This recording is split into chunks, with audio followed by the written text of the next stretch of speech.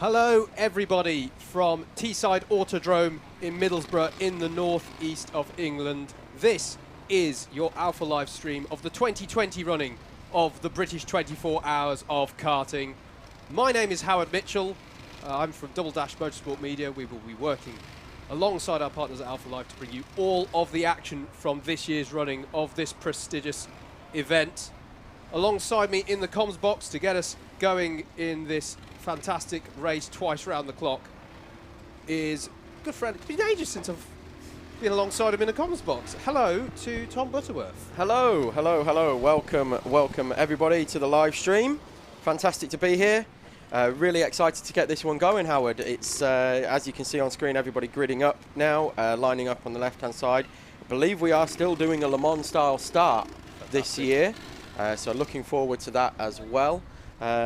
What are your thoughts so far from what you've seen so far today? Well, yeah, just because of the way things have gone this year, I was only able to turn up a few hours ago, and it is the normal frenetic but fantastic British 24 hours scene that we know and love. Should stress though, obviously it's a very busy shot that you can see out there. This event, of course, being run in compliance with all the necessary precautions under the situation that we find ourselves in. Here we go with a bit of a drone camera shot to get us going. Lovely stuff here. Our first view of the drone this weekend. And Tom, this an event that is one of the premier karting events of the year in the UK, and within endurance karting, this is one of the premier events in the world for this discipline, isn't it? It's one of the absolute blue ribbon events. Yeah, certainly in not just in the world of endurance karting, but in karting in general. There are teams here from the world of two-stroke, four-stroke, and even across the world have come to gather here at Teesside to come and take part in this race. It's one of those events where you could offer me 2 weeks in Mauritius, all expenses paid, and I would rather be here on this weekend. There is nothing else quite like this race. It is non-stop action from start to finish. We have 77 entries this year, 23 owner karts, what we call pro karts, and then we have the rental fleet of hire karts as well. So a large field, 77 karts, down slightly. I think it's 4 teams down slightly from last year, but mostly that is due to current restrictions on travel. So unfortunately people were unable to travel across Europe, so we've had a few who have not managed to make it over, but still a massive field, and it's going to be extremely busy out there. Absolutely, absolutely, and that is one of the great things about this event is the sheer scale of it.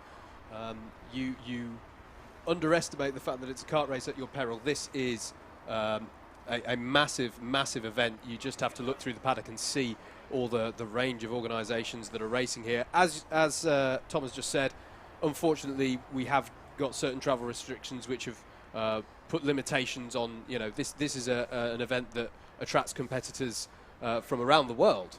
This is an international event in many regards, and obviously some travel restrictions have curtailed that slightly. But what is brilliant to see, as you say, Butters, is that 77 strong grid, still an extremely healthy number given the circumstances in which this event is held, and it is just fantastic to be here on the longest kart circuit in the world. Yes. And it is a unique challenge, isn't it, this circuit, mate? It certainly is. We do have we're hoping to bring you the track guide later on before the start of the race, but as part of our build-up. But yes, incredibly unique challenge. It's undulating, it's bumpy, it's uphill and down dale, as they say up north. And yeah, the curbs are high, and if you run over them, you are going to get airborne. It's that old cliche that we use every single year, Howard: mechanical sympathy.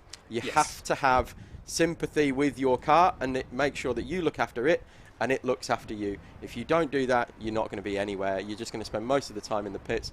Even if you have to have one unscheduled pit stop, it could well be curtains for even a top 10 finish in some of the classes. Absolutely.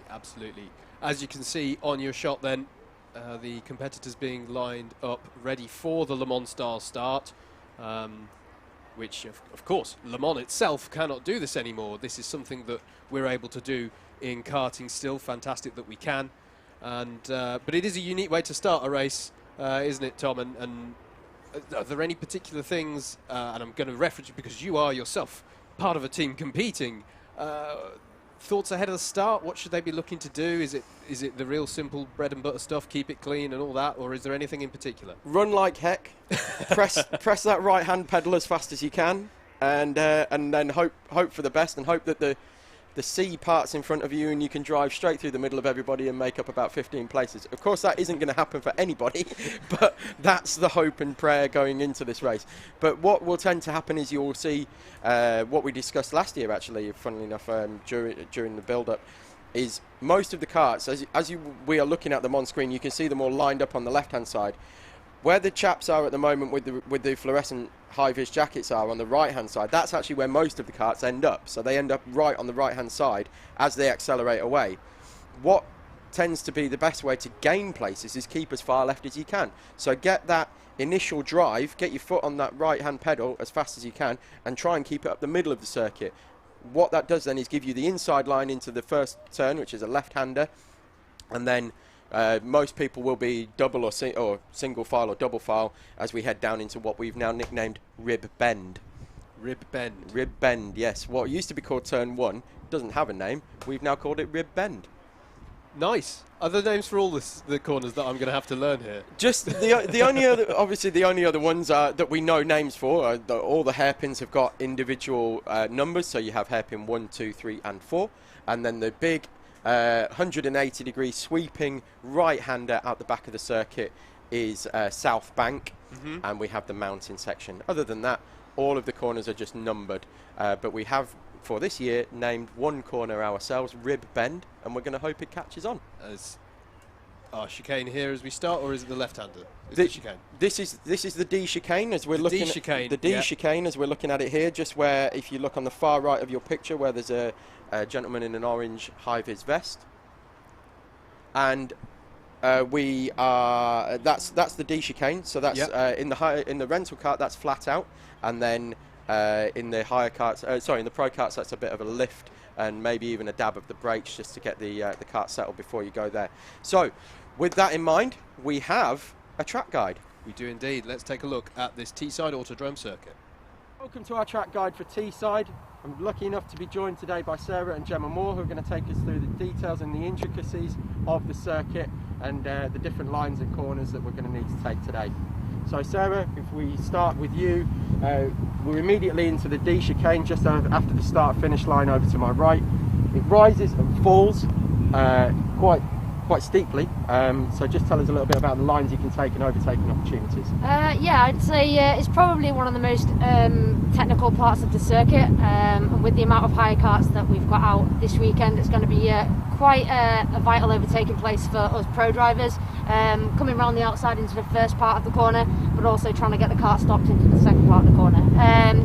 It's also quite interesting, the D, if it does rain, 9 times out of 10 if you're coming too fast you'll end up across the grass. So yeah, it's a very technical corner. You know when you've got it right you're on a good lap, but if you get it wrong you lose a second. So. Absolutely, and of course if it does rain, the section that's here, as you can see where it dips on the exit of the D, it actually tends to fill up with water very, very quickly, and it'll probably end up about a foot deep. So if it does rain, it's certainly going to cause some excitement. Yes, definitely.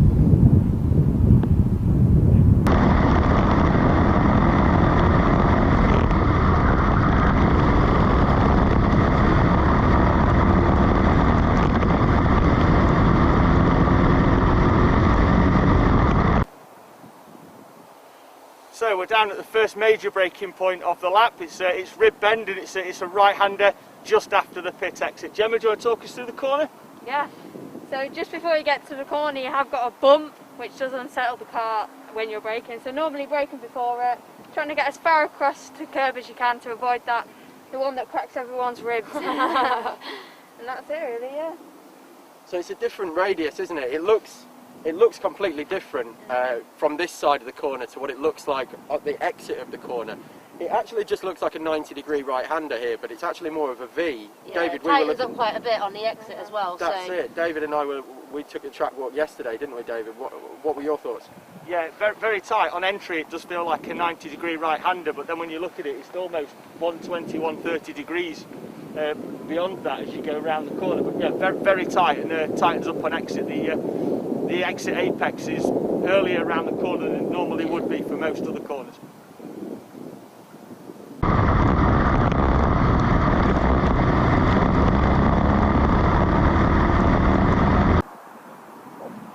So we just wanted to bring you up to the mountain section. This is the very far part of the circuit, about as far away from the start-finish line as we actually get. We wanted to show the S-bend coming into it, which is actually quite tight. You end up sacrificing the first corner to get a better run through the second, and the reason for that is the steepness of the hill behind me. It is a monster. You really need to carry that momentum to get up the hill, and then it's off camber through the right-hander as well, 180 degrees. Sarah, tell us about this. Yeah, as you just said, it's all about momentum. So when you're actually entering the second part of this complex here, if you carry too much speed, then you're pretty much sacrificing all of the hill and then all of the back straight. So it's so important to actually, as Tom said, sacrifice the entry slightly to make sure you get the good momentum up the hill and the right line into the right-hander to be able to get the power on and maximum speed down the back straight. It's also important as well not to go too wide coming out of this corner, because the top corner is off camber. If you end up too far over to the right, you will end up turning in too much, and then the back end tends to come round. Exactly that, and then you probably ended up heading towards the tyre wall on the exit. So it's getting that balance, isn't it, of carrying the speed but not too much, and you just want to rail up the hill as fast as you possibly can. Yeah, it's just trying to keep it nice and smooth, and trying to get on the power as soon as possible without applying too much and pushing yourself too wide.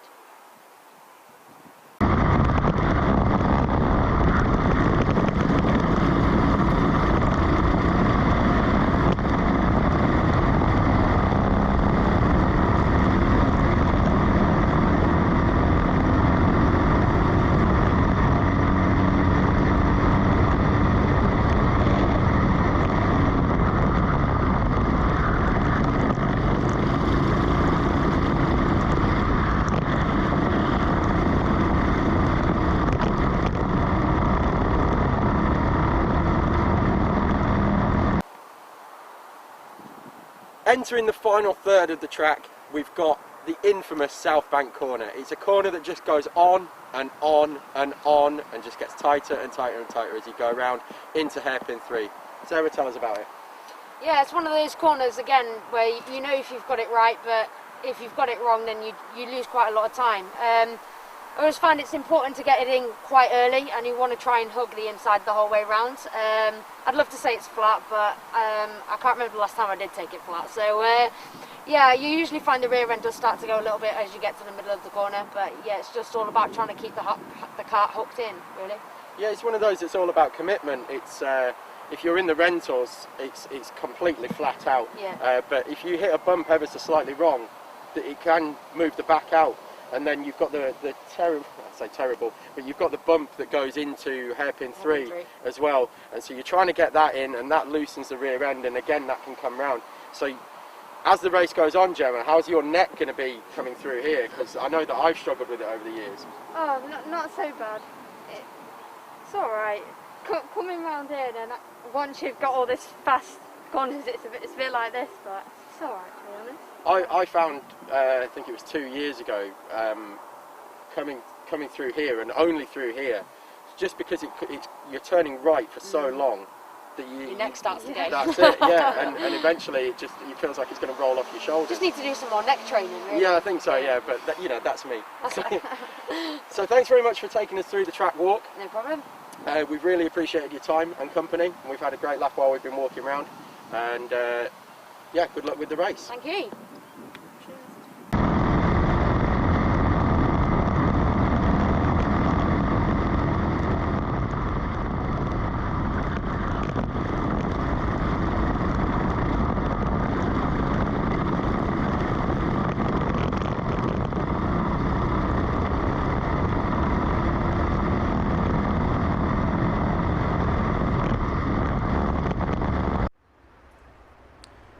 It is a very, very impressive facility here at Teesside Autodrome, a 2.1 kilometre circuit, making it the longest kart circuit in the world.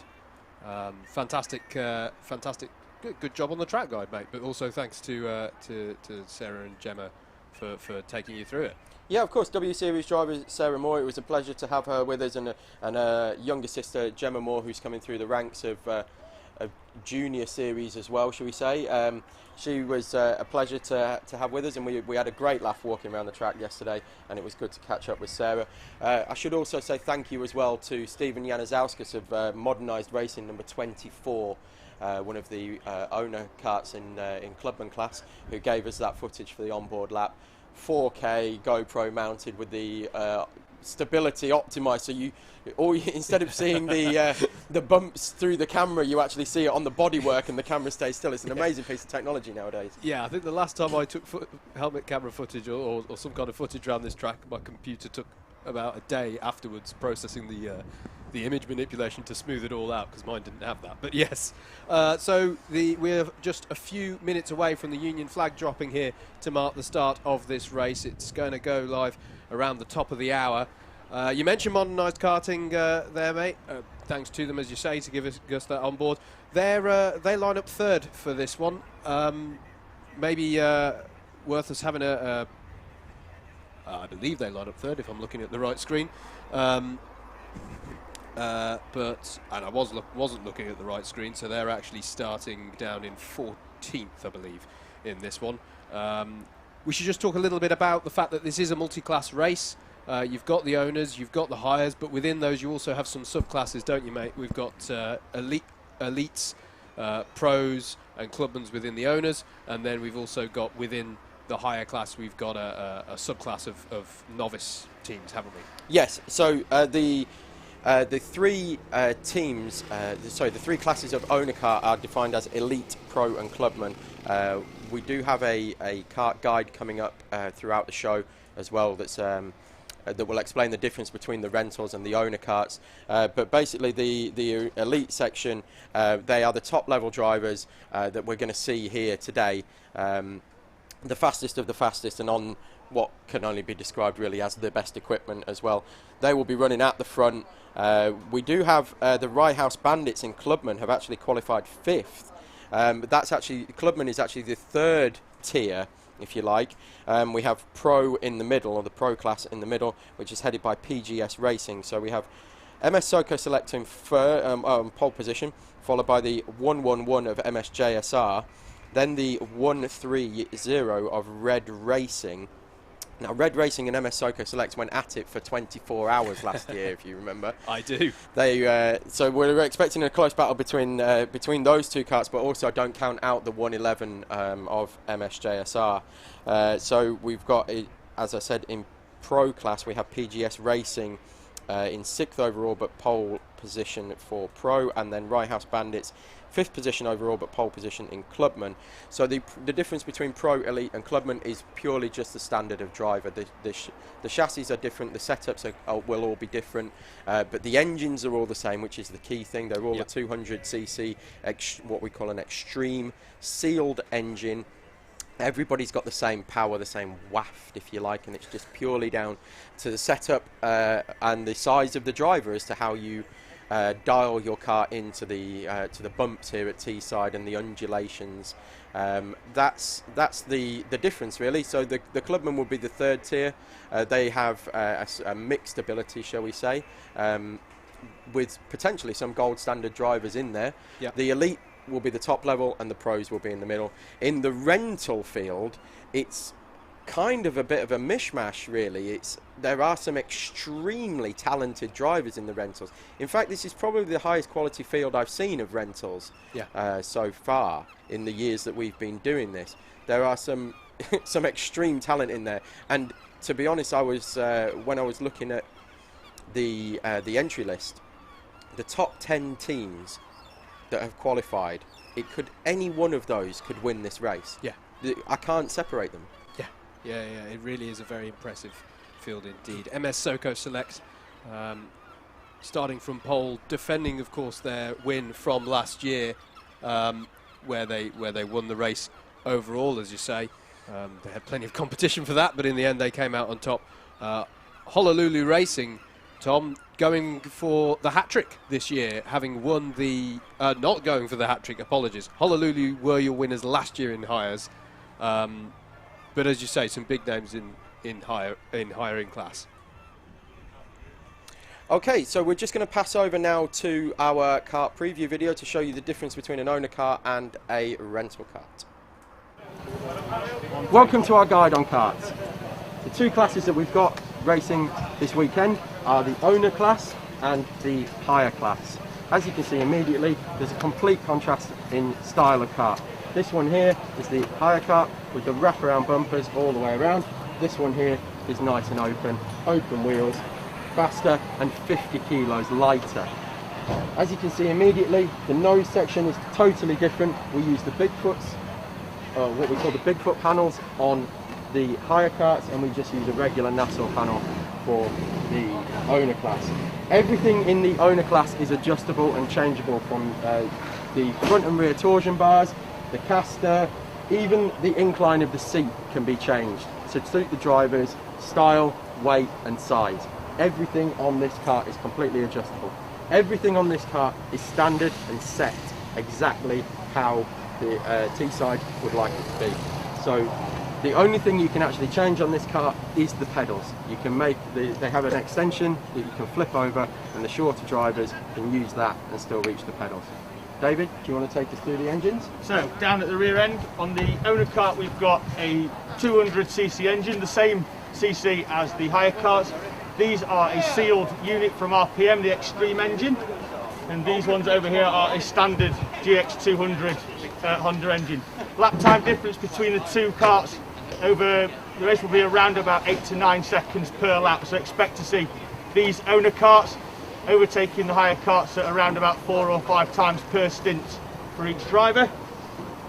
After the engines, we go to the brakes at the rear end.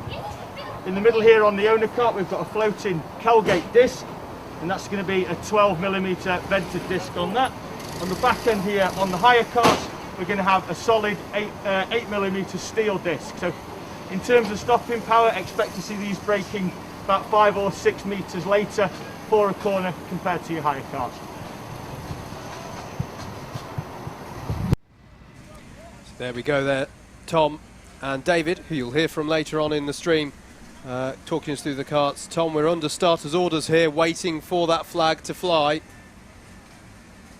Here is your circuit, 2.1 kilometres of Teesside Autodrome. 1,143 laps completed last year. Going to be interesting to see if we can match that or even beat it. I think we could even beat it this year, but as you can see, all the drivers lined up on the right hand side ready for that Le Mans start. On the left hand side you can see the chaps and men and women. Oh, here we go, and we're about to go actually. The flag is up in the air. Howard, take us through the start. Waiting for the flag to drop for the start of the 2020 British 24 Hours of Karting here at Teesside Autodrome. And we're away. The usual sprint across the track to the karts. Who is going to benefit from this Le Mans style start early on? Fantastic start for the 77 of Offline. Yeah, Red Racing seem to have a good go as well as they go through the left-hander for the first time of many, and head down towards the right-hander, the bumpy braking zone. 5 wide coming through turn 1. We've already got one off at the back. We've got 303 has got a kart on the back of it. I'm trying to see the number of that, but carnage in the owner karts. Yeah. That's a 37. That's why so serious. Up on the back, and we've got 111 taking the lead, it looks like, from PGS Racing. Yeah, so that's MS-JSR in the 111 as they go through the slaloms for the first time. I think I also saw MS.BE going out wide, coming out of that rib bend corner. I think they were out on the dust as well, so I think they may have dropped down, but we'll confirm it as they come round timing. Here we go then. We've got Charlie Bingham in the 13 of Red Racing, has moved up into second place. PGS Racing losing 3 places through the first 2 hairpins. So they made a fantastic start, but are now starting to drop back. And Charlie Bingham making a good go of it. That's Josh Falkus looking up the inside of Dave Robinson there in the 42. Dave Robinson on board the 43. Here we go then, round to finish the first lap of many, and through the D chicane for the first time. They're now going through there. This is going to be one of those corners that challenges you come the middle of the night. when you're really tired, lining the kart up through there. But before then, we've got plenty of action to come. It is the 111 of MSJSR that leads, as the higher karts now charge through the lap, as we were just hearing from David in that kart guide, as some dust gets kicked up on the exit of Rib Bend. This is the chicane at the bottom of the hill. I always think cameras almost can't do justice to the slope of the road going up through that what we call the mountain section. And Connor Lucas is taking the lead again. He's now being caught though by Charlie Bingham in the 13. Connor is a seasoned veteran of the Teesside circuit, currently leading the sprint championship, last year's winner as well of the sprint series that's held here. I'm just having while you're watching the action on screen, I'm just having a quick look at the hires a bit down the order as they come past me. Yeah, we've got the 888, I believe was the one that was off at turn 1. That's in the owner class. Now fighting their way back through to hairpin 2. But it looks like the two Belgian teams are leading the way in hires at the moment. I'm just going to wait for them to come past the commentary box window so I can have a quick look at that. But yes, kartevents.be leading hires, followed by that is now actually exceeding track limits in second place with an absolute rocket ship of a kart, it looks like. And then we have kartevents.be2 in third place. we're following your owner kart leaders as they go through the slaloms. You can see here the 115 of Team Keen have the close attentions of, I think that's PGS Racing there, number 390. Two of our pro class runners. Actually, this is the effectively the battle for the lead within that subclass as they head through South Bank for the second time. That's the 77 of Offline behind us. We look at the higher karts, even 3 wide coming off the banking still, and we see the 888 moving its way through. But it's just going to be like this for the whole race, I'd imagine, Howard. It's just going to be relentless. Fortunately for the guys at the front in the owners, they're going to get a few clean laps in here before they start making their way into the higher field. And it seems like most of the higher field have actually had a pretty clean start. I can't see anybody a long way off the back, so they're not quite into traffic yet, but I'd imagine it will be only another 3 or 4 laps at the most, and they're going to be fighting their way through, and then that will be it for 24 hours. Ducking, diving, sliding up the inside, firing alongside people and trying to get through as cleanly as possible. So we should give some mention then and confirm those owner karts who are now working their way up through the field after some kind of issue on lap 1. Why so serious, as Tom said, involved the number 37, the clubman runner of Blue Dog.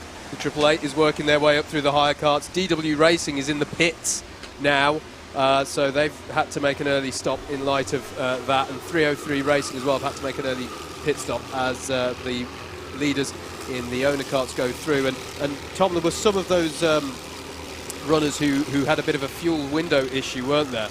Yes. So they've had to make an early stop. Yes, the rules clearly state here for the owner drivers, you must be in the queue for the pits for fuel at the end of qualifying session with 5 minutes to go. If you are not in the queue with 5 minutes to go, you will be waved through. And unfortunately, there were two teams that missed it. They were the 303, number 303 of 303 Racing, which is also handy, and the 198 of DW Racing. So both of those have been in the pits for fuel. So we will see them coming back through the field, certainly of the rentals. But yeah, it possibly scuppered their chances of a podium finish in class already. Change for the lead within the higher karts. Team ETL now the 41 to the head of that long snaking train of higher karts that you can just see going through your shot now. And Tom, those fuel infringements aside, how long do we expect each of these kart types to do within this race as a standard stint then, do we reckon? The owners and pro karts will probably be looking around 90 minutes. Maybe they can stretch it to 135, as in 95 minutes. But we would expect them in around the 90-minute mark. We've also got the rental karts. They can, under certain conditions, do an hour and 45. But I think most people will be bringing them in around an hour and 30, hour and 35 as well. Brandon Williams, I'm looking at in the rentals, one of the front runners in the higher karts. is dropping down the order. I think he's got an engine issue. Oh yeah, this is heading towards South Bank Corner now. I just spotted that out of the window. He was looking down at something as he came through the S's, and it looks like they're going to have to pit early. But I'll follow those round. We've still got MSJ. Oh, in fact, here we are. Here he is on camera. He's just about to enter hairpin 3. There he is on your shots now. That's it, and he's not happy about something there, is he? That was the classic. 3 wide into hairpin 4. Fantastic action. You can see he's desperately trying to start that engine. Does he go back round trying to get it going? No, he's going straight on, so he'll head to the pit lane. We have got David Sullivan down there at the moment, so he will let us know of any dramas in the pit lane. We do also have we have access here in the comms box to a bit of CCTV in the pit lane, as it's still what I like to call. He's gone straight to the workshop. Oh wow! He's gone straight down to the workshop. Do not pass go. Do not collect £200. He has fueled it. And straight down to the workshop to have some work done on that, so expect this to be a fairly lengthy delay.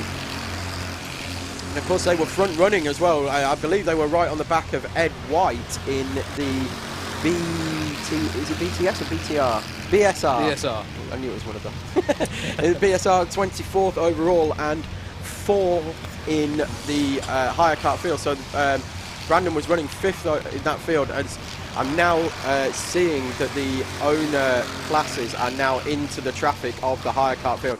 And this is when it's most dangerous. I think we've actually just seen a change for 3rd place. We will see them as they come over the line. The 42 of MS Lucas has got past MS Soco Select through the traffic already. That's Josh Falkus on board the 42. Incredibly fast driver in the Teesside Sprint Series.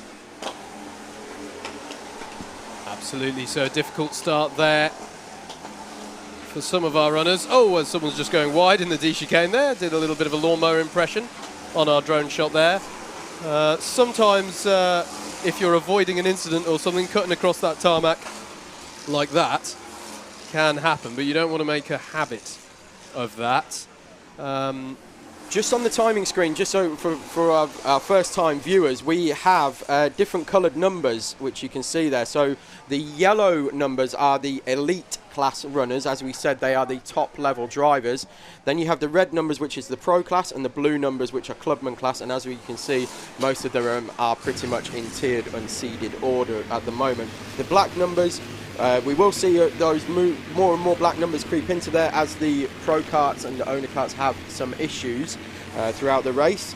But obviously we hope that doesn't happen to anybody, but I'm sure we will see a few issues, and the rental karts will start to move up the order. So we did see a change for 2nd place overall, with the top 4 now separated by a mere 1.3 seconds. But again, this is in traffic, and we're about to see them come through the D chicane. We've got the 13 has now taken the lead. The 13 of Red Racing followed straight right on his tail by the 111 of MSJSR. We're looking at this battle in the rentals. I'm trying to see what position these guys are fighting over. But here we have Connor Lucas has retaken the lead in the 111 now. Hotly pursued by the 43 of MS Soco Select, who's got back past the 42. So the front 4 jockeying for position through the traffic. We've just seen the coming through the field there. I'm just trying to find the number on screen. I think they've changed their number actually. Oh, in fact, no, they're in 13th place. That's 210 Team Backmarker in 13th place. That's Jess Alexander driving that one. And just coming through your shot there is the 24 of Modernised Racing, who were very, very kind enough to give us their onboard footage for the track guide. Our leaders then have started lapping the higher kart class in earnest now. You can see this, and it's basically this way from here on out. This is multi-class racing, and you're seeing the effect of what Tom and David were talking about earlier in that kart guide video about how it's about 8 to 9 seconds a lap faster between these two classes, and you'll see that as we're looking at some action there down in higher karts at the, I'm just trying to catch who that was, who was it the many new names to learn at the moment. I think that was the Zap team. I think I saw the number 52 in amongst that battle. Yes, 52. Yes, indeed it was. The There 52. you go.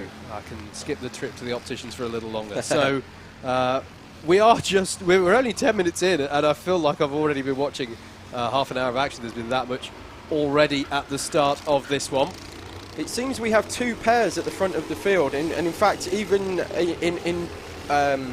in the rental carts, we can see here we've got the battle for the lead. So we've got kartevents.be 1 and 2 running nose to tail, followed swiftly by, that's the Exceeding Track Limits team, Team ETL, and then A66 right on their rear bumper as well.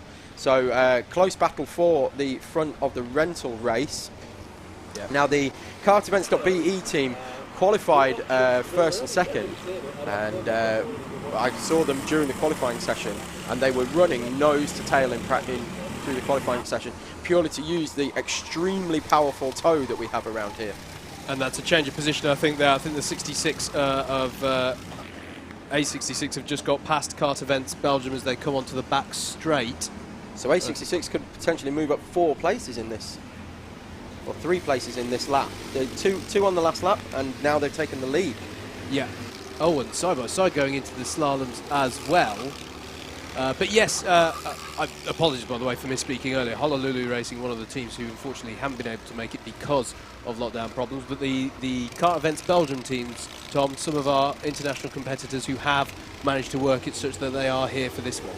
Yeah, they came over nice and early and beat the quarantine regulations coming in. As they go side by side through hairpin 3, and A66 comes back up the inside. Bit of a nerf there from 66. And through comes our main leaders as well, because that's MSJSR in the 111.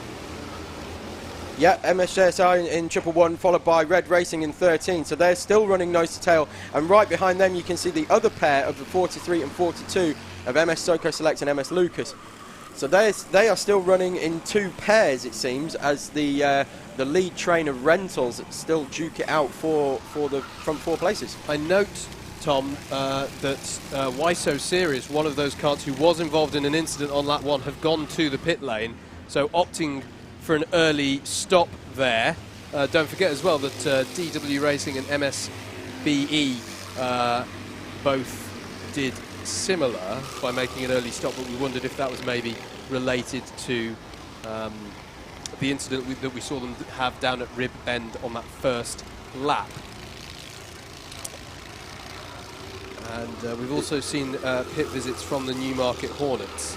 In fact, we're just getting some stuff coming in here from David in the paddock of that MSBE kart having some brake issues, and they've lost some time that way, but they are now back out. And we saw Brandon Williams having issues with the engine as well, and David's reported back that it was actually a wire from the lap timer was causing a short on the track. As we look again side by side, 66 kart events with the kartevents.be squad with A66 side by side, and A66 taking the lead. Looks like they've got some pretty Monty motors on that, and we've got a slow kart here just desperately trying to get back into the pits. I wish they would put the numbers on the back of the karts, but that's just me, so I can't actually see what number that is, unfortunately. But it looks like it's down to 1 engine and maybe less. Absolutely. We're just going to try and get the number of that one coming through. But A66 now gapping kartevents.be slightly as this train of pro karts comes through with 115.77, and it looks like 210 as well, and PGS Racing going up the inside there into hairpin 1. 443 as well in that battle. Sorry, Tom, I think it's the number 29 of AMF who might have been your slow coaster into the pit lane, and they only just made it into the pit entrance. So clearly an issue for them. That looked down to to less than 1 engine for my money. That looked very very slow. It looked like it was limping a little bit. Now we've just seen coming across on the timing screen that you can see on your left, MS Lucas, the 42, that's Josh Falkus that's in that car, has just set his personal best. Right on his rear bumper is Dave Robinson in the 43, setting the fastest lap of the race with traffic. Pretty impressive. So they are flying at the moment and hoping to catch up, re-catch up to the back of the 13 car of Red Racing. It's showing on timing as 0111 and 130, but on the actual number boards it's 111 and 111 and 13. I'm just looking to see if that number 29 is going to be pushed down into the garage area. They're still in the pit lane at the moment, but they're pointing towards the road that leads down to the service area. We look at the 6 and the 36 coming through hairpin hairpin 2, just overtaking the A66, which is your rental leader. 595 and the 303 that we saw with the issues early on. So the 303 is a fair way down the field at the moment, but fighting their way back through. So we did have 23 owner karts. So as you can see, the top 19 are the owner pro karts, and then in 20th place is our first rental at A66. Yeah, I'm not sure I've mentioned as well, the Newmarket Hornets, number 9, have been in the pit lane for an inordinate amount of time, 6 minutes in fact. They're now back out on track, but some issue befalling them.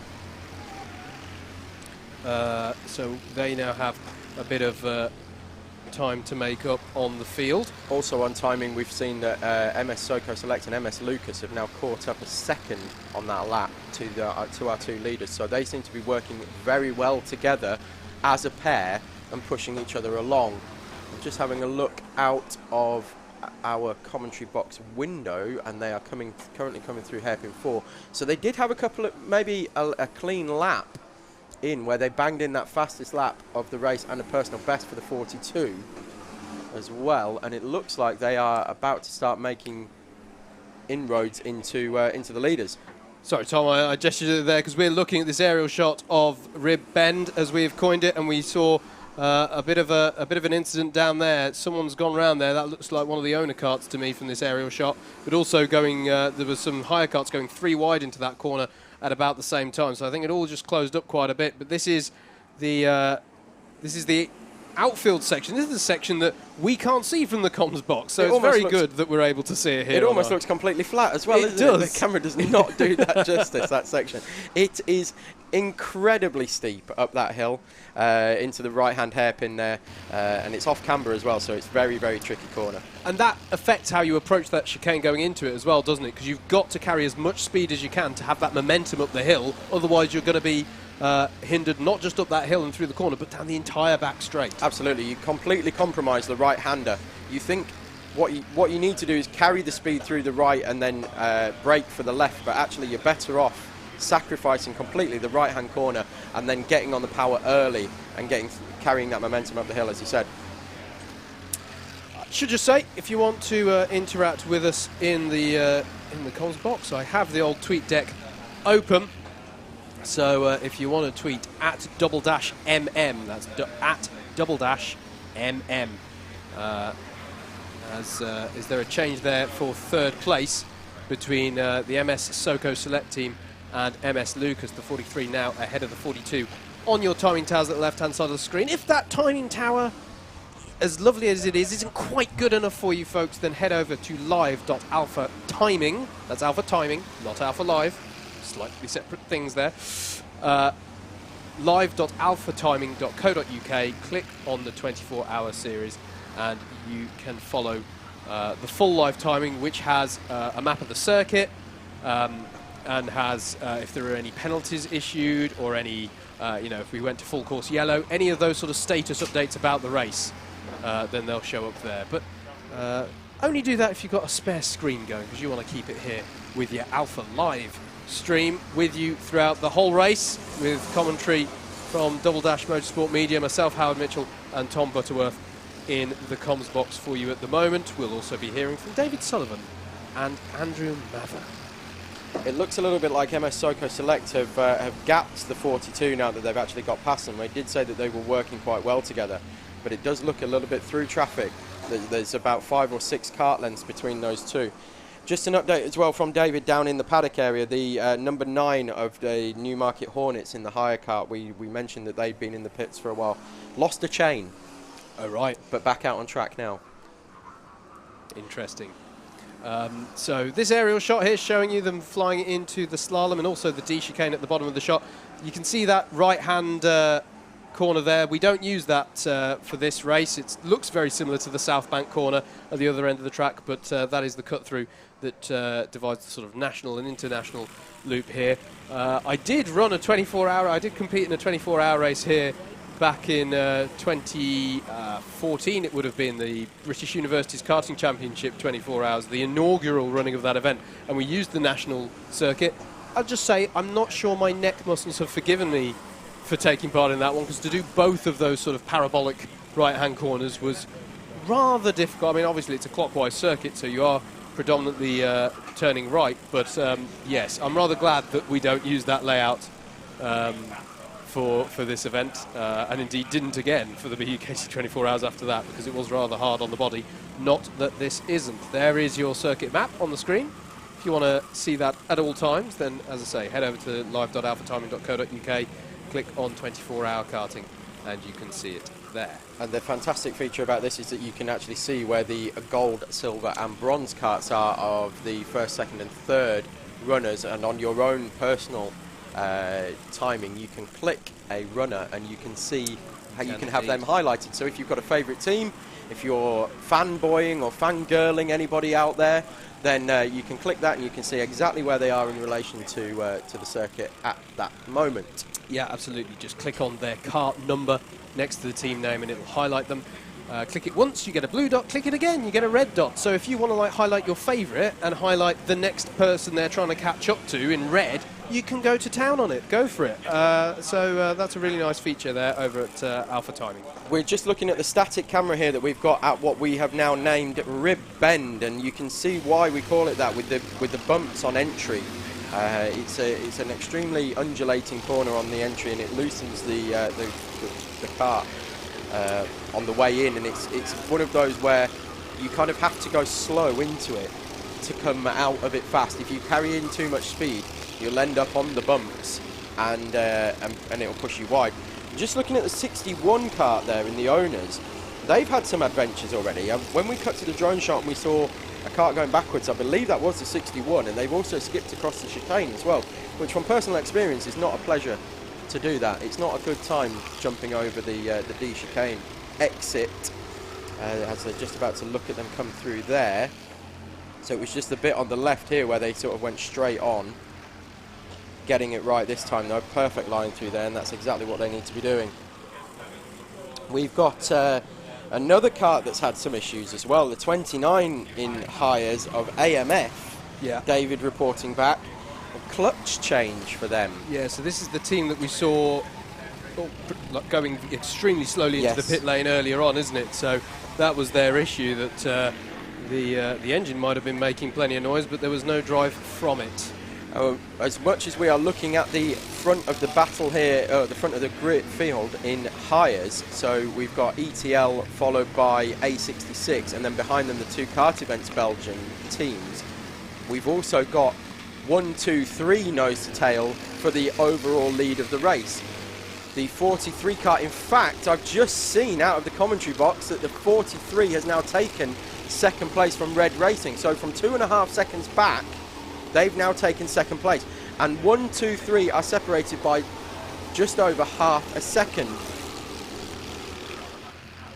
So we're going to try and get that up on screen for you so we can follow that battle, but this is going to be extremely exciting, and this is pretty much how we expect them to run for the entire race. Yeah, they're just coming through to finish another lap now, aren't they? So we should see them coming through this shot if we stay with them on your streams, coming through the D chicane. Wow! There they go, and they've got plenty of traffic to contend with on this lap. And the 43 kart of MS Soco Select just setting the fastest lap of the race as well, through traffic, and still managing to get the fastest lap. Yeah, and getting up to second confirmed on that lap as well. So it's the 111 of MSJSR. Here they are, and you can see second and third right on their tail, the 43 of MS Soco Select, and the... well, on timing it's 1:30, but I think the number on the card is actually 13, isn't it, of Red Racing, so that's one to keep an eye out for. That's my guys getting a contact warning, 227. That's the team that I will be doing 2 stints in with today.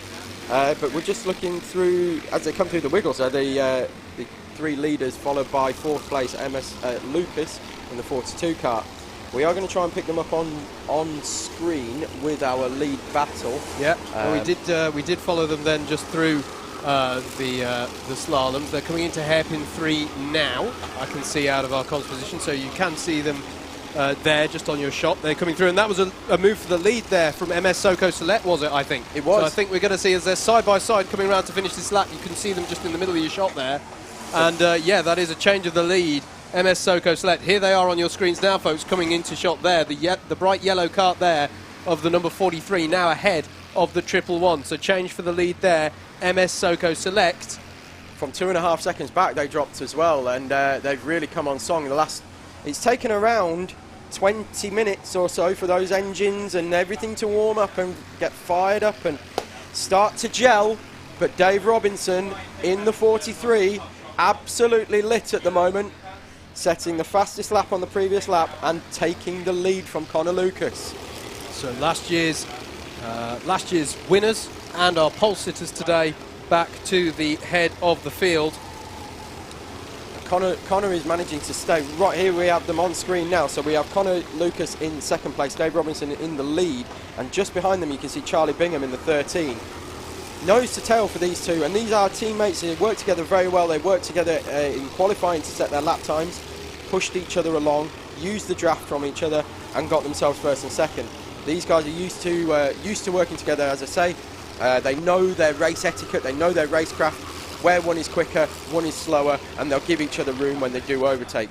Charlie Bingham, on the other hand, he's on a different chassis, different team. He's on the Harsh chassis, not the MS chassis, and it's all about pride for the Red Racing team. They missed out by just a fraction last year. Yeah. A slight issue in the last few hours caused them to drop back, but they still finished seconds, and they are out for revenge this year. And unless you're going to correct me, and feel free to do so, Robinson was a key part of that MS effort last year, was he not, towards the win? Dave Robinson has been vital to the MS Soko Select team for a number of years now, but it was actually Dan Crossley who did the final 4 hours of the race last year. An incredible stint. 4 hours straight, I think it was, at least 3.5 hours towards the end of, or to finish the race.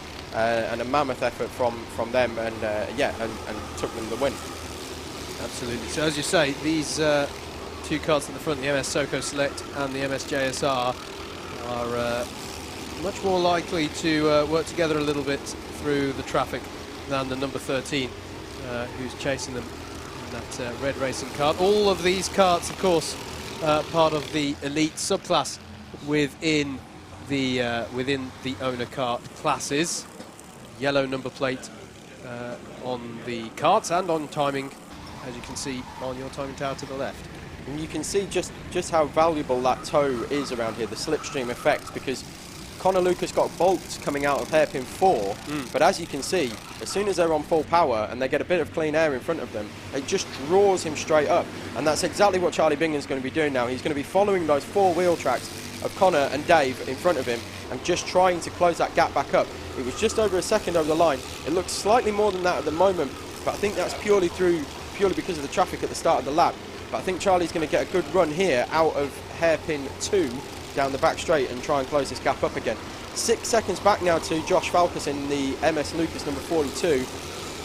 In Pro Class we've got the MS Karts number 11, which is 17.2 back, and then PGS Racing a second back from that, and then Team Keen in 115 in third place of Pro Class, and they're only half a second back, or just over half a second back of PGS, so close in Pro. Moving down to Clubman, we have Rye House Bandits are leading the Clubman class. They were the pole sitters in Clubman class, followed by SMJC, second and a half back, and then right on their tail is the number 6 of Modernised Racing. I'm going to carry that one on, actually, because we're sort of towards the bottom of the hour here, and what we're going to try and do at the bottom of each hour, folks, is give you a bit of a rundown through the order, just so that we can keep track of everything. So Tom just gave us a quick run there through the pro runners.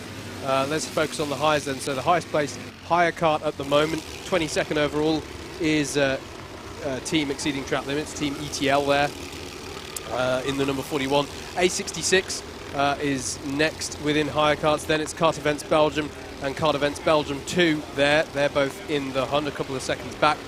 Then it is the Lockwell Hill karting team, the number 84. Then it's the MSBE Clubman owner kart working its way through the traffic, so they're a little out of sync with everybody. NRG Global Power, the 430, is in 28th place overall, which puts them 6th within the higher kart class. Then it's the Euro Bandit Motorsport kart, the 169. They're just a couple of tenths back, and they're in a battle at the moment, actually, with the number 1 Teesside Tigers, local team, of course. Then it is Team BSR, the number 15. Team Tate is next, the number 91. The number 95 of Race 4 Ruben is next. BTM Racing UK, the number 33, are in 34th place. Tom Butterworth's very own, whose kart I'm going to have to say very carefully throughout this, Piston Space Broke Racing, the number 227, are in 35th. SKA Racing are next, the number 67. Core Blimey Racing in the 113, SRW Racing, the number 38, and the 111 within the higher kart of JS Racing round out the, take you to 39th place. Adrianoco Racing round out your top 40. In 42nd place, just to run through this, the EDKT 24T, that is the English Deaf Karting team, who have been doing this event for a while now. Great to see them returning. G3 Pro, the number 11, are next down the road. Eco Racing are in 43rd place. The 187 of Jibtech have just overtaken the number 37 of Two Stroke, which is ironic because their engine isn't Two Stroke, for 44th place. BUKC Reject, the British Universities Karting Championship team, the number 42, are next. Then it's renowned Vankels, the 555. The 270 of DEER Racing, they are in 48th, and Team Carter in the number 7, and Straight Through Crew in the number 17 round out your top 50. I'm going to run through them fairly quickly now, folks. This is the first time we've named some of these live on the stream, so hopefully I don't muck up the names. The number 99 of Porsche Sport, the number 81 of Hopeless Disastra, the number 30 of Curiosity Killed the Kart, the number 32 of Shirley Bassey, 55th is the number 34 BTM UK 2. Team Solon in the number 47 have just got past the 3 Blind Mice in the number 10 for 56th. Then it's Rind Racing in the number 20, the 200 of Boneheads, and the RDT Racing Team 141 take us out to 60th place. Then it's the 48 of Century Simpletons, the 22 of CTR, sharing its name with one of my favourite PlayStation games as a child, the number 40 of Pace Limited, that's 63rd place. The 52 of Zap is in 64th place. Then it's the 82 of ZBR, the number 59 of Century Sim Racing, another returning team there, and the number 70 of LMS, the number 18 of Any1 Racing, the number 24 of Ain't Gonna Win, all in caps, are in 69th place, and then the A662 team takes out to the top 70. Grabex Racing in the 71 are next. Then it's the 45 of BH Designs Racing, who we saw having the issue. That's the Brandon Williams kart that we that had to have a. I'm trying to remember now. Was that the brake issue or the clutch issue? It was a brake issue, I think. For the BH Designs Racing race. BH Designs, was that the Brandon Williams? Yes. One? Yeah, that was the where I've lost David's. I'll get to the bottom of the list and we'll follow up on that. The DW race in the 198 is next. That's one of our clubman runners working their way back up through the field. Arithmetic Ascendancy, the number 14, are currently in the pits. The Newmarket Hornets, we know, lost some time in the pits, and then it is the 58 of Kart Force and the 29 of AMF, the team that we saw having to have a clutch change, ambling back to the pits. They round out your 77 runners in the 2020 running of the British 24 Hours of Karting from Teesside Autodrome. Alpha Live giving you the pictures with commentary from Double Dash Motorsport Media, currently in the form of myself, Howard Mitchell, and Tom Butterworth in the comms box. So we're looking on screen at the leaders in rentals at the moment, which is the ETL Exceeding Track Limits team, followed by A66. Now, I was fortunate enough during my practice session yesterday to be behind the ETL kart. Okay. Absolute rocket ship is the best way to describe it. I wondered where you were going with that for a moment. It was flying. Yeah. I thought it was down to me. I thought it was I carry an extra 15 kilos over the weight limit, so I thought it was down to me. But I'm glad now, seeing them out the front and leading the way, I'm glad it's not just me. I'm sure the driver is extremely talented as well. I'm not taking anything away from the drivers, but that car is fast.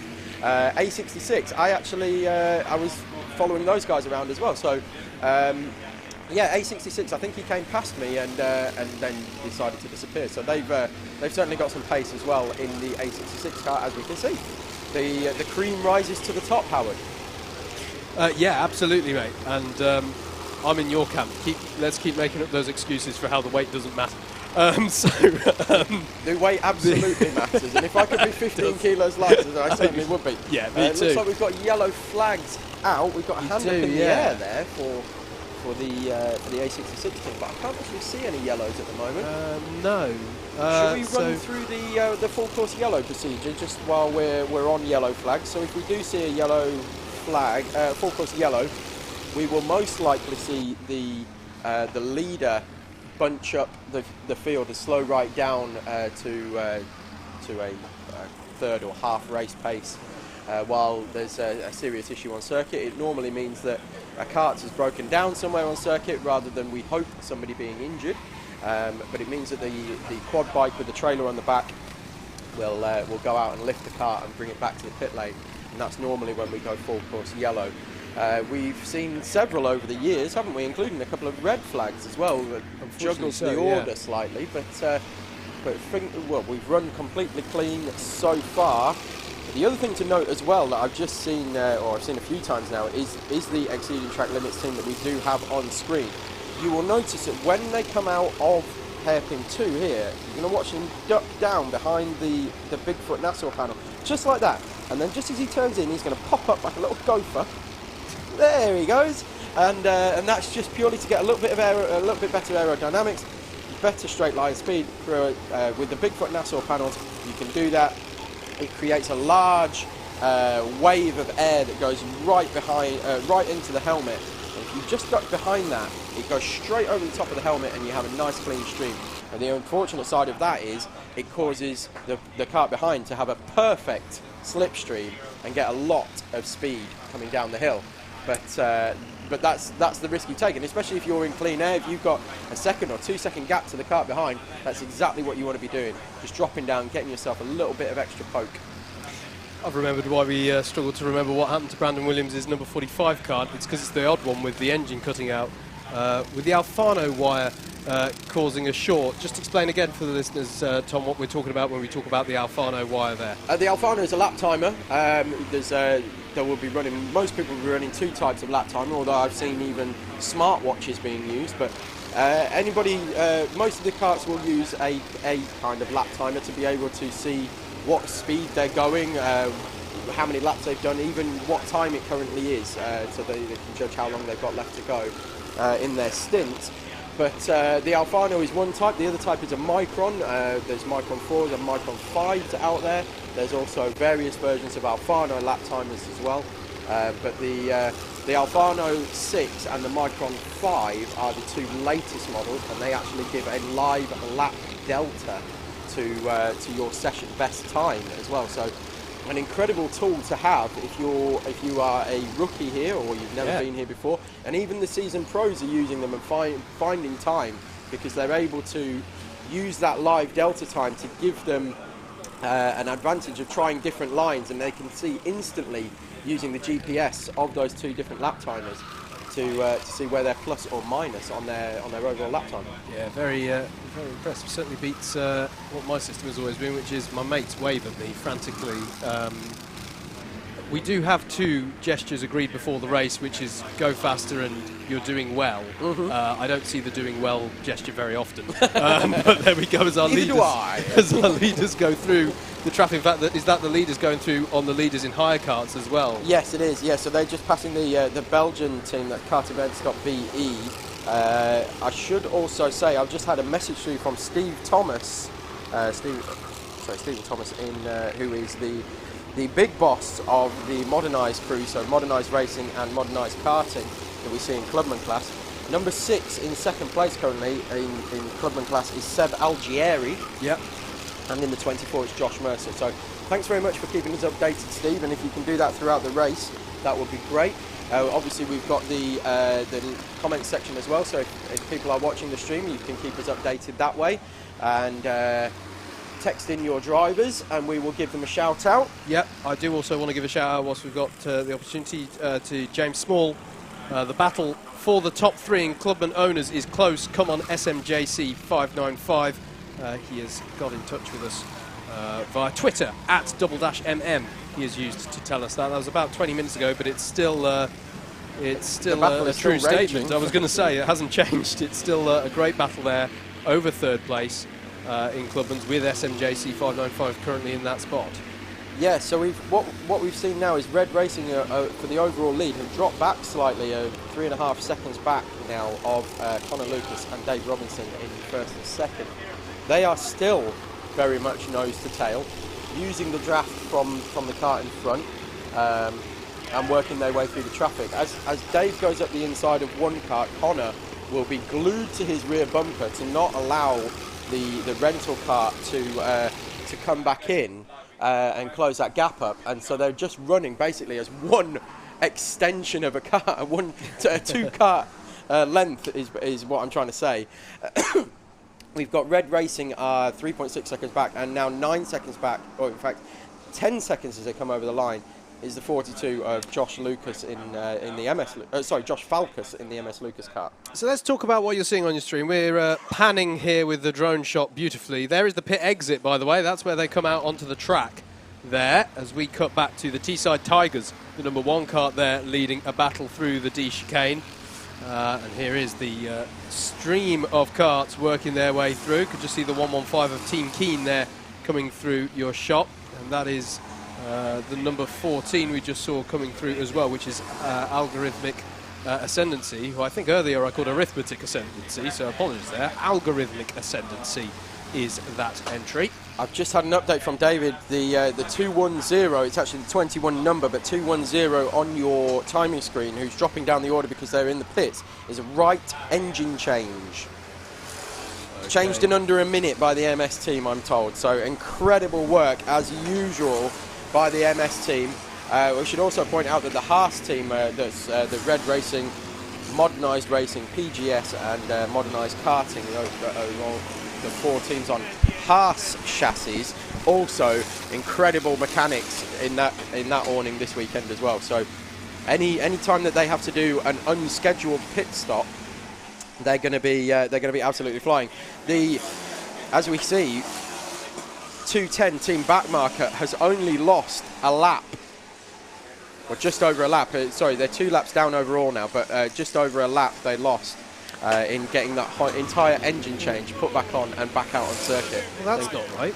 They've distinctly called themselves Team Backmarker. They're just not putting the effort in to have to say as well, if and we've got a tyre loose on circuit. We have got a tyre loose on circuit. So somebody's been into that, and that's after David and I moved that one back as well. We when we took our track walk yesterday, there was one that was looking a little bit put out right at the end of that, and we pushed that one back in. So somebody else has been in there.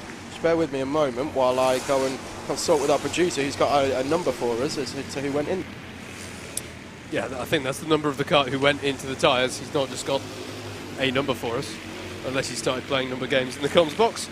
As we look once again at the karts going through the slaloms, and then here again the D chicane. I've got to say, those are 2 bits of the circuits where you respect those curves, both at the D chicane and the slaloms. You know, if you don't hit the slaloms right, or the wiggles as some people call it, you will launch the kart, and it's those areas that can catch you out at 2 a.m, 3 a.m. You're tired. You're following. Oh my goodness! There's a prime example of it right there. Yeah. You're following other karts. I was about to say. Sometimes following other karts can actually obscure your vision down the road of the upcoming curves. It's something you've got to be aware of. Yeah, you've just got to brake maybe a metre earlier, just when you're following someone, just to be able to get the right line through there, and then you'll use the toe to the slipstream to bring yourself back up. But there was a prime example of, I think it was the 15 kart going straight across there, and that's exactly what we meant. The wiggles, or the S's, or the whatever you want to call them. I've always gone with slaloms. The but slalom, yes.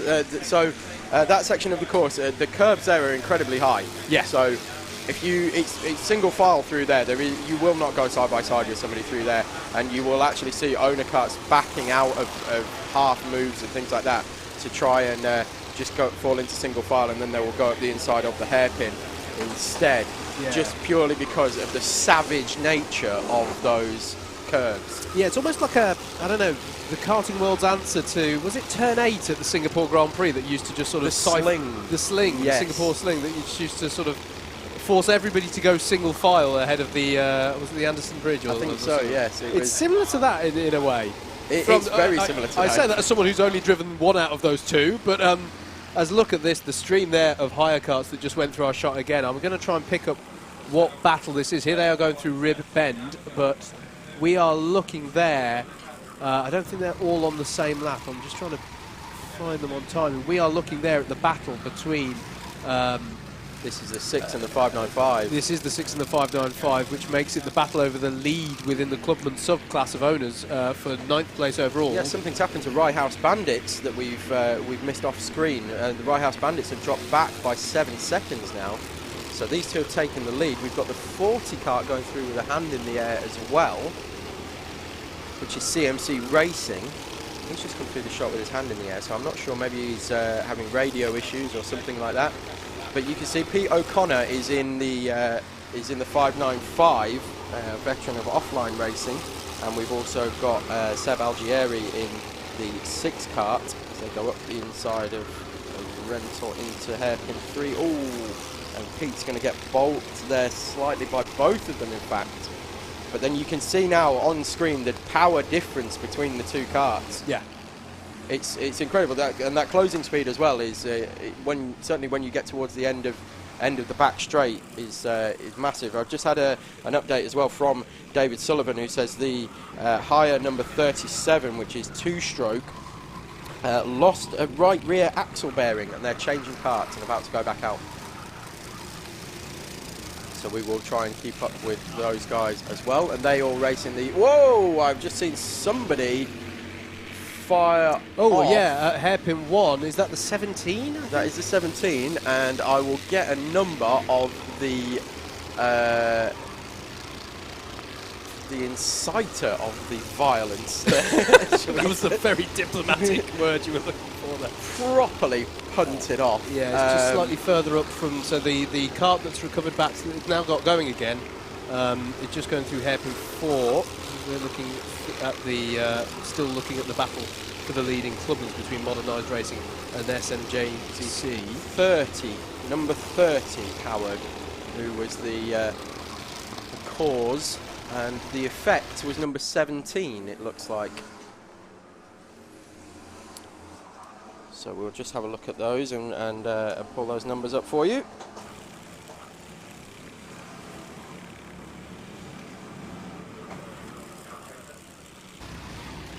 The 30 is Curiosity Killed the Kart.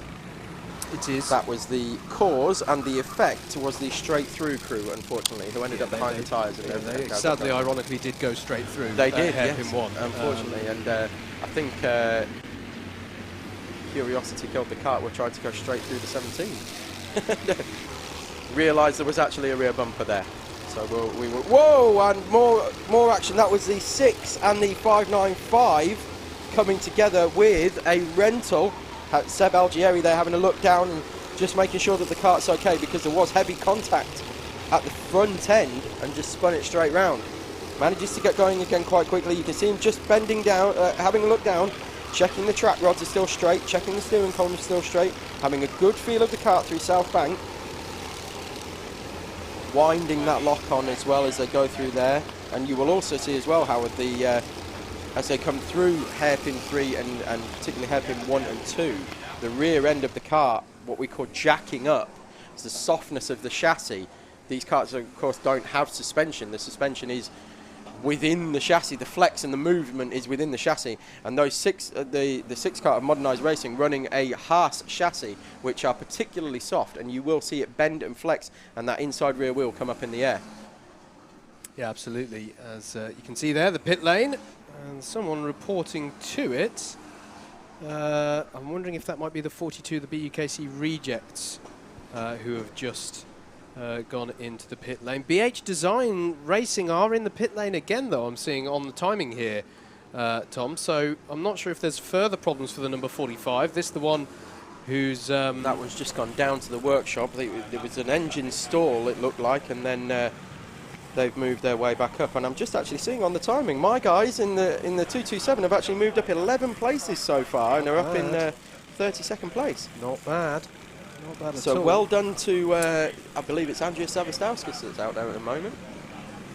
There has been a change for the lead then within the club and subclass. SMJC 595 overtaking Modernised Racing for 9th place overall. You can see that there. That was with the, on your with left-hand the side. spin, wasn't it? And we've got... Oh, yes, sorry. Right House Bandits are right behind them now as well. So Right House Bandits lost 7 seconds with their incident, and that we missed off camera.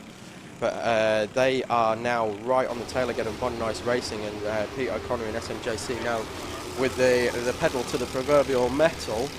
I think we're looking at the battle here, aren't we, between Team Keen and... is it Team Keen, actually? I think it is. Team Keen and Offline Motorsport That's battling over 11 and third. 39, so that would be PGS. Oh, sorry, and, yeah, it's further up. MS Karts, yeah. Apologies. So this is your lead in the battle for the lead in pro. Yeah, that's it, exactly. Apologies, yes. So 5th place overall, red-plated karts. You've got the yellow, I'll go through these in total actually. You've got the yellow plates are your elite runners, your red plates are generally your pro runners, blue plates are given to your clubman runners. Those are all the subclasses within the owners. And then within the higher karts, we have black plates.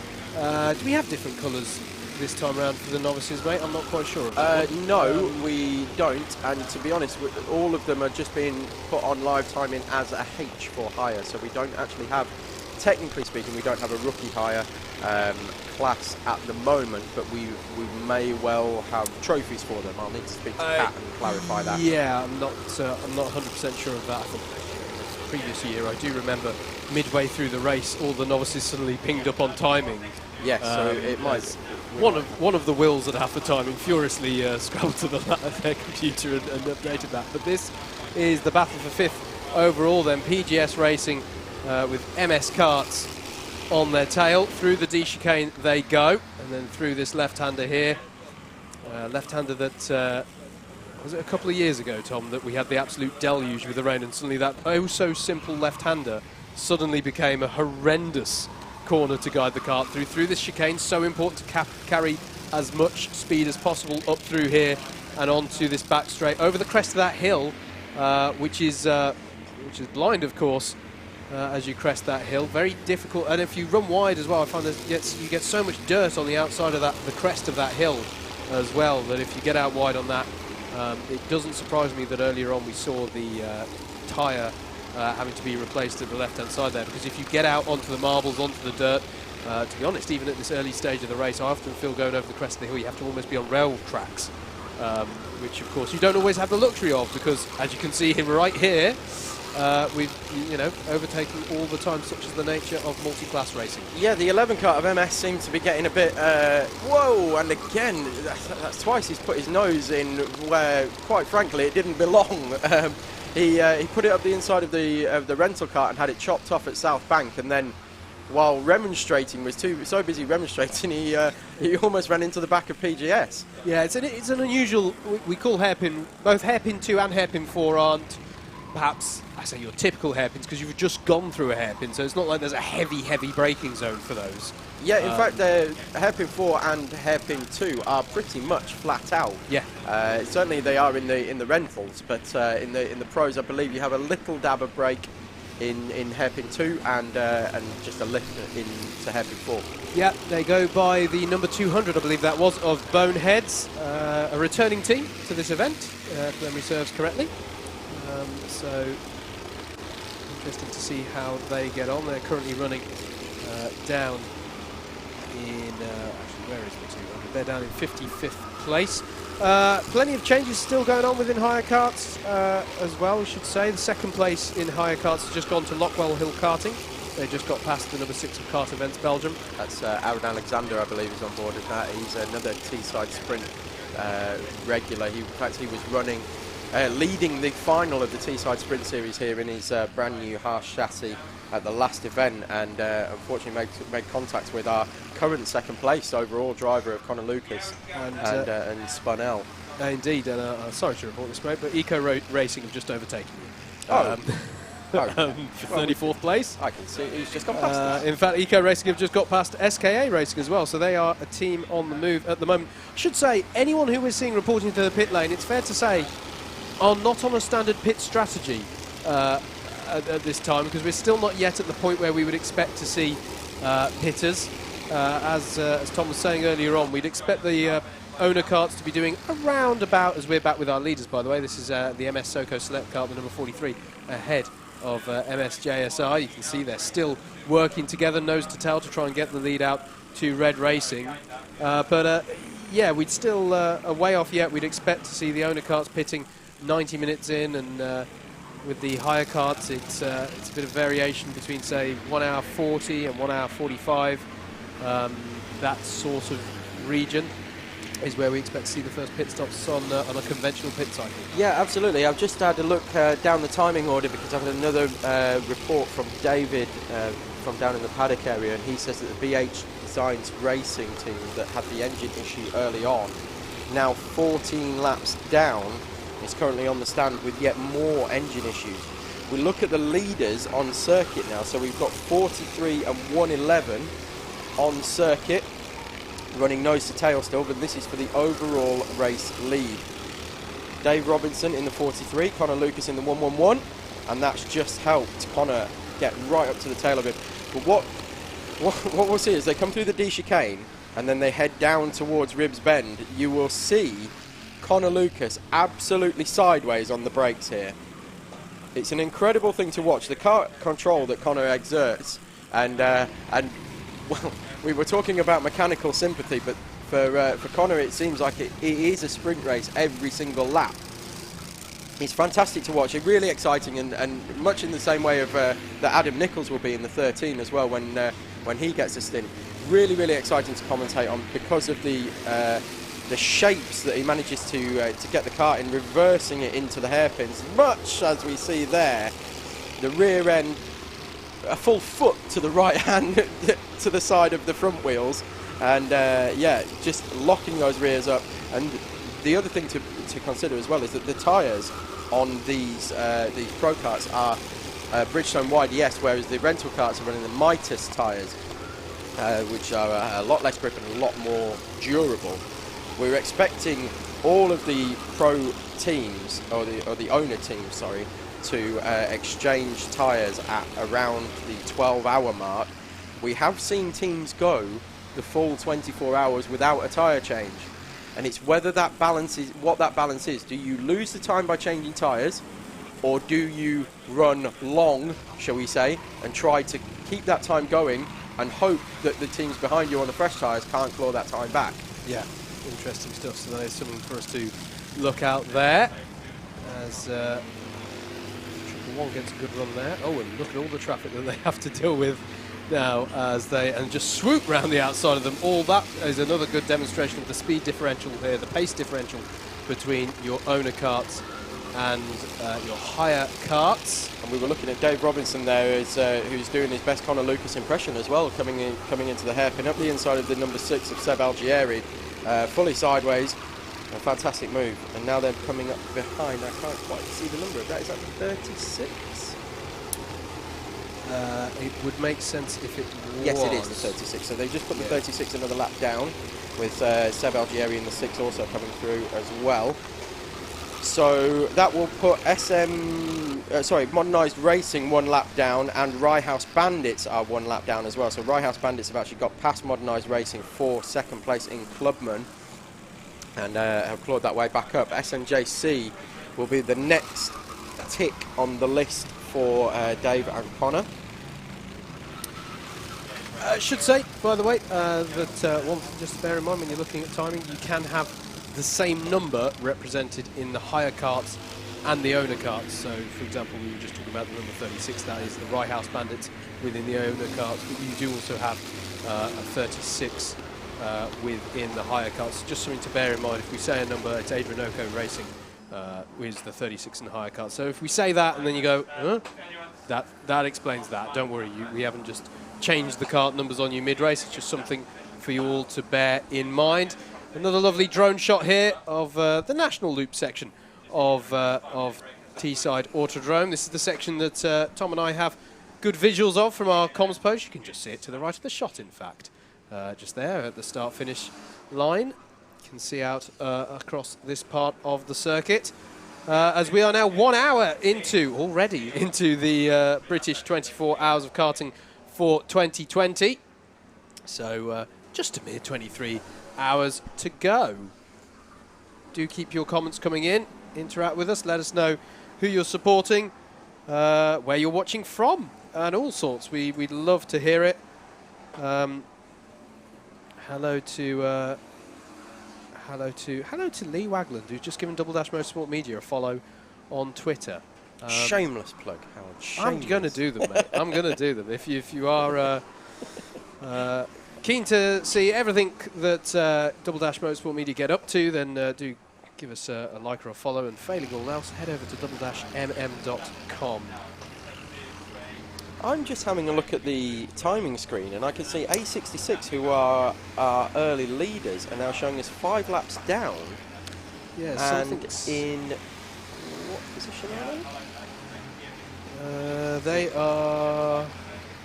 I'll keep looking. A little bit. 51st, yeah. 51st place from the lead of the rental team. Yeah, so we're not sure whether they've 22nd down to that. They may have just done a regular pit stop. Come in early and done a regular stop, but I haven't seen anything as to Just why. Have a look at their time. So they did. They did a 2-minute lap. Yeah, that looks like a standard stop to me, mate. I think they did an early stop, but only 2 minutes they spent in pit lane, which. So it seems like a standard.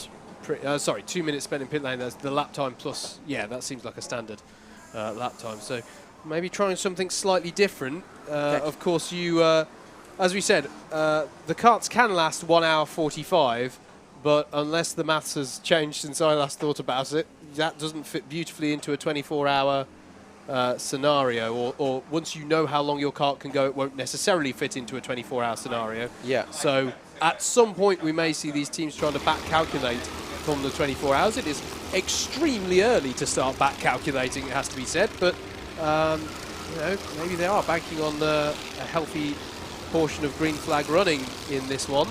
I know that the team that I'm racing for, 227, are using an Excel spreadsheet. So as soon as you jump in the kart, you update the time with exactly what it is now, and it works out exactly when your next stints are going to be and that kind of thing, and works out a schedule, and it's very handy. I remember doing something quite similar a few years ago. I had a 24-hour race here. Didn't actually, just topped it. It was my first time doing the strategy. Maybe account for the time you actually spend in the pit lane. It's just a thought. Yeah. I didn't, and it didn't work. We have done that. I've just noticed on the timing the 42 of MS Lucas, which is Josh Falkus driving that, has dropped down the order. I think he's done.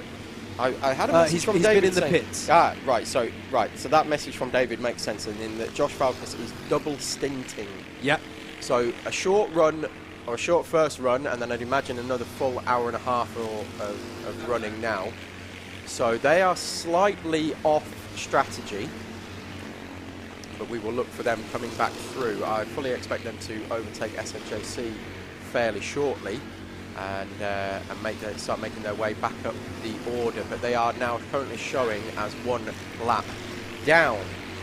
MSJSR, Connor Lucas 111, still right on the tail of Dave Robinson in the 43 MS Soco Select. Red Racing, the 13 car of Red Racing, as I just in front of our commentary box, comes in the 21 of Team Backmarker coming into the pits again. But yes, Red Racing 10.4 seconds down now on the 111 of MSJSR. PGS Racing leading Pro with 1.6 seconds back to the 11 car of MS Karts. In fact, that's popped up to nearly 2 seconds now, just through the traffic on that lap. Then we have the 115 of Team Keen, another 16 seconds back. Offline Motorsport in 4th place in Pro, 1 minute 4 seconds off the lead, and another 8 seconds back for Team Keen. And then leading clubman, we have SMJC, Ryehouse Bandits and Modernised Racing. So battles through the field. As always in this 24-hour race, it will rage on and on and on. And the best thing to do is not take your eyes off that timing screen for 1 minute, because they, wow, as I look, just passing me in the commentary box, a genuine wow moment as Charlie Bingham in the 13, currently in 3rd place overall, overtook 2 rental karts and a pro car in about 20 feet. Such was the pace that he carried out of hairpin 4 and coming into the D chicane. Incredible pace that these guys are showing right at the front of the field. Just as we've gone through the top of the hour, I remember something that we usually do at the top of the hour is a little update on the weather. It's warm. Is my advanced weather forecast there. The air in the commentary box, Howard, is so thick it's like soup. It is.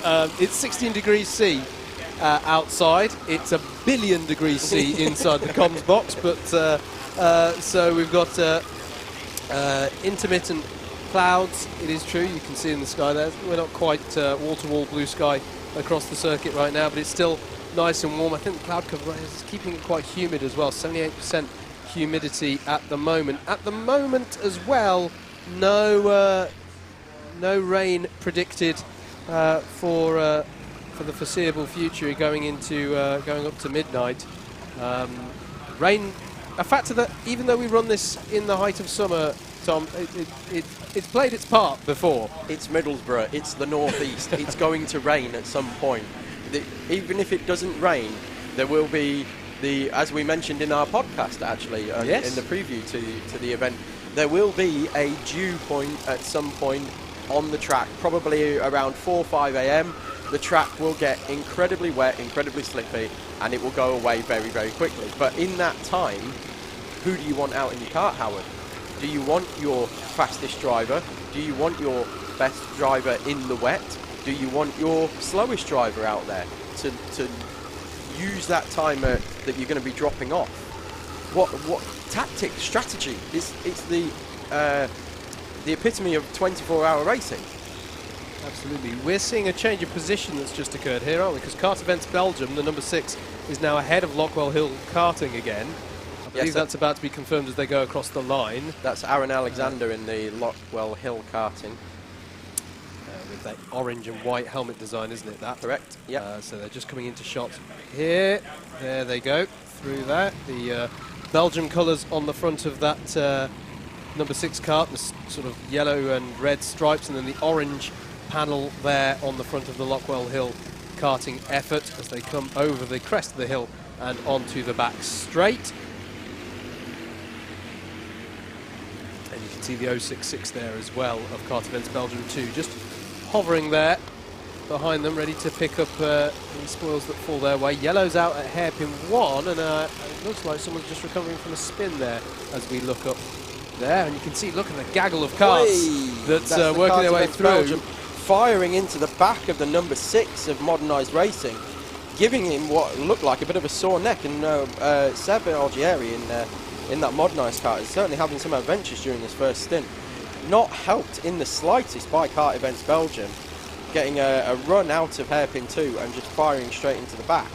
Yeah, and it's helped Kart Events Belgium 2 get right onto the back, or help them briefly at least get onto the back of the Lockwell Hill karting effort, but I think he's just got bonked by a bit of the traffic as this snake of karts on various laps, of course, work their way through. Was that acknowledging a yellow as well? I'm not sure if that was acknowledging a yellow or acknowledging a pit board. Are they, remind me, Butters, are they allowed to show pit boards from the pit lane? At the moment, yes, you are. He seems to have, either he knows he's on screen and he's waving to us. There could be that. Or there's some kind of communication going on and he's fairly animated. Yeah, he's certainly giving the old push me, pull you signal to Aaron Alexander in the Lockwell Hill squad, and you can see, as we call the shrimping, or the gnoming as I like to call it, gophering, as they try and get in behind that panel and try and get that air over the top of the helmet and get a little bit of extra speed, maybe half a mile an hour or so. And it looks like that was the 85 that had the incident. Yeah, the 85 that they've just gone by is the English Deaf Karting Team effort. Very impressive effort. Obviously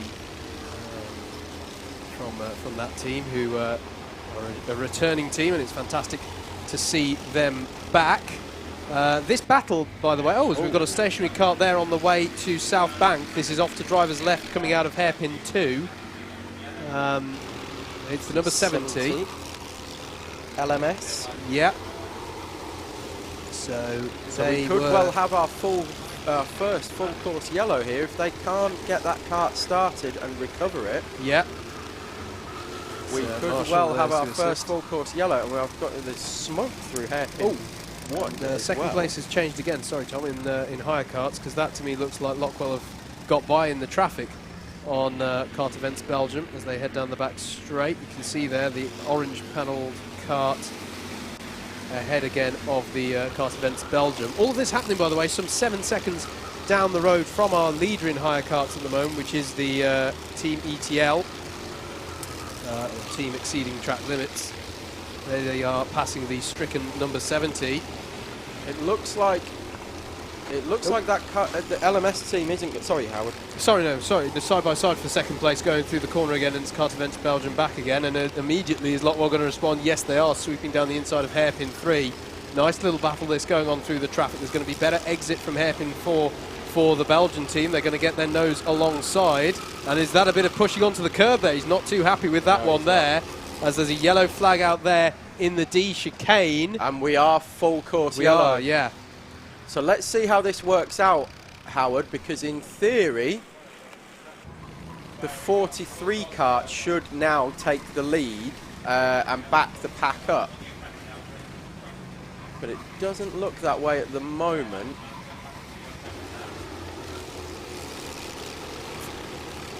It looks like they're just hanging on to the back of, I think that's the 24.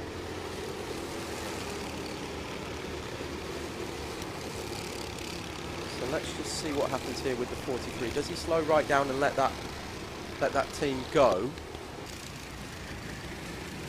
Obviously they don't want to be giving a lap back, but they are the leaders, so they should be the pace setters here. Although we've got somebody going very slowly, and that's kind of, I think if the two leaders ended up going slowly, any more slowly, they might actually stop.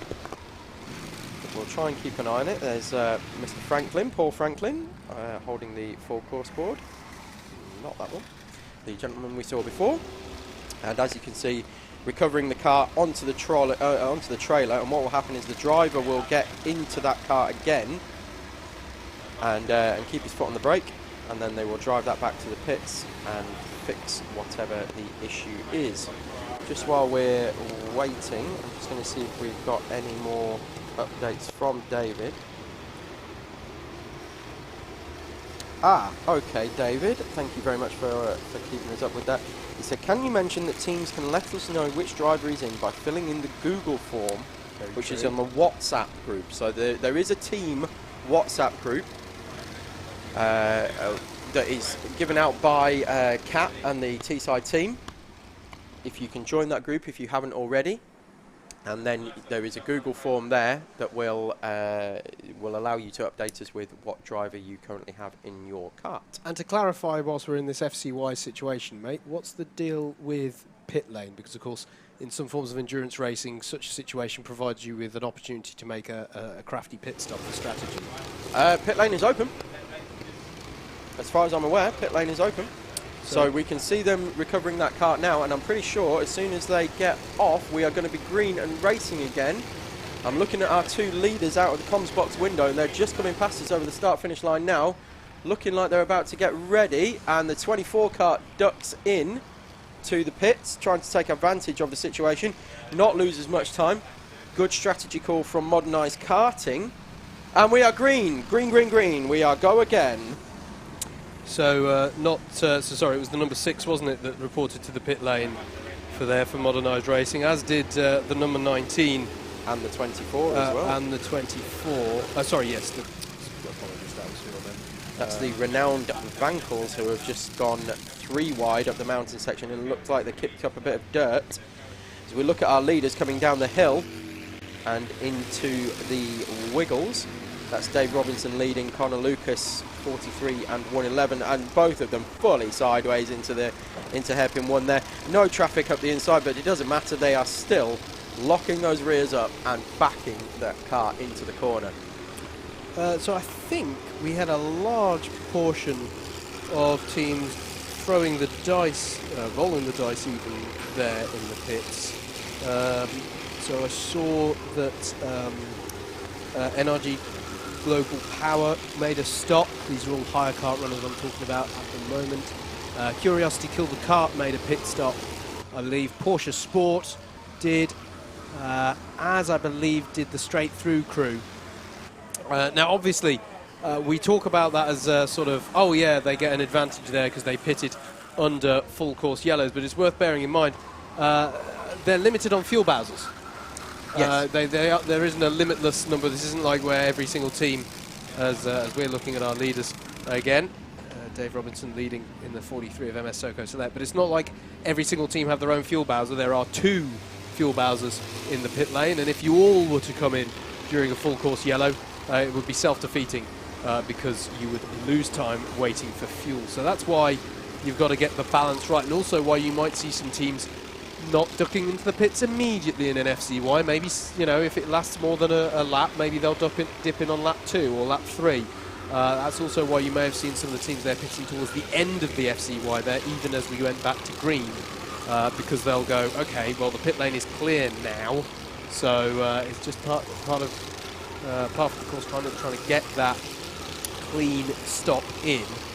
It's all well and good pitting when everyone's going around slower, but if it takes you 2 minutes to get anyone who will fuel you, there's no point taking the gamble. Yeah, absolutely, 100%. It's all about getting that gap into the pit lane, and even during the green flag conditions. Whoa, I've just seen somebody skipping across the grass. Yeah, double grass excursion there. In fact, not just 1 but 2. This is someone doing a lawnmower impression at the Wiggles. But yes, the making sure that you get a good run through the pits is incredibly important. Now, Howard, on the camera there, as we were looking through Ribs Bend, where's the 43 is in. 43 car is in. So leader to the pit lane, and this is slightly earlier than we would expect, Tom, or accounting for some qualifying fuel. Is this actually not too bad? Well, it depends whether they refueled during qualifying. Sorry, at the end of qualifying. I'm guessing they would have done. But this is slightly early as Connor Lucas looks at the inside of the 99 hire car and makes his way through. But that was a bit of a lunge from Connor. Not messing about, is he? In fact, he's in the following lap. So 111 is also in now. So this must be scheduled for both of them, because the MS Soco Select 43 car is back out. So that at the moment will elevate Red Racing into the lead on the next lap. So that 13-second gap that we saw to the 111 actually closed up to 12.1, but we will see the next time that they come round. Red Racing, who we're looking at on screen there, just going into the left-hander, they will take our overall lead.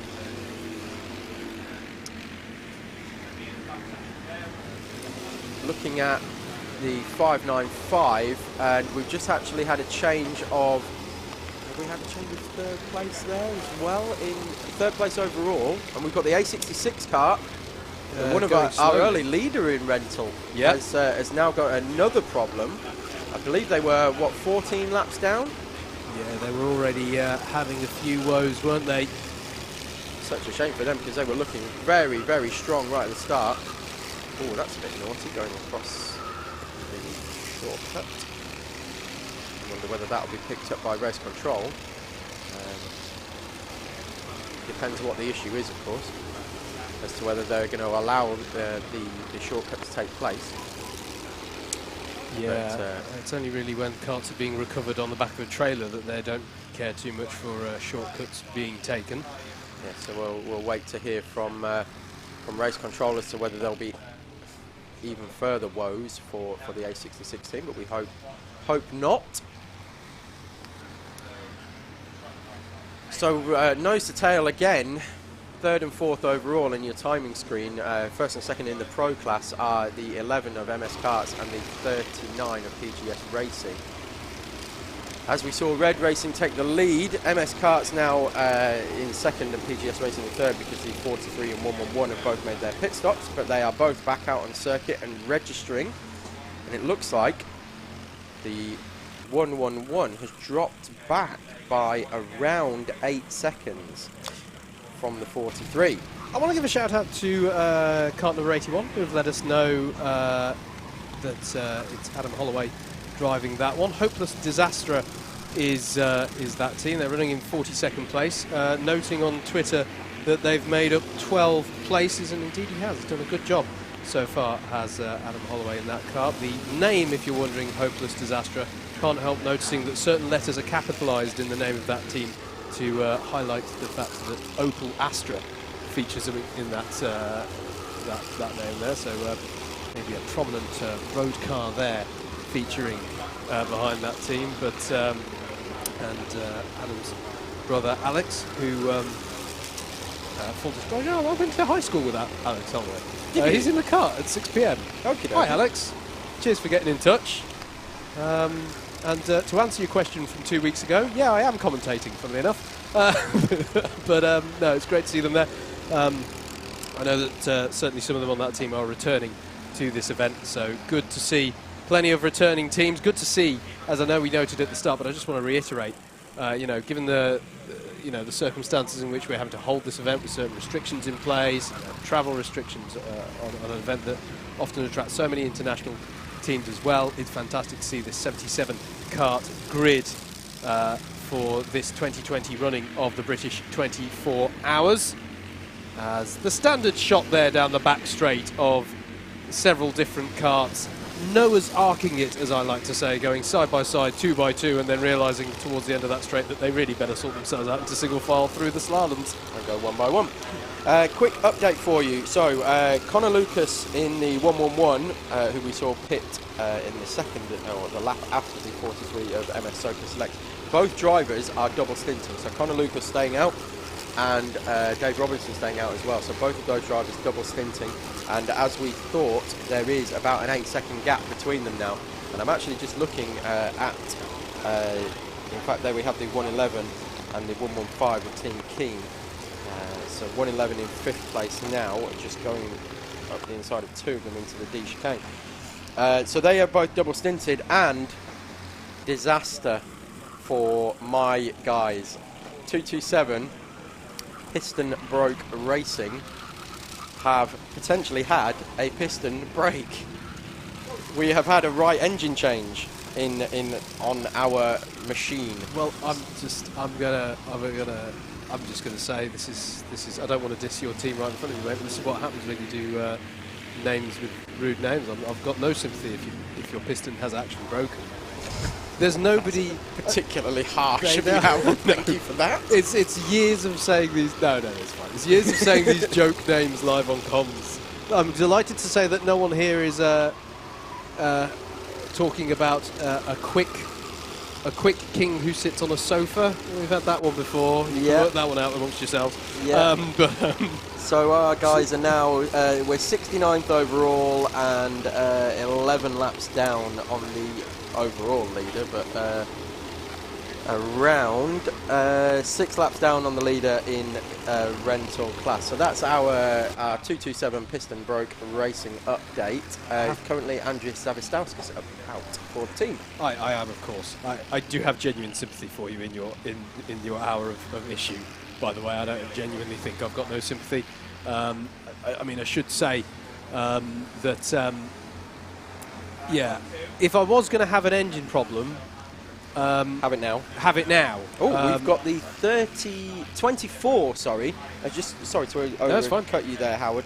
Has gone straight over the D chicane and has also got a right engine cover is flapping away just by the driver's right elbow. I had an engine failure at a 24-hour race around here a few years ago at about, I think it was about 2 a.m. And funnily enough, it was at exactly the same time that one of the floodlights in the outfield had a problem with the generator and went out. And for a split second, your brain links these two events as if somehow my engine is related to the floodlights. But it's not fun, is it, to guide your kart back in the dark? Your generator engine was powering the generator. Yeah, clearly we were. Yeah, it was amazing wireless mechanical technology there. But. Yeah, it's not fun, of course, these twin-engine karts guiding it back, but we've seen some fast engine changes already. We've had some generally fast mechanical fixes so far in this race. Around a minute, we thought, for Team Backmarker, didn't we? Yeah, exactly. Just seen a change of position for 7th overall. Offline Motorsport have overtaken MS Karts in the 11, so they must have just done their pit stop.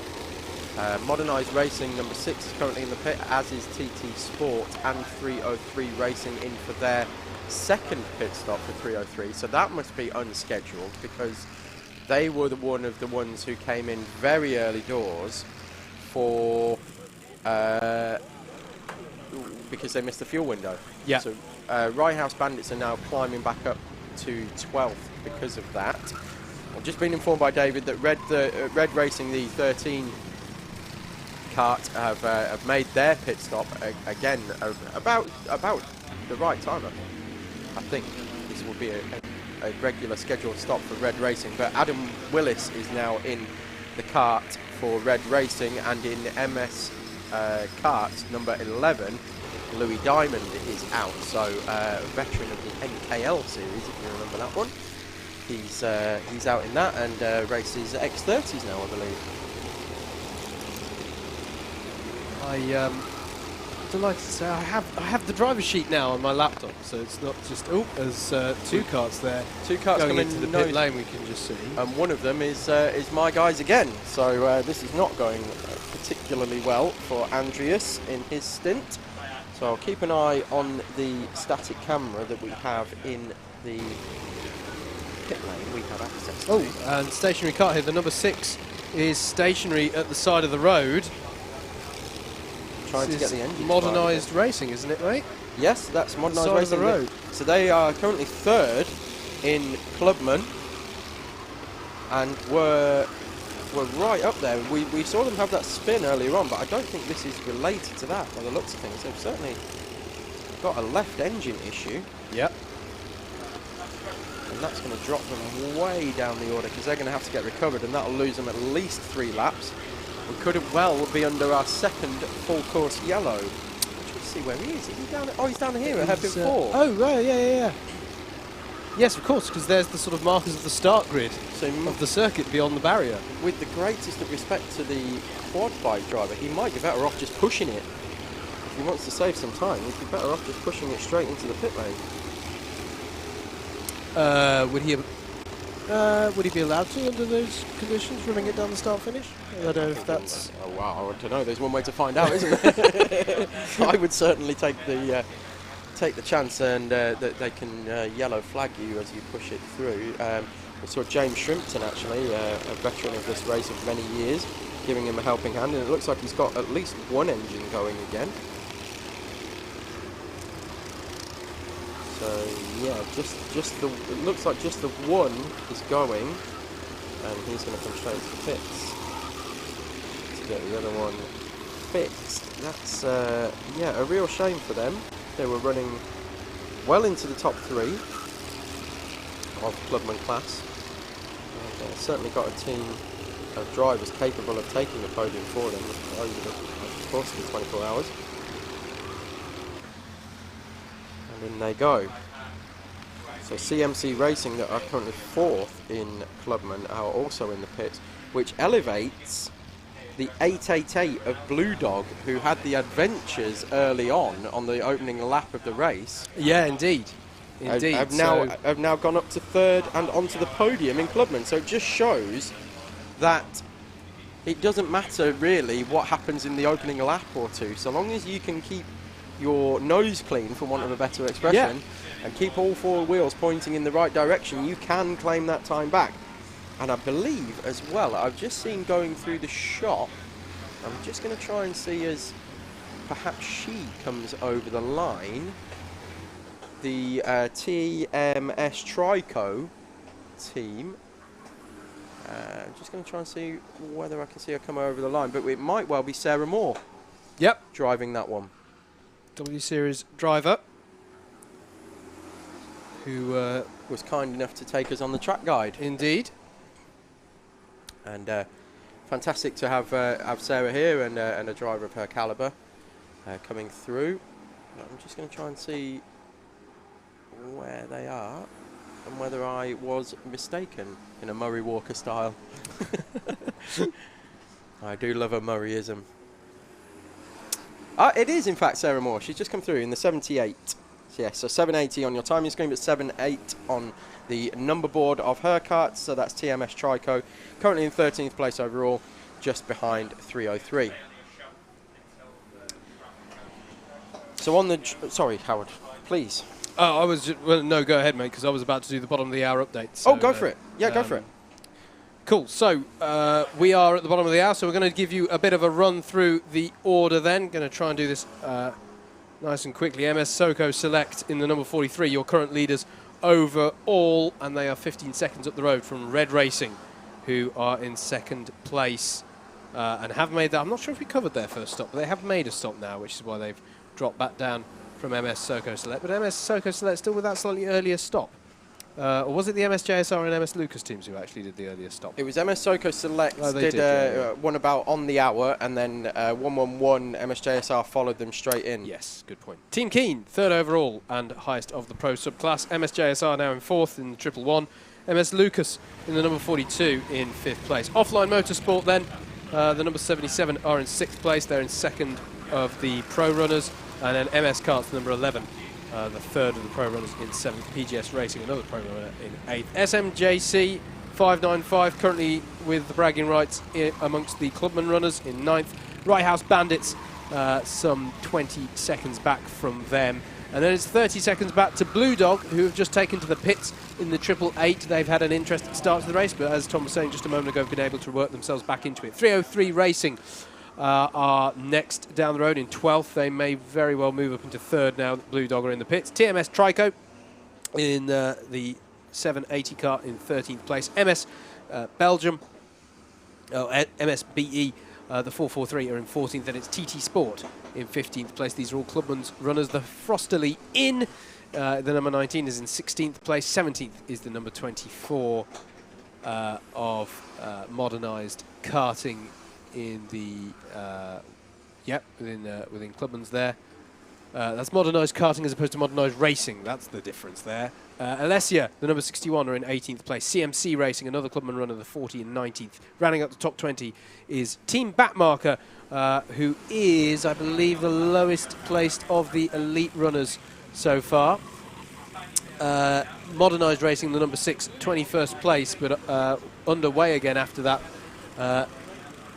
Being stationary a few moments ago on the outside of hairpin 4. That takes us to 22nd place overall, and your leader within high karts, which is Team ETL, the number 41 there.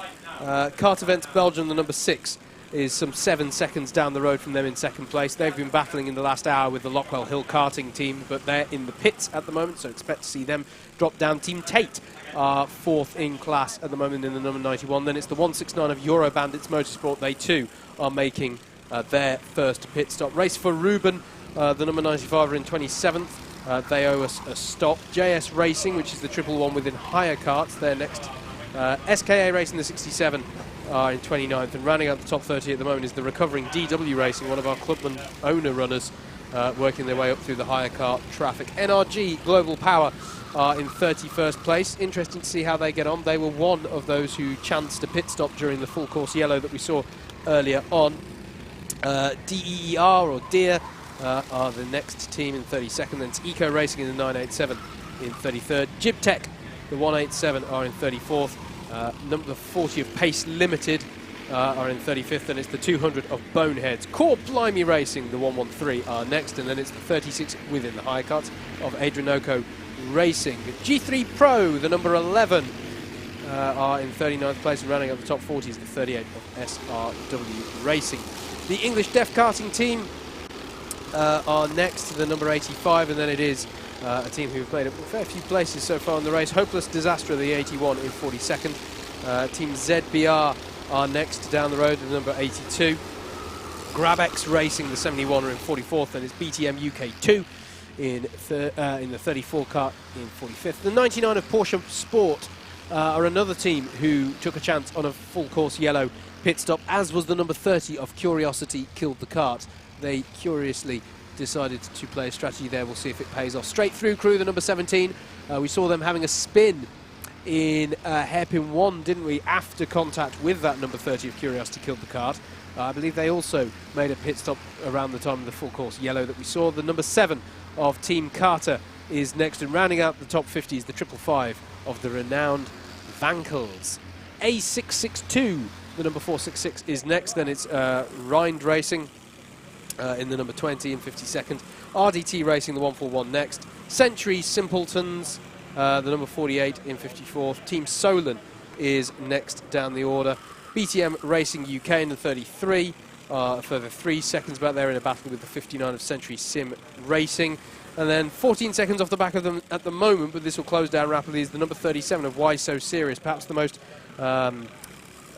hampered of our owner kart runners, I should say. They're in the clubman subclass within the owner karts. They've already made 3 visits to the pit lane. Zap are next in the 52, and then the number 18 of NE1 Racing rounds out your top 60. Ain't Gonna Win are in the pit lane at the moment, the number 24. The 42 of the BUKC Rejects are running in 62nd, and it's also in the pits at the moment for the number 10 of Three Blind Mice. The number 9 of the Newmarket Hornets, we saw them spending an inordinate amount of time in the pit lane earlier on there as well. Teesside Tigers, they've been right in amongst the traffic over the course of the last hour. We saw them in the midst of a real pack of carts. They're in 65th in the number 1. Currently, they've just made a pit stop. LMS, the number 70, is the cart that we saw stricken at the side of the road. They got recovered to the pit lane. I believe they are now circulating again. The 66 of A66, formerly right near the front of that hire cart class, have had some issues in the last hour. BSR are in 68th in number 15. In 69th position, sorry Dom, it's 227 of Piston Broke Racing, now running, having made that right engine change. The number 22 of CTR are collecting their Wampa fruit in 70th place. AMF, the team who had to have the clutch change, the number 29, are next. There's the 32 of Shirley Bassey, the 14 of Algorithmic Ascendancy, the 066 of Kart Events Belgium 2. Not quite sure what happened there, because they were much further up the running in higher karts earlier on, but they're down in 74th. Then it's the number 58 of Kart Force in 75th. We saw an issue for the number 37 of Two Stroke. I think they spent some time in the garage. And then the number 45, the much maligned effort at the moment, unfortunately, from the number 45 of BH Designs Racing. I do hope the CTR team get the references I'm making to that said PlayStation game, because otherwise I'm very disappointed. They've got them on the back of the T-shirts. Oh, great, fine, they know it. Oh, great, I'm going to get all the Wampa Fruit references and everything in. Unfortunately, they're not having the best of times at the moment. Well, they need to collect 10 fruit, and then they'll be juiced up. They go faster then. Absolutely. Break some crates, guys. Yeah, those nitro bottles. One of my favourite games growing up, CTR, and re-released as well. So you don't want to know how many hours I did on the remastered version they released last year. So wow, just Willis has just sent up the inside of a rental cart on coming into the D chicane right in front of our commentary box window. This is the fantastic advantage that we've got this year over previous years where we've been in the porter cabin in the pit lane. We can actually see racing out the window. So as much as we love these the static cameras and the panning shots that our guys are able to give us, we also have the advantage of being able to see things that are off camera as well. I'm just having a look at the A66 team who are recovering back through the field now that they're going again, and yeah, we'll keep an eye on their pace. So after the pit stops have cycled through, or as we see the offline guys managing to do an hour and 40 minutes powered on a tank, Yes, which is an incredible stint really for a pro kart, managing to do an hour and 40 minutes into the race. But they are in the pits now for their first scheduled pit stop. So we're seeing the order sort of shake out a little bit and get back to how it was. However, there are changes at the front because Red Racing are now in second, still around 16.7 seconds back from MS Soko Select, which is pretty much where they were when they went into the pits. However, MSJSR, the 111 car, 27 seconds back. So I will try and dispatch David to find out what happened with the 111 stop and find out why it was a little bit slower. But only 5 seconds behind now is the 42 of MS Lucas, which is powered at the moment by Josh Falkus on his second stint. Yeah, I am intrigued by those early stops for the MS Soko Select and the MS JSR teams, because they are, when you're looking at it, and MS Lucas are off the standard pit order as well. A very useful feature that we haven't mentioned yet, actually, over at live.alphatiming.co.uk. You can see how long the karts have been out on track since their last pit stop. So there's a TT column, or track time column, to the right hand side, and that gives you some idea of what's happening with pit stops. And you can see that the MS karts amongst the elite runners towards the front really going for a slightly different approach here, with the Soko Select kart having been out now for 22 minutes, MS JSR for 20, and MS Lucas have been out for 38 minutes. And then you compare that to a lot of the pro runners who have either just pitted or have pitted within the last quarter of an hour. It is a distinctly different approach from MS Soko Select there, within that elite class.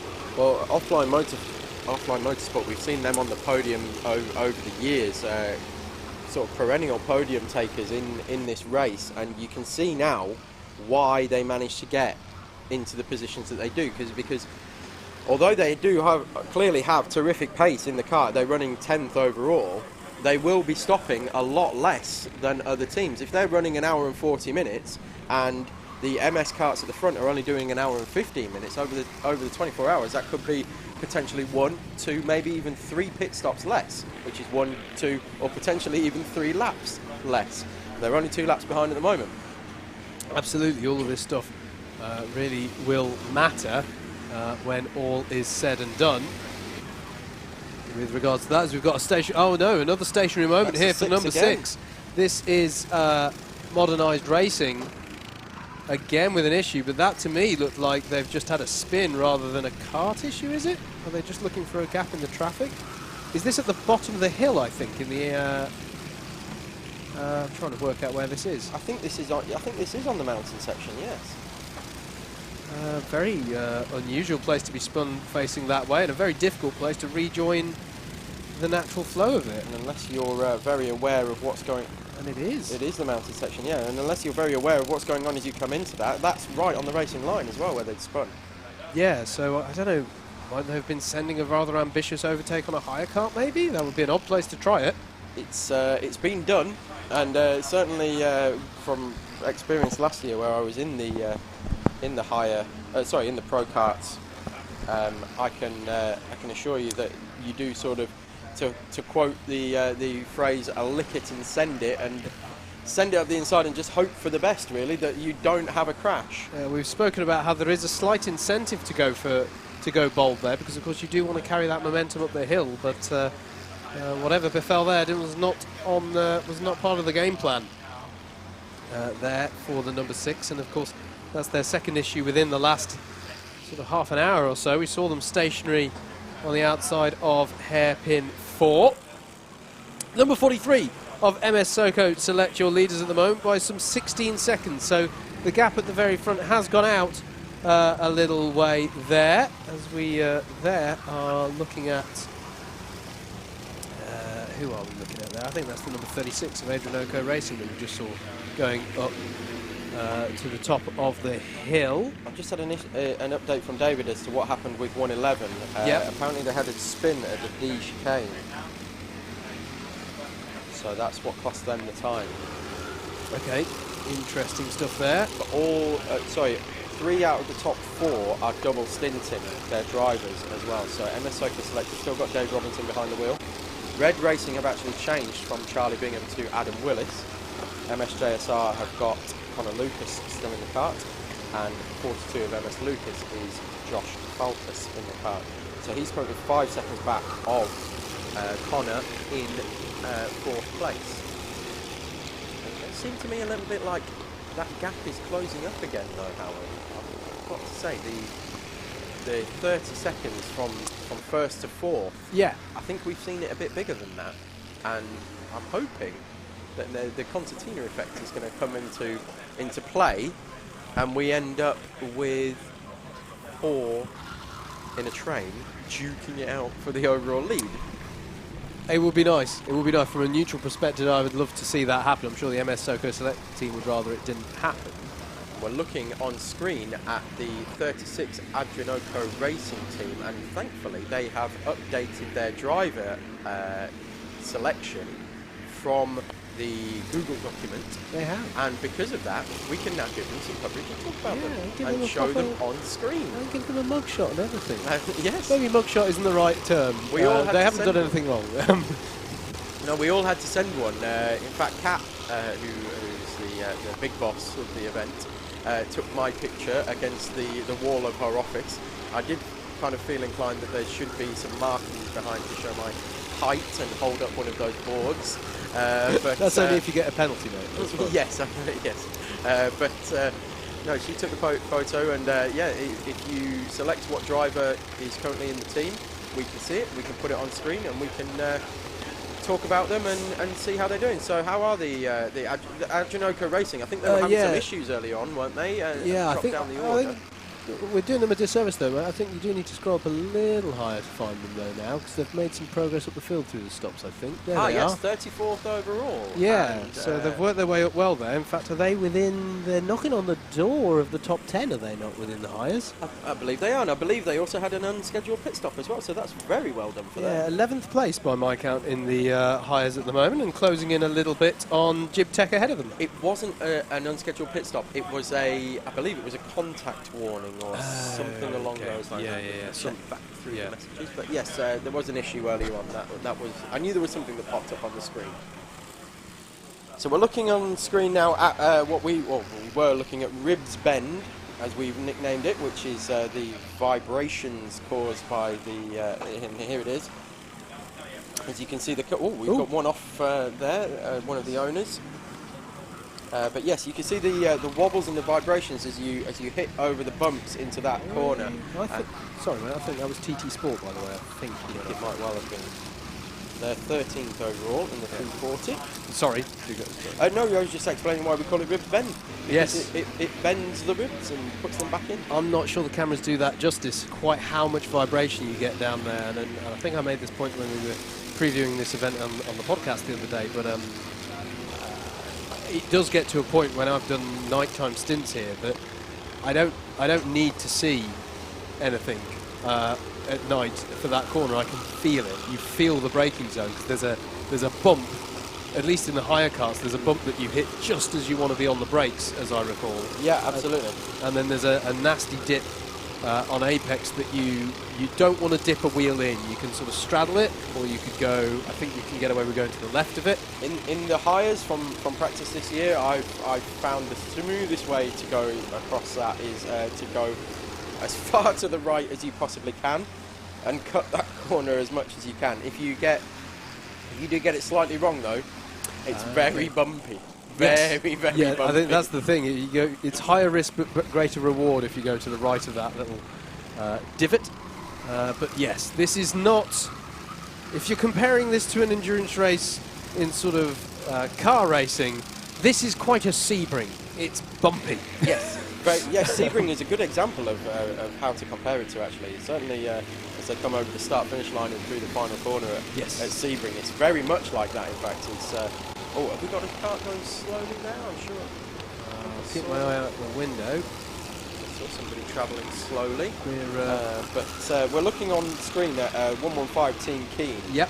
And right behind them is Steve Nichols, who I believe is in, I'm trying to look down the order to see what the number is for Steve Nichols. That's definitely Steve Nichols in the kart though, and that's 39 there of PGS Racing, 390 on your timing screen, but 39 on the kart. The reason that we have it different on the timing screen, as Howard alluded to earlier, excuse me, is that we have the hire carts. Some of them have got the same numbers as the owner rental carts, so with those they add an extra 0. So on the 0111 on your timing screen is actually just running 111 on the kart, much like 042, 011 and 390. You just lose the 0. Plenty of Zs. Absolutely. We're I'm amazed at how quickly this race is going by so far at the moment. We're just we're an hour and 51 in. Yep. Which means you can all start counting your blessings, because I believe in 10 minutes' time, a certain Mr. Sullivan is going to come and join us. Yes, David Sullivan will be joining us, or joining me rather. So indeed, I go for the first 4 hours, and then about 45 minutes or so off, but it depends on the current schedule of the guys. But yeah, then I'll be jumping in the 227 and hopefully helping to claw it back up the order a little bit. Yeah, absolutely. And we shall keep an eye. We'll keep an eye out for you, mate. And come new on, helmet this year, Howard. I don't know whether you knew. No, I don't. What are you looking out for? Slightly less easy to spot. I'm going incognito with a black helmet and black suit this year. So okay. I will okay, be, we've got I'm like going stealth. What is that? Series 1 Sting. Yes, very much like that. Yes. Yeah. There's an old Top Gear reference for you all. Less talented. Much less talented. Perry McCarthy. That's the one. I knew it began with an M. I nearly called him Mason. It was, wasn't it? Got launched off the aircraft carrier. Yes, he did.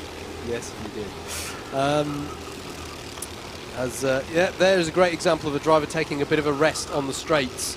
You could see him there just angling his head back, almost as if someone had impacted with the rear of his car, but there was no one there, and then stretching his hands. That is literally because as you do these lengthy stints, you get this situation. This is the PGS Racing team, by the way, second place within the pro subclass. You get the you get your hands start to sort of seize up almost as you grip the steering wheel over the course of a long stint. It's quite a gaggle of carts there, streaming their way through the D chicane and through the left-hander, and now down here towards Rib Bend, as we've named it for this year. But yes, on the back straight after the mountain section, and as you just saw, heading towards that south bank parabolic curve there, you'll often see drivers just angle their fingers a bit, wiggle them around, because that is the only rest that you get really around this circuit. At all other points, it's pretty unrelenting around this lap. Once you're going through the slaloms, you're into the hairpins. Then at the end of the slaloms, and then once you've gone round that south bank corner, you've got 2 more hairpins, and immediately, going through the section you're looking at now, the D chicane, and indeed heading down towards Rib Bend and going around that hilly section of the lap after that. All of that is, you just don't get a rest there. You do not get a rest at all, as our leader just went through there, number 43 of MS Soco Select. Just looking out actually for Red Racing, if we can see if we can spot the gap. Just looking to see, I think I may have missed them going through. This isn't the best shot actually for spotting the numbers, but they did go through in that shot. Yeah, but it's not uncommon to see drivers doing that anyway, taking a break and just reassessing where they're at, making sure that I used to sometimes bend my fingers back a bit on the wheel. Not the safest thing to do, but it feels very good after you've been driving for an hour plus, just to change your hand position just a little bit. Absolutely. It's funnily enough, we were talking about the monster stint that Dan Crossley did last year. We've got the TT Sport kart off Hairpin backwards and going into Hairpin 1. Not an uncommon sight. Not the TT Sport kart going backwards, I mean, but a kart going backwards, going towards Hairpin 1. That's their first offence on that one. Yes, absolutely. So what I was going to say is the monster stint from Dan Crossley last year is actually how I realised that I had issues with my hands and wrists. Oh right, okay. So I went to the doctor and said to the doctor, I'm sorry, doctor, but somebody in the 24-hour race that I did a couple of weeks ago managed to do 4 hours, and I can do around an hour and be unable to hang on to the wheel anymore. Do I have something wrong with me, or was it just purely a superhuman effort from Mr. Crossley? Now, while we're not taking anything away from Dan, the doctor did a little test on me, and within about 5 seconds diagnosed me with carpal tunnel syndrome. Oh wow, there you go then. So if your hands are going numb, if you are struggling to hold onto the wheel after about 45 minutes to an hour, perhaps you should go and see a doctor. It would be my advice to all racers out there. There are things that you can do about it. There are ways that you can fix it. Unfortunately, I haven't managed to have my hydrocortisone injections yet, but I've been doing as much as I can. Efforts to establish the Crossley standard measurement in UK medicine for how flexible your joints should be in your hands has not actually been established yet, but we're working on it. Yeah, it's an odd thing, but it's definitely now that we know what it is, or now that I know what the situation is, it's very easy to deal with, and just pump myself full of Nurofen and wear wrist braces in the week before the race, and hopefully I'll be okay. There we go. One way to find out though, Howard. Yeah, actually, I do want to talk about that, mate. Actually, something that we haven't touched on so far: padding. Yes. Protection of the ribs, protection of your back, protection of your hands, wrapping hands, different gloves, those sorts of approaches. This circuit takes it out on you in that sense, doesn't it, as well? Absolutely. Rib protectors are almost mandatory here. They're not obviously written into the rules, but if you're not wearing one, then you're a much braver person than I am. And it might be the fine line between bravery and stupidity, to be honest. Yes, exactly that. So we're looking at Jess Alexander on screen at the moment, absolutely flying, and also resting her right hand as she comes into South Bank corner.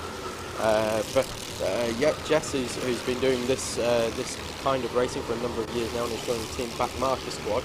But just going back to things that you can wear on your hands and rib protection and knee pads even have been worn by certain members of certain teams as well, just to stop it banging against the fuel tank and that kind of thing. It's anything that you can do to make it as comfortable as possible is what you do for this race. So we've done things over the years, padding the seat out with foam, using foam inserts, and as much as you can possibly do.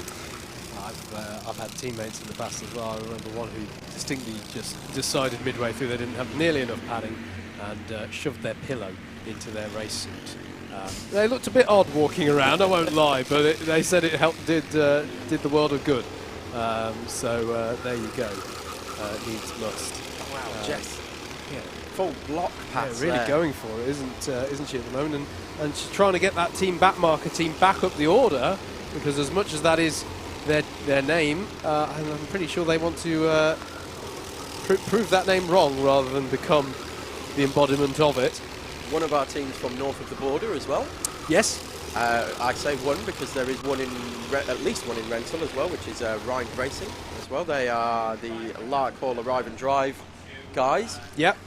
So they run the Arrive and Drive sessions at Lark Hall. So they are taking part in Rental, and then obviously you've got Team Backmarker as well, who are also the A Scottish team. Another owner card that's working its way up through the order, by the way, is the number 37 of Why So Serious. They had such a troubled start to this race. 3 visits to the pit lane in the first 40 minutes they had. But whatever it was that kept them returning to the pit lane appears to have been resolved, at least for now. They've been out for 25 minutes in this stint, and they are working their way up through the higher kart class. So be interesting to see how they get on for the next few hours. And you know what? On that note, mate, I cannot help but notice that Mr. David Sullivan has joined us in the comms box with cold drinks. With cold drinks as well. So instantly, I mean, he didn't need to make friends, but he's made them more so within the comms box. But just as we're at the top of the hour, I will give you a little bit of a weather update, as we are accustomed to do at this point. I think we're broadly going for bottom of the hour is the running order. Top of the hour it's still 16 degrees C, although apparently the real field, this is going off of AccuWeather, real field is 19 degrees C. So it's got maybe slightly warmer. Humidity is still very high, 78%, which is interesting as the quad bike is going out there. That's just Franklin. we have. For those who are wondering. Yeah, there we go. So I'm just trying to see what that is. Is he servicing a floodlight? Well, there's no floodlights on, but I can't see any stricken carts. But yes, on that note, I'm going to be relieved on comms by Mr. Sullivan. Everyone enjoy the race until I next get to speak to you. And yeah, next it's a couple of hours, I think you've all got respite for me. So yeah. As we head into hour number 3, I'll say bye for now. Thank you very much, Howard. Yeah, so we are while we're just doing the commentary change in the box, I will give you the quick rundown of the top 3 in each class. So we have MS Soco Select in first place at the moment, leading by 19 seconds, or just under 19 seconds from the 13 of Red Racing. The 42 of MS Lucas is in third place, 31.2 seconds back, but being hunted down by the 111 of MSJSR in fourth overall. Fifth place is our leader in Pro, which is MS Karts. They're followed by the 39 of PGS Racing and the 115 of Team Keen. Team Keen running extremely long before their first pit stop. And then we have our first Clubman runners in 8th place is SMJC 595, who have just run completely trouble-free, really, throughout this race so far. Rye House Bandits, who had an off, and 303 Racing, who had the early, I'd say unscheduled pit stop, but they had an early stop for fuel, are now in third in Clubman. Offline Motorsport are fourth in Pro and currently 10th overall, just in front of 303 Racing. Down into the higher karts. Bear with me a moment while we just pull up the live timing. So down into the higher karts, we have kartevents.be leading the higher kart field, but they are just over a second in front now of the Exceeding Track Limits Team ETL. In third place in Clubman, in Hires, we have Euro Bandits, and they are around 39 to 40 seconds off of ETL. So, still battles raging throughout the field, as we said, and I believe that gives me great pleasure in welcoming to the commentary box, roomie of mine, Mr. David Sullivan. Good afternoon, everybody. So a frantic first 2 hours. Many teams down in the pit lane, especially early doors, with a couple of our teams missing the fuel bay window at the end of their qualifying session, meaning a slight change in fuel strategy for those. We are obviously now 2 hours and 4 minutes in, and Tom, how would you call them first 2 hours of on-track action? I'd say frantic, but you've been watching it every minute of it, whilst I've been down providing updates from the pit lane back to the commentary box with any teams that have had any problems. Yeah, it's been pretty good to watch, to be honest. I've really enjoyed the first couple of hours with the MS Soco Select and MS Lucas karts. As I said to Howard on commentary, they were so close to each other, running nose to tail for lap after lap, that when they were coming through the rental field, they might as well have been two karts joined together, because there was no gap between them, and when they were overtaking people, it wasn't giving the rentals or even the pro karts a chance to get back in and use the tow of the 43 or the 111 kart coming through, because they were just using each other and just working together, and it was great to see. So they then extended the gap to Red Racing to, well, what is currently 18.7 seconds. I think it was about 13 when they came into the pits, 13 to 15 seconds when they came into the pits.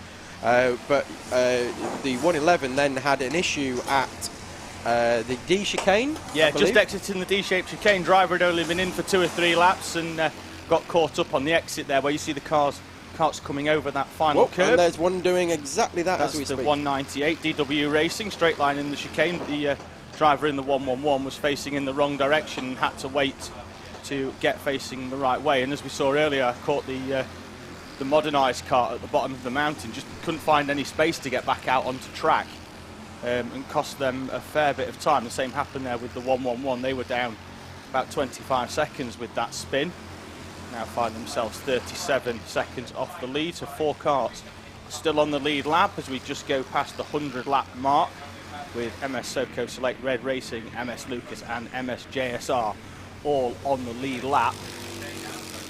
They're the top 4 are elite drivers. Team back marker down in 16th. They had an engine change within the first hour. That was changed fairly quickly, within inside a minute, and they were back out on track, but they'd spent a couple of laps losing time, and that necessitated a pit stop. Yeah, it's amazing, really, isn't it, that we're 2 hours and 6 minutes into the race now, and we've got the top 4 separated by only 37 seconds. When you think into other categories of racing, not just the obvious one of Formula 1, but if you think there were 2 hours between them and the top 4 were separated by 37 seconds, I think you'd say you got yourself a pretty even race. Yeah, and even these drivers have all had at least one pit stop. I know the leaders, well, all three, I think, or at least certainly 2 of the MS karts, Soco Select and MS Lucas, the driver didn't change, just fuel and straight back out. So Dave Robinson in the lead kart. There's Josh Folkers on screen behind the 595 with the pink helmet. Goes down the inside into the chicane section. He also now double stinting in the number 42, so he's going to be doing 3 hours in that kart before they change steering wheel attendant. Sammy Venables in the SNJC 595. So thank you for updating the document there as Josh Folkers goes round the outside. I think that was the Curiosity Killed the Kart entry around the outside of South Bank, which is brave. Rye House kart then, 36, qualified superbly, qualified that up in 5th place. Yeah. By far the fastest in qualifying of our clubman drivers. And they were doing well in the race until they had an off somewhere. We missed it. Howard and myself missed it. I'm not sure whether we actually missed it on screen, but we definitely missed the off, and that dropped them down into 3rd place in clubman. But what I've been mightily impressed with is the 303 racing car.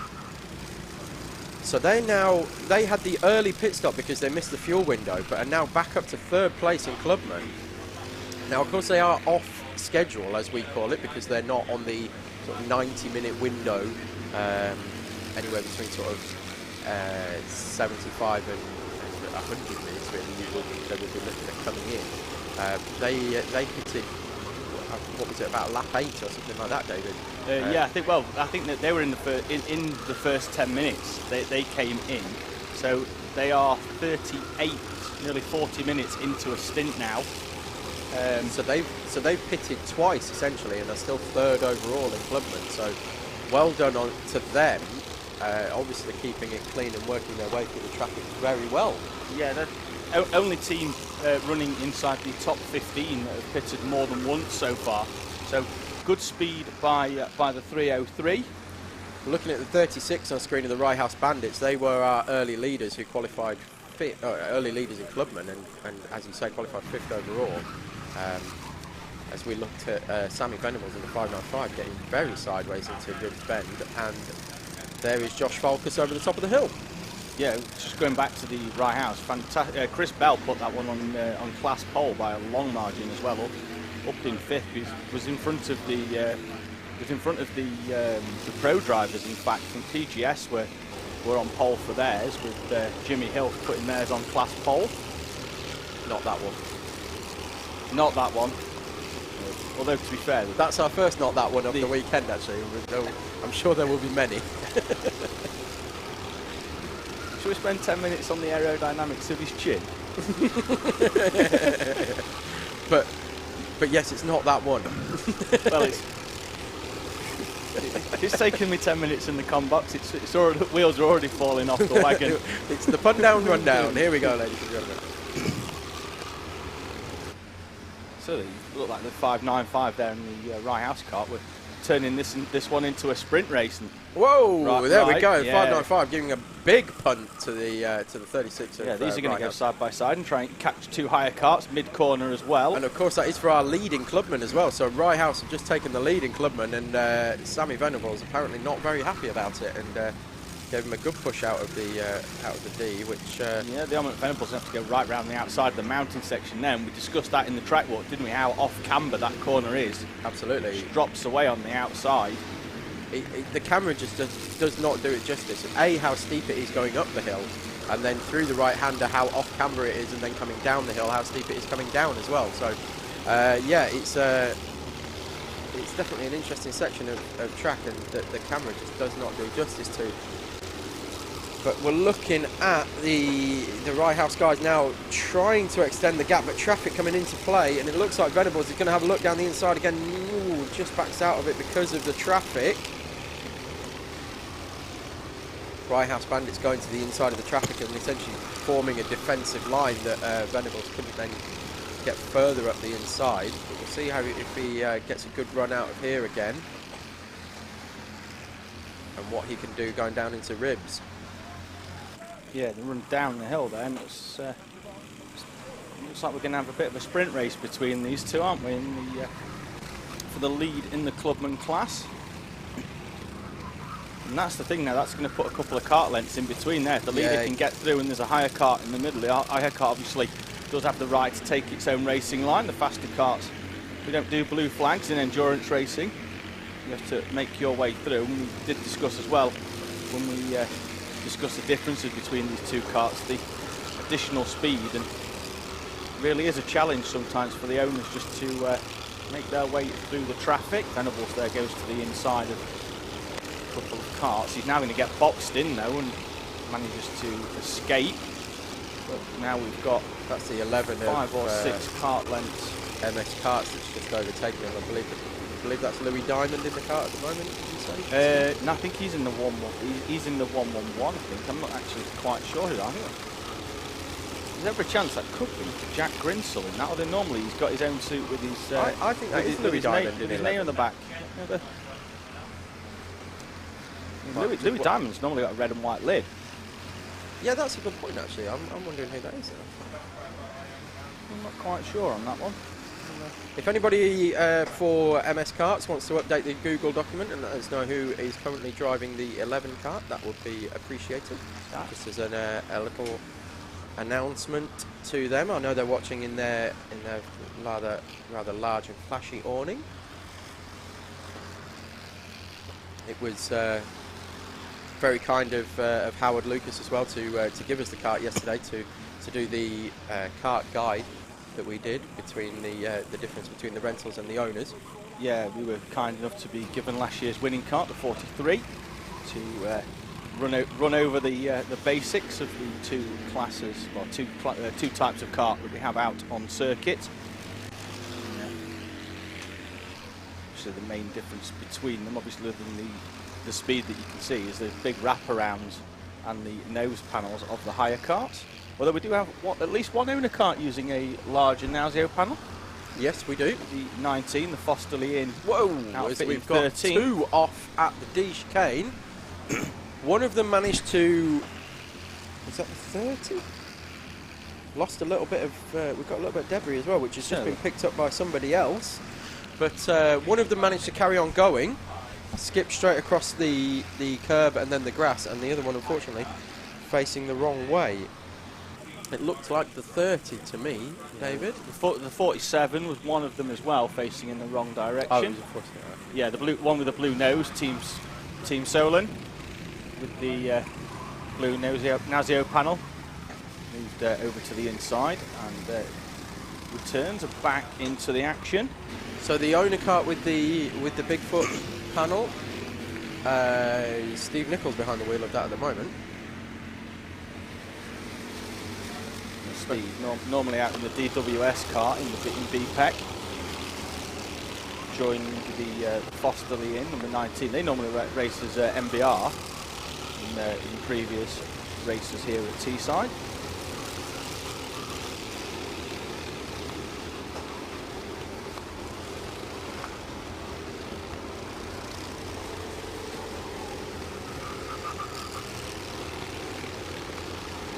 Oliver Springate now in the renowned Vankels kart there, 555. Sorry, I was just reading an update from Mr. Mather. Oh, on his quest to get up from Buckmore Park? Yes, much like me, he's doing double duty this weekend. Unfortunately, he's not doing it here in the race. He's been down and raced Club 100 already this morning, down at Buckmore in Kent, and is now making his way to Teesside. He's a man on a mission. And trying to get here as quickly and safely as he can to perform commentary duty. Yeah, so all being well, Andrew will be joining us for the 6 o'clock shift. Okey-dokey. Just looking at the 24, I think that's Jake Taplin in the 24 of modernised karting, currently 14. They came through the shop there. That's the renowned Vankels in the 555. Nice and easy to spot with that orange and green Mazda-inspired Bigfoot panel that they've got on the front of there. Behind the Team Solon, which was facing the wrong way a few moments ago, that keeping pace with everybody else down the straight, so it looks like they maintain speed.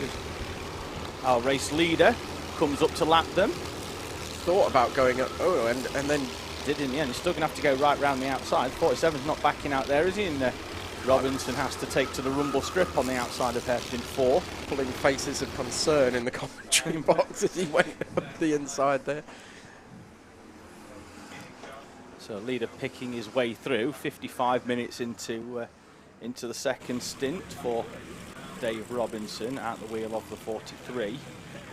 Now, David, Connor Lucas is out of the tow of Josh Falkus and certainly of Adam Willis in Red Racing. And he seems to be dropping back. Is that... Connor Lucas is out of the car. I've seen him in the paddock going round on the scooter. I thought you'd told me he was double stinting. Let's have a look at who's actually driving the 111. I've seen him out of the car. I know he's due back in next time out. Oh, right, so, okay. Yeah, he's going to be back out on the circuit very, very soon. Well, let me find out when I can see them come past as to where...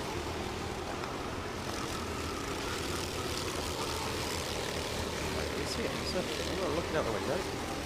There's Josh Falkus coming in front of me now. So should be entering the chicane in a few moments, 10 Here seconds we behind. go. So there's the... Oh, it is the 111. Okay. There's the appearance. So that's the MS car suit with the white helmet is the 111. But yeah, we couldn't figure out who was in that, could we? Yeah. Okay. Right. Well, that makes more sense now. We're keeping up with that one. Okay. Right. So that's fine. So... and it also makes sense slightly that they're dropping back a little bit as well, because Connor is certainly one of, if not their quickest driver. Unbelievable round Teesside, isn't he? We've seen him in the sprints. Obviously, we use the shorter circuit, we use the national loop here at Teesside for the sprint series, but Connor Lucas is formidable in the sprint series.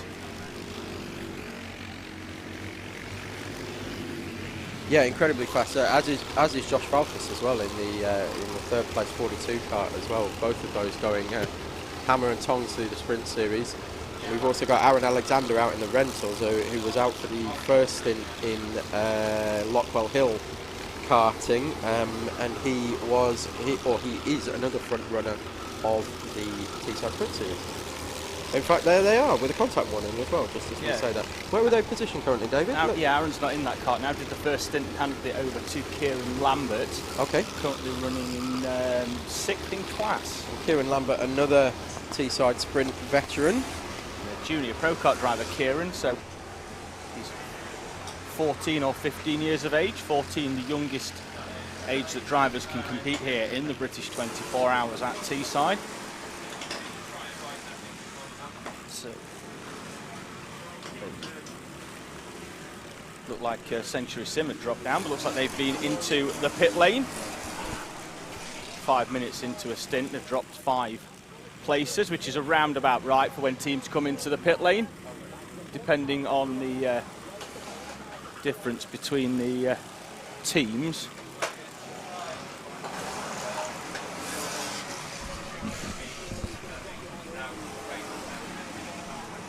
Yeah, so we're going to try and have a quick look at where Red Racing is. And oh, we've got Sarah Moore actually just giving a little come past me to Josh Falkus in the 42 kart. And we're looking at the 11, which is MS Karts. So that's your leader in pro class that we're currently looking at. Right behind them on circuit at the moment is your 3rd placed kart overall, which is Josh Falkus in MS Lucas number 42. I found out who is in your 111. Oh, go on. Sam Tugwell. Oh, okay. 28 minutes he's been in that now since the update. So Sam Tugwell in the 111. If you were wondering what the is that the 30 or 38 kart was doing as he came across the line there, giving a big bash on the top of his helmet, that's the sign for I'm coming into the pits next lap. Yep, it's either that or my radio isn't working, help me. Yes. That's normally bashing the side of your helmet from experience, but he gave it a good whack on the top. You've got the LMS kart looking down at something as he...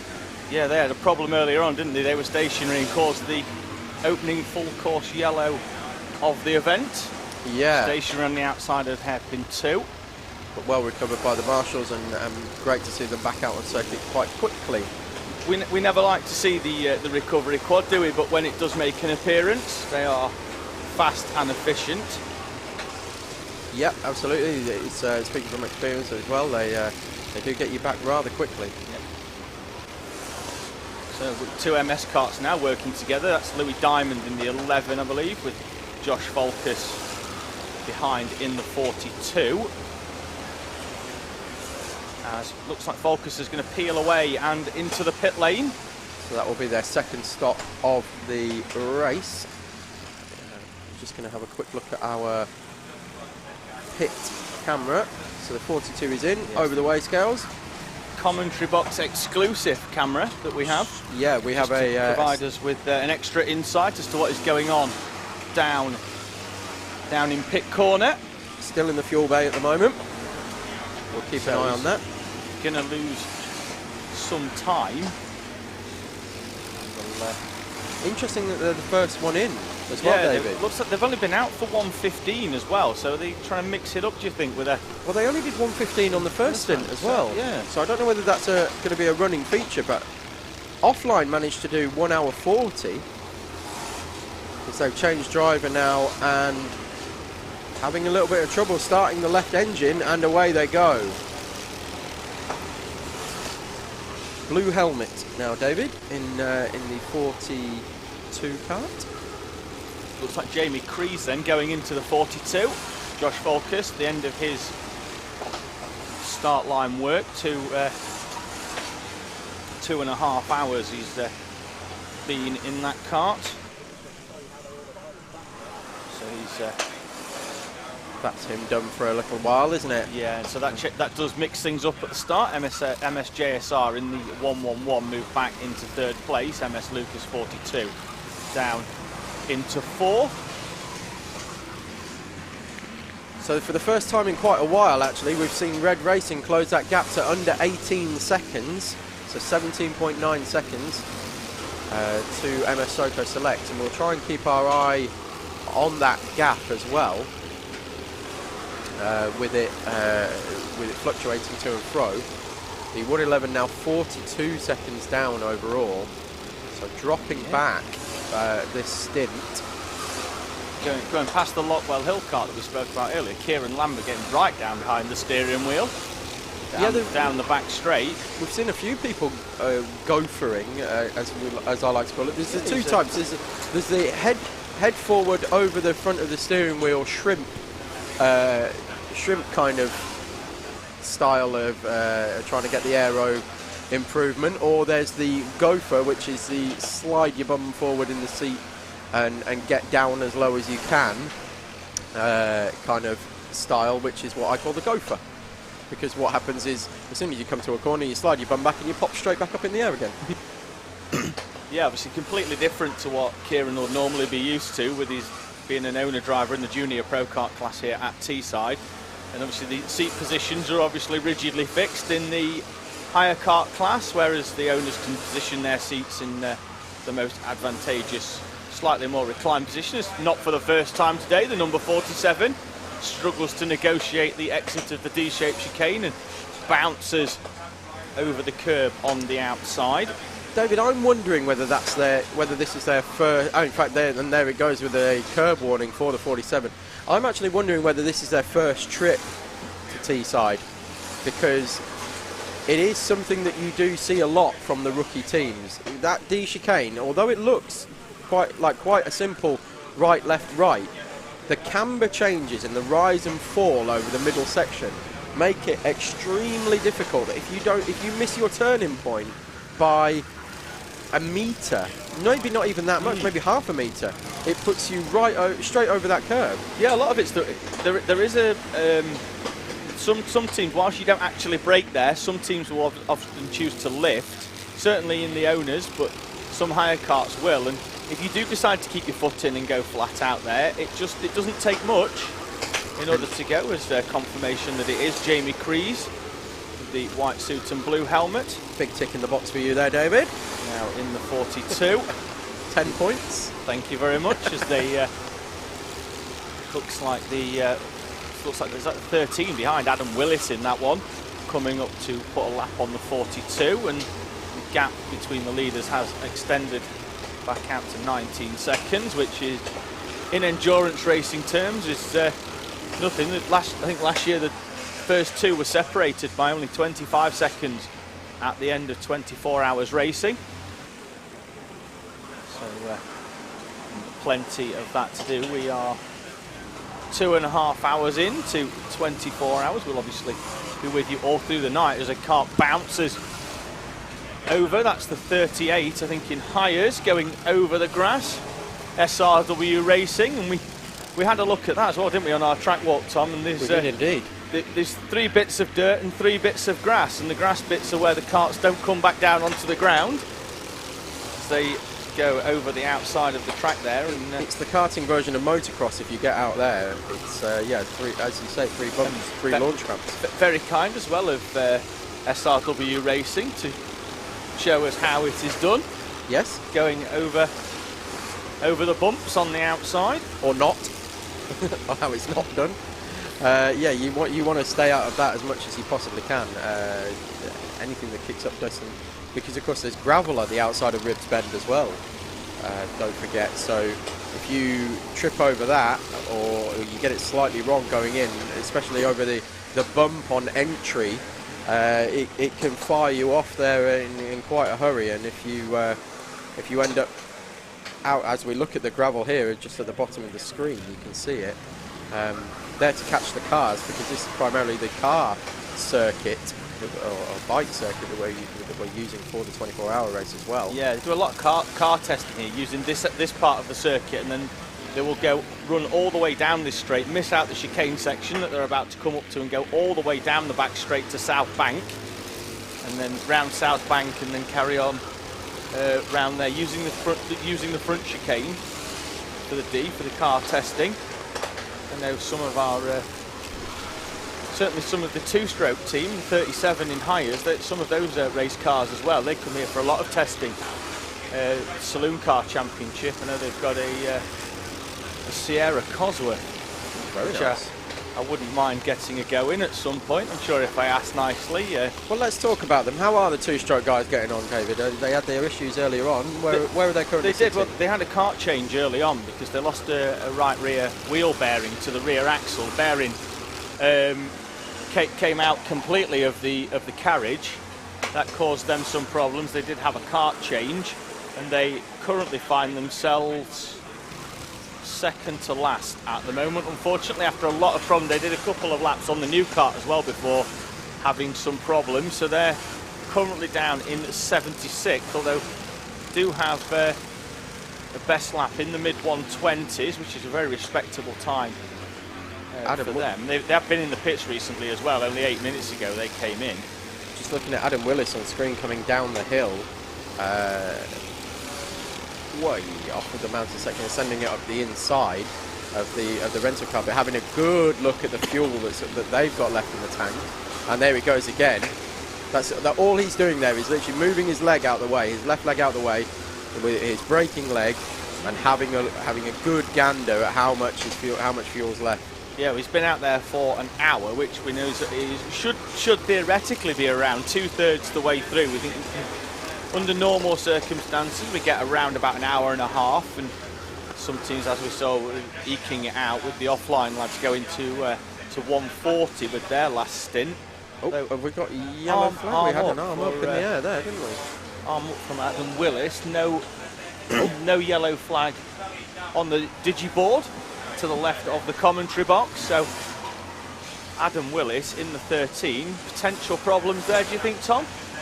Not sure, to be honest, David. It was a bit of an odd one. It might have been a hand up of apology or something like that, or just acknowledging a radio transmission. So we'll keep an eye out there on the team that are currently in second place. The pace is still there, still only 20 seconds off, and he's just seeing him going through some traffic in the middle of the circuit and still seems to be at the pace required. So we'll see whether he does indeed peel off into the pit lane when he comes around, but he has only been out on the circuit for an hour. Yeah, we do have quite an accordion effect at the moment with the traffic. So it's not necessarily where you catch the traffic, but it's where you catch the traffic relative to other pit carts that you're racing against. So if you catch it, let's say a group of 3, and you're 20 seconds or so in front of, let's just take MS Soco Select for an example. So they are 21 seconds clear of Red Racing at the moment. If they were to catch a group of 3 in a particularly tricky section of the course, let's say going up the mountain, could get bolts and could easily lose 1.5 to 2 seconds. If you are in Red Racing and then you catch that same group of 3 down the back straight, you're going to save yourself 2 seconds. Yeah, that's why you will often find the gap fluctuating somewhere between 17 and 22 seconds between those two carts, just as they negotiate their way through traffic. We are at the bottom of the hour. It is 2:30, so we'll just have a quick run through of our standings as they are out at the front of the pack. The 43 of MS Soco Select, along with Red Racing and MS JSR. The top 3 carts all on the same lap with MS Lucas. We've got a yellow flag actually. Sorry to interject in my run through, but looks like we've got one of the higher teams stopped out on circuit. You can see them there to the left hand side. Marshall running across the track there from our drone camera. I'll keep across that, David, if you want to keep running down the order. I think it could be EDKT. But we'll confirm that. So yeah, we had MS Lucas in 4th. Leading the pro class is the 11 of MS Karts with PGS Racing and Team Keen in 7th. Then we go down into Clubman. We've got Rye House Bandits and SMJC still battling it out and exchanging places. Still less than a second I think between those out on track. Offline Motorsport round out the top 10. 303 Racing in 11th with TMS Trico in 12th. Fosterley in and Modernised Karting 13th and 14th. 15th we've got TT Sport. 16th we've got MS.BE. Another one of our elite teams who had some problems earlier on. 17th Team Back Marker with Alessia in 18th. Blue Dog and Modernised Racing, the number 6, round out your owner-driver karts doing. We've got a couple more. We've got CMC in 22nd and in 25th, the 37 of Why So Serious. Into our higher class, leading that one, kartsevents.be in the 06 and Team ETL in 41. They are 24. 26, Euro Bandits Motorsport. 27th, 430 of NRG Global Power. 28th, Race for Ruben. 29th, Lockwell Hill Karting, and in 30th, Team Tate. 31st, we've got Eco Racing in the 897, SKA Racing in 32nd. 33rd, we've got Jib Tech, then Adrenco Racing and G3 Pro in 34th and 35th respectively. 36th, we've got EDKT 24T. In 27th, we've got Core Blimey Racing. 2 BTM karts running together in 38th and 39th, with Racing UK just in front of UK2. We've got A66-2 in 40th, 41st Hopeless Disaster, 42 we've got RDT Racing, 43 Team Zap in the 52, our German contingent, and then 44th we've got SRW Racing, 45th Century Simpletons, 46th is Pace Limited in front of ZBR in 47th, then we've got 48th, we've got GrabX Racing, Boneheads are in 49th, 50th we've got Straight Through Crew, 51st we've got Renowned Vankles, Porsche Sport are in 52nd, Rind Racing in 53rd, 54th Team Solon, 55 Curiosity Killed the Kart, in 56 Team Carter, they're currently in the pit lane though, in the number 7 in 56th, 57th 3 Blind Mice, 58th BUKC Rejects, NE1 Racing are in 59th, the BSR, the early front runners, in the number 15, down in 60th place. They were pace setters in practice yesterday, with Newmarket Hornets in 61st, 62nd is JS Racing, Century Sim Racing are in 63rd, 64th Piston Broke, my colleague's team. Tom will be out later on at the wheel of the 227. 65 is in 65th, LMS Racing, 66th is A66, 67th we've got Ain't Gonna Win, and then 68th CTR. DEER are in 69th, the second Karts Events Belgian kart, they qualified in the top 3, they've had some problems and they find themselves down in 70th place. 71st Teesside Tigers, 72 Algorithmic Ascendancy, 73 is Shirley Bassey, BH Designs Racing are in 74th, then we've got Two-Stroke, Kart Force and AMF down in 75th, 76th and 77th place respectively. So back out now onto the circuit, having run through our 77 runners here for the 2020 British 24-hour race. Just hoping, having a look down the timing screen, and just to update, the kart that was stuck on the circuit, I believe, was the EDKT team, as you initially thought. So they have dropped down to 36th overall. So yeah, look like 13th in class, I believe. Yeah, looked like they had 12th in class. Had a problem getting that one started. I think they are still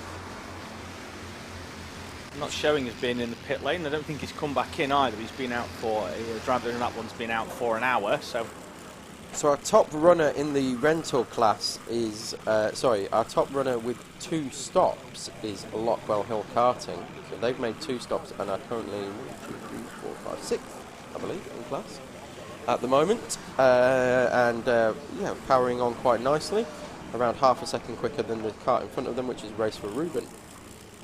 Yeah, so closing the gap, and they're only 1 lap off the lead as well. And yeah, pit stops are going to take around 40 to 45 seconds from coming off the circuit to going back out, depending on how quickly you're, well, certainly as well how much fuel you need, because not all of these karts will run to an empty tank, so it does take a little bit of time. And also we do have 2 fuel bays here for the 77 karts out on circuit, so you certainly want to make sure that that one's empty before you come into the pit lane. And if not, you have to patiently queue. But it is British 24 hour and the British love queuing, so maybe some just live for it. So there is a bit of a queue at the moment. I can actually see Steve Nichols on the weighbridge at the moment. There definitely was a queue for the fuel bay there.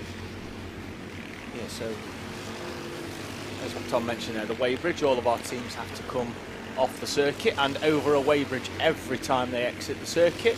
That's a good point. We haven't mentioned the weights. Yeah, two different weight limits out there on track. The owner drivers, they have to come over the weighbridge at 185 kilos. The higher class, they come over at 235, although there is a 50 kilo weight difference between the dry weights of both the owner and the hire cart, so it's not a disadvantage to the driver depending on which cart you're in. The weight limit obviously just changes for the type of carts, and obviously the hire carts have them big plastic wraparounds that weigh quite a lot, and they've got a lot more bodywork as well on the sides, and even though it's plastic, it is quite thick and weighty. It's there to do a job, to protect the drivers from the engines. Jamie Crees there making his way through some traffic. He's got 2 to go round the outside of Willie. He's going to thread the needle between the two of them.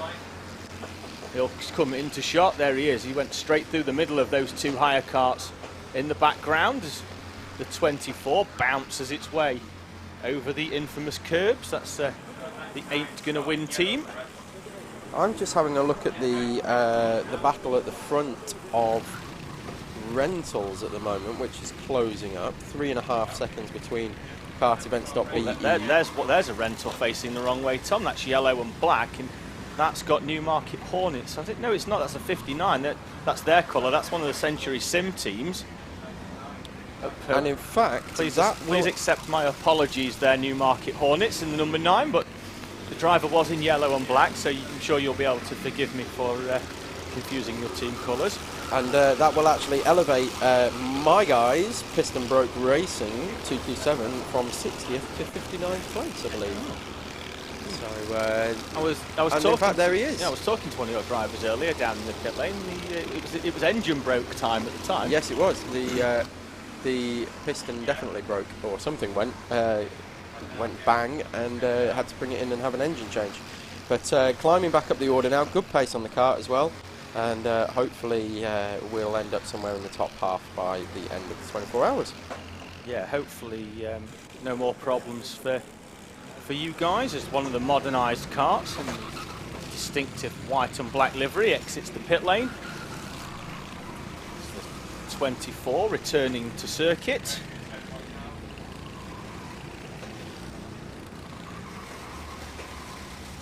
And I'm sure they'll tell us who's in that one, because the 24 had an engine issue about an hour or so ago.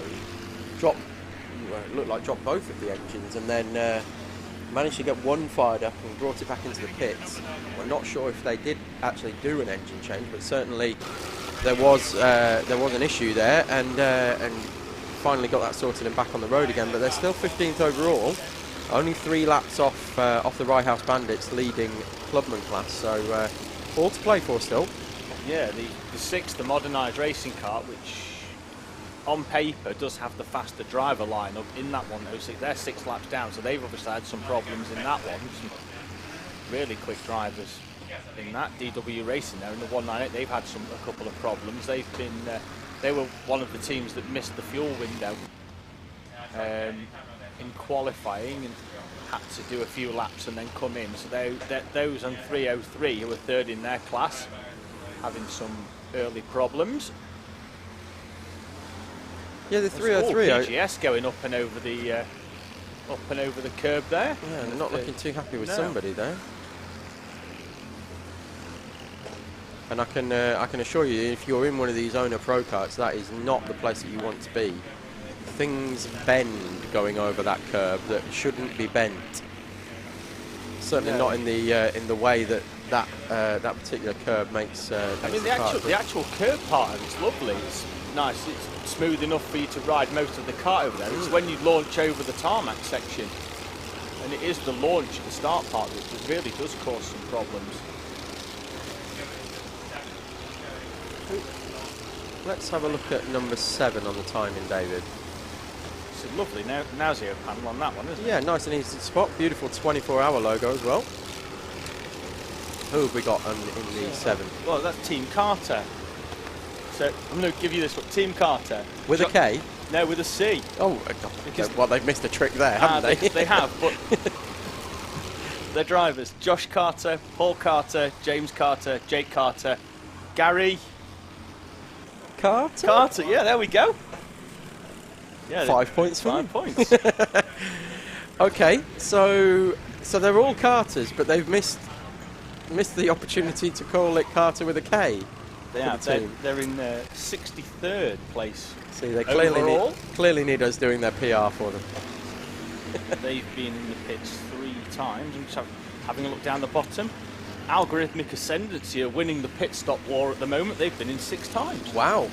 The 111 just having a good look down at the fuel as well. So they are getting closer as we've got Red Racing in from 2nd place. So they've also only been out for 1 hour and 15. Do you think this temperature's really causing them that much? I don't know. I've never seen stints so short, David. This is so odd. Oh, we've got 2 off at the first chicane on the entry. Even before the hairpin, we've got a hire car and an owner. And another 2 owner. owners, We've got so TT Sport off as well. So we've got number 40. CMC are and they're literally just having to sit and wait now until there's a gap in the action as the 37 of Why So Serious goes right across the grass.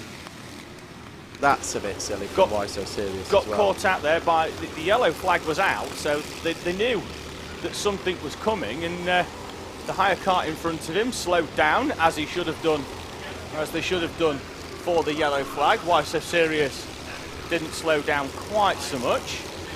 And, did manage to stay facing the right direction, which was lucky going over that grass section. Yeah, bounced across there, and that could have ended up quite nasty. That if that had gone wrong. It all seems to be okay, and everybody back underway again. But that's the second time we've seen TT Sport round there in the last 20 or so minutes. So TT Sport not having a smooth start to the 2020 British 24 hours here at the Teesside International Circuit in Middlesbrough. Still 5th in class though. Doing well, even though I think they would have probably maybe still been on the same lap as TMS Trico, but they'd have to wait a long time in the wrong direction. As I'm going to try and have a look for Why So Serious TMS Trico and see who's currently piloting that, because it was Sarah Moore earlier on who gave us the time to do the track walk with us that we featured right at the start. If you haven't watched that and you've never been to Teesside before, it's well worth a watch. W Series driver Sarah Moore giving the insight, and her sister Gemma Moore as well. Oh, that's a bit silly. Who's that in the 36? That's Ryehouse Bandit. Ooh, right, yeah. Going full Bandit on the entry to the pit lane and spinning round right in front of our commentary box. Clubman leader coming into the pits in at the number 36. So was that in the middle of the slowdown section, Tom? It was. You have to go through a past the left-hand barrier, a barrier on the right-hand side, and then there is a full-on chicane. Yeah, we'll right see in front of you. When we get the drone camera again later on, we'll see if we can see that, and we will point it out. But it's there to slow drivers down so they don't come into the pit lane at a dangerous speed. And the first set of that is plastic. The second one is the second two are slightly more robust. To say the very least. We went and had a quick check at them. I think they're made out of timber. There's the 11 leader in the pro class with the red background on your screen. They've just come in to the pit, as has the 43. The overall race leader, Dave Robinson, peels off into the pit lane. So 1 hour and 23 minutes. This is not going to work well at the moment either, because the cart in front of them, the 11, is currently getting fuel. They're going to try and push it round, and they do manage to push it round the 11 to take that front fuel bay. That was very lucky, because they just managed to get that clear, but it's still going to cost them a couple of seconds while they had to move around the 11. Yeah, I'm having a look out of the window for the 111, who are currently 50 seconds behind, but be interesting to see where they are on track and whether they can get out, and we might have our first change of lead in a long time, although the 111 also comes into the pit lane. So this is standard. This is what we saw the last time. How long have they been out, David? Stacking. 1 hour 24 for the leader at MS Soco Select, 1 hour 22 for the 111 of JSR. And 9 minutes longer this time. A lot of cars are really actually struggling to get slowed down for this chicane section into the pit lane, and Sam Tugwell there had to slam the brakes on at the end just to try and get it round the final section. I'm just panning our pit lane camera around, and that looks like Connor to me, David. Yeah, he said to me earlier that he was going back in it, so Connor Lucas, the driver who started that kart, looks like he's going back in it. I can also see Dave Robinson has just taken his helmet off in pit lane as well. So yes, that's Connor Lucas back out in the 111. They're currently 49 seconds off our leaders. Whoa! On screen. Oh dear. Whoever's just been helping the 111 kart has just gone for a full-on forward roll through the pit lane as Connor accelerated away. I'm sure that they won't rib him about that, will they? No, not at all. Not at all. No, they'll let it slide down there, I'm sure. Yeah, said nobody ever. Dear me. So once all of these get back in, looks like Red Racing have been in as well, Tom, in the last few moments. We did miss those coming in, but looks like they've only been out for 3 minutes or so. Looks like they could have potentially. I thought we saw them come in a while back, but they're still only down as having 2 pit stops, and they are back. Yeah, that's right. Into second place. 2 stops for them. Oh look, we've got Daniel Timms of Newmarket Hornets on the screen. Russell Howard. Daniel Timms. You sure? David, yes. So it's on the screen. Don't be mean. So the 303 Racing took the lead in Clubman momentarily, but they've now pitted as well, so expect that to shake out. We're going to see whether Rye House Bandits, that spin only cost them a few seconds, but it could be the difference between leading and being behind SMJC. Yeah, so once they cycle through, has SMJC, have they made their second stop yet? Yeah, they've been in. Let's have a quick run through of our class leaders anyway. The 43 leads the elite class with the yellow backgrounds on your screen. MS Soco Select, Team Keen 5th overall, and leading the pro class with the red backgrounds in the 115. Leader in Clubman, 303 Racing, with the Rye House Bandits and SMJC behind them in that class. In our higher class, leading that one, the 06 of kartevents.be are leading the higher class at the moment.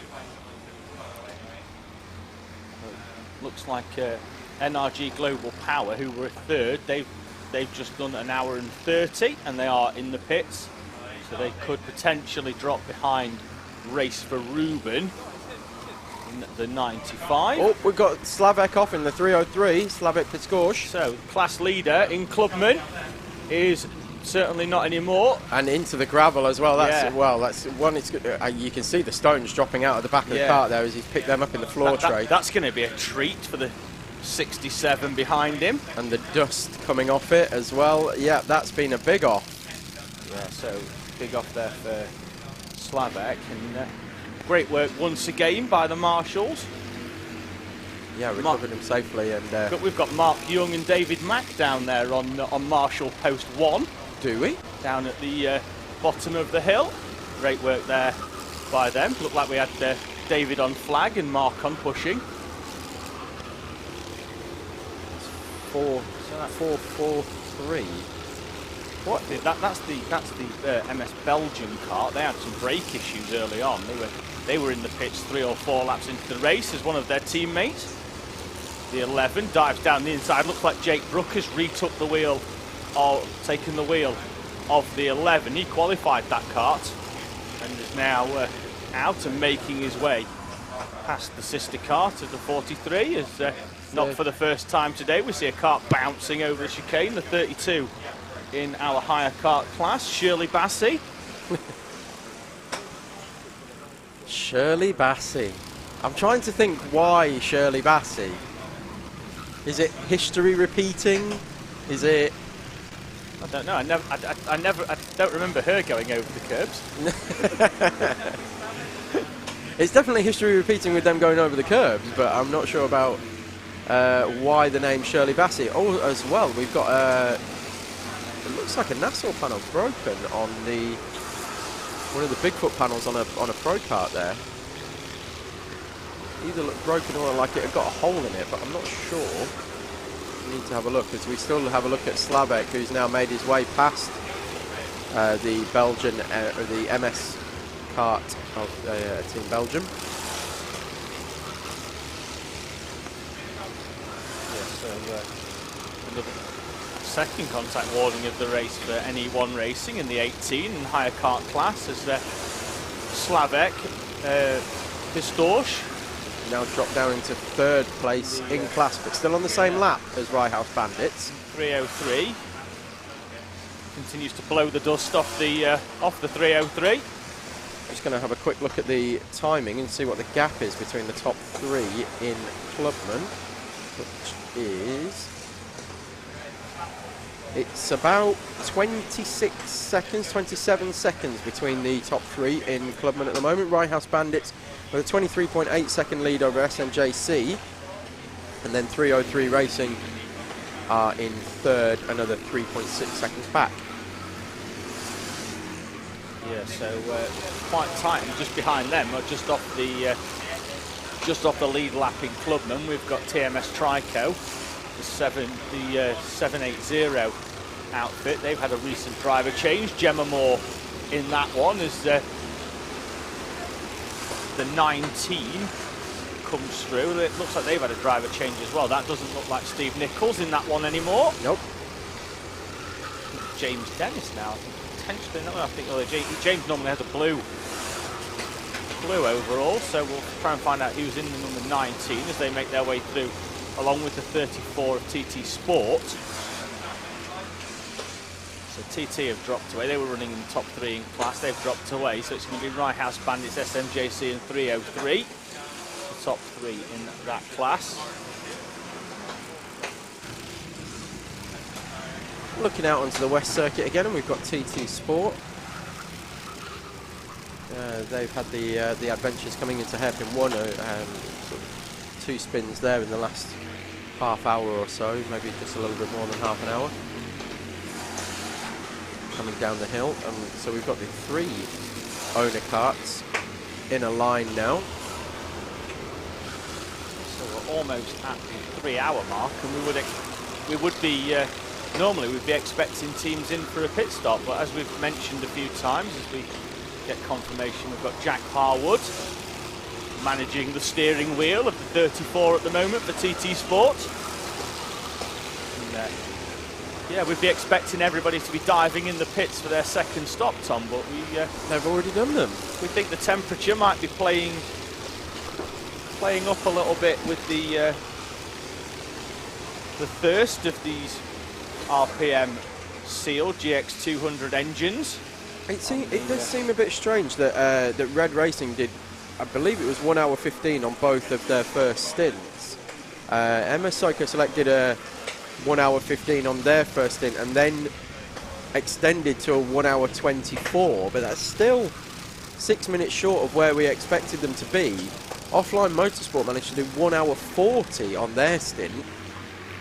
Yeah, no, they're still within a lap of the lead as well, so if they, in their class, so from 5th down to 8th, our pro class, all within just over a lap of each other. And if Offline can keep getting an extra 10 minutes out of a stint, it could be a stint or 2 less. Yeah, and a couple of pit stops. That's pretty much a lap round here at the Teesside International Circuit. 1 minute and 12 seconds is generally the speed for our at the front end of our pro class, although once you get in the mix of traffic, that does generally tend to drop down to around about 114, 115. Even for the front runners, they're still doing 113s as they get mixed up in traffic. So the fastest lap of the race was an 11.8, and that was very early on in the race, as you'd expect, before most of the teams catch up to the higher kart traffic. Something in, I think actually it was set through traffic, to be honest with you, David. It was, yeah, it was 20 laps in, I believe. Yeah, was it 43? Yeah, so yeah. Dave Robinson at the wheel of that, so 20 laps in, he'd have definitely been on the back and working his way through the higher kart traffic. I think he managed to get a good tow down the hill and then was up the inside of a couple through hairpin 3 and 4. Yeah, that just gave him the advantage that they needed. Looking at the, I've just seen the 6 kart just come through in front of me, and that is Piers Stockton driving the 6 kart at the moment. Quite distinctive with his Bentley helmet on. Yeah, I think they had some issues with fuel starvation in the number 6, so Piers Stockton in the number 6 modernised kart, currently in 20th place overall, 7 laps off the lead, trying to claw back some time with only a lap though off the 2 karts in front of him, the 888 of Blue Dog and the 61 of Alessia. And, they've got, we should probably be expecting at least one of them. Expect Blue Dog into the pit shortly. They've been out for an hour 20. I've just seen the 43 come through, and I think that's Mr. Delahunty. What colour is it? Is it an orange and black helmet? It is bright orange, and without gophering, is looking like looking gopherish. Yes, with all due respect to Andrew, he doesn't need to gopher, does he, Tom? No. No, that's definitely Andrew Delahunty at the wheel of the 43. So our current race leader. Some pedigree as Andrew Delahunty in all forms of motorsport. And now at the wheel of the lead kart is the 82 ZBR entry in the higher kart class, picks up a contact warning. So we're now 3 hours into the race already, David. Can you believe it? Well, it just feels like it's been a sprint race so far, doesn't it? It does. It's amazing how fast it flies by. It's not settled down at all, has it, out there? And certainly with the mix of pit stops, we're normally used to seeing everybody pitting within 3 or 4 laps of each other as one of our higher entries goes off onto the rallycross part of the track that's they're creating for themselves. They're on the outside of the tight right-hander at the bottom of the hill. I wouldn't have wanted to be in that, not in a million years. That's definitely a, if not a chassis bender, a bone bender through there. I'm just going to try and get their number as they come through. Oh, and they get forced wide again. Coming through there, and they nearly had another off through hairpin 1. As we look at the exit of what we are now calling Ribs Bend, and coming into the chicane section before the super steep mountain. If you managed to catch our track guide earlier, you will be able to see that. Yeah. We look at the 555 renowned Vankels. Pro leaders in the pits, Tom, so we've had a change at the front of that class.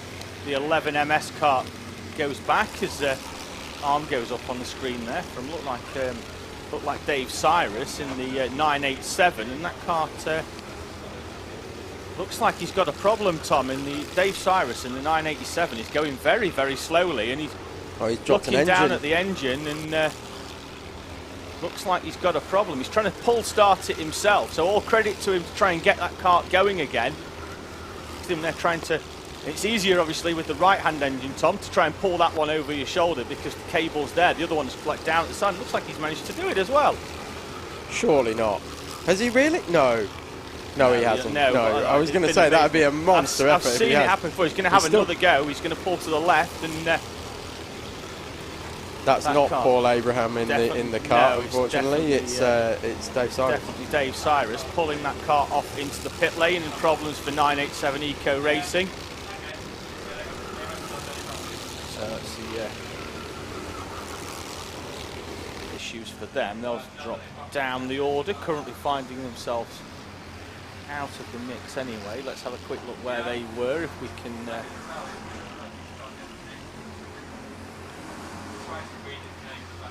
Oh, okay. I've just had an update on the offline situation as to why they were doing an hour and 40. Matthew Allnut was in the Kart. Is he very aerodynamic? Is that why? He has been using the toe of the cart in front and lift and coast. Oh, to be fair, they were telling us that the strategy meeting all on about lift and coast. Thursday night after a very lovely meal and a few drinks inside them, managed to sort of divulge some of their strategy and lift and coast, and it seems it's working for them. Yes. Shout out to a local eatery who provided us with our tea on Thursday night. Rhymes with Schmuggle Hay. Yes. They're not paying us, they don't get to know their full name. Aquatic Animal Bay. Aquatic Mammal Bay. Are they mammals or reptiles? I'm not sure. Who cares? Who cares? Yes, should we just give up now? It was a turtle. We're not good at this, are we? The live stream comments are going to go nuts at our lack of knowledge. But yes, please do get in touch, as we say, in the comments section. Try not to include anything about turtles, and we'll be very happy with that. Let us know who's in your car. Let us know who you're supporting, who you're fanboying, who you're fangirling out there, and we will give them a shout out. David is currently trying to find the page and give us an update.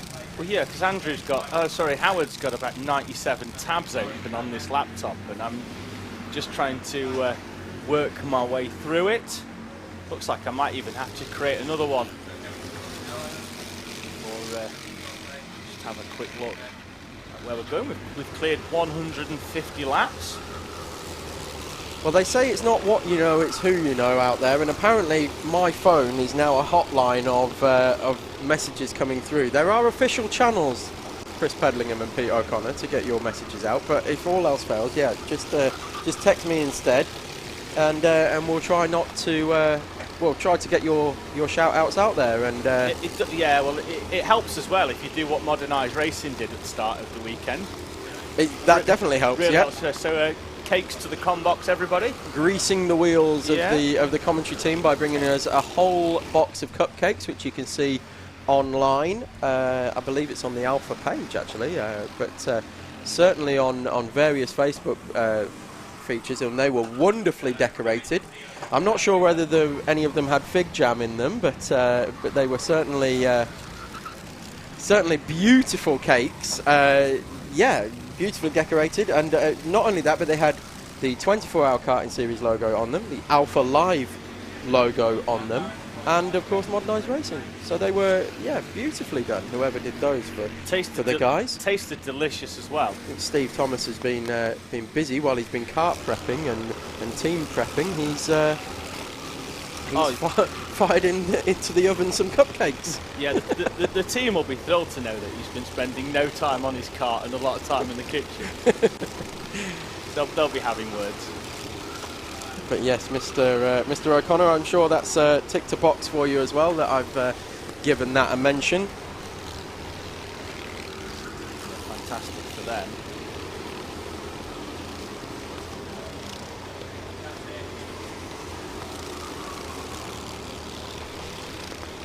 Having a look at the 05, I believe that is at the moment. Just coming through the 05 or 55?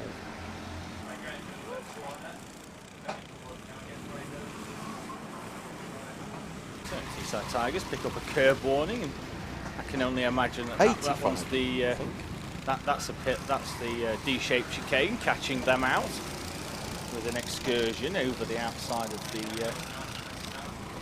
over the track. So Lockwell Hill are back in for their third stop at the moment, and they're dropping down the order. That's one of those has got to be unscheduled because we're 3 hours in. The karts will do an hour and a half. Yeah. So unfortunate for Lockwell Hill, but they're currently in the pit lane. Yeah, they were running top 3 at the start, winning with Aaron Alexander at the wheel of that. Yeah, and rightly so as well. Supremely quick driver, mixing it with the best of them at the front. So the exceeding track limits car is currently 10.9 seconds off of kartevents.be, so that's for the lead of rental or hire class. We do need to call them hires and not rentals, don't we really? But yeah, hires and Race for Ruben are now currently in 3rd, just over a lap behind, and NRG Geigel Power in 4th. But that's with Lockwell Hill Karting dropping down. So our tips for the top, kartevents.be, Team ETL, Race for Ruben, Team Tate, Euro Bandits, Lockwell Hill are all still in there, although as we said, Lockwell Hill dropping down the order slightly now with a few issues. But we have had significant issues for some of our front running teams. So A66, who were leading early on, are now currently 58th and 20 laps down overall, but that is 8 laps off the lead. We've got, let me have a look a little bit further down, BSR, who... They were flying in practice on with Friday, 2 hours practice on Friday night. A fantastic lineup for their team as well, and they are currently another 3 laps behind A66, so they're down in 66th place overall. Yeah, they were right in the mix in practice. I think Sam Spinale, the Belgian driver, put some time in there, topping the timesheets in practice. And another 2 of our potential front runners in hires, BH Designs and Two Stroke, are 74th and 75th out of 77. So they are 32 and 33 laps down overall. So big problems for those guys, and we expected them to be right at the front. I mean, they've still got good pace in the car. The BH Designs is just on a 120.5, which puts them, I believe, around about 2nd or 3rd quickest out of the entire field at the moment. Well, it's in the higher section anyway, so they'll be 2nd or 3rd quickest on circuit in that class, but currently down 4th from last at the moment. Yeah, some early problems there for some of our teams. I know CKT Kart had some problems. Looks like they've had some problems at the front end of their kart with the something breaking. And they are back out on track. Just having a quick look through some of the comments on the live stream, Tom.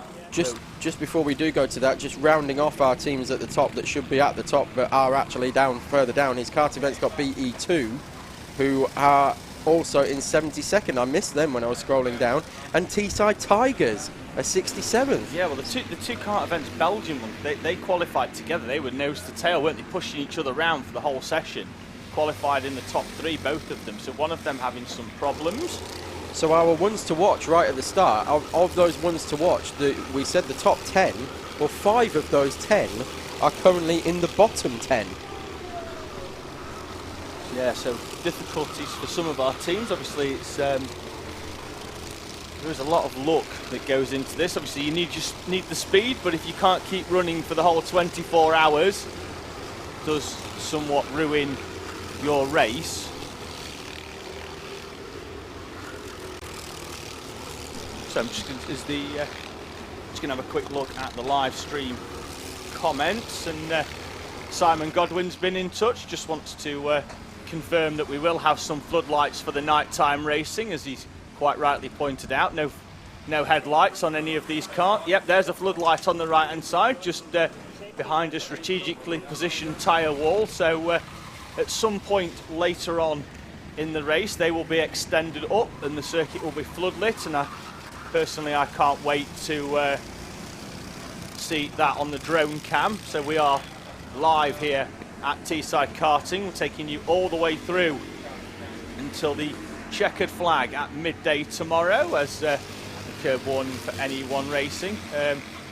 Richard Fitzmaurice just asked, are all these karts GX160 engines? That refers to the engine type, and it's a a Honda engine, but on this case all of the karts out on circuit running the GX200 Honda engine in 2 different formats. The owners using the sealed RPM 200 engine, which is known as the Extreme engine.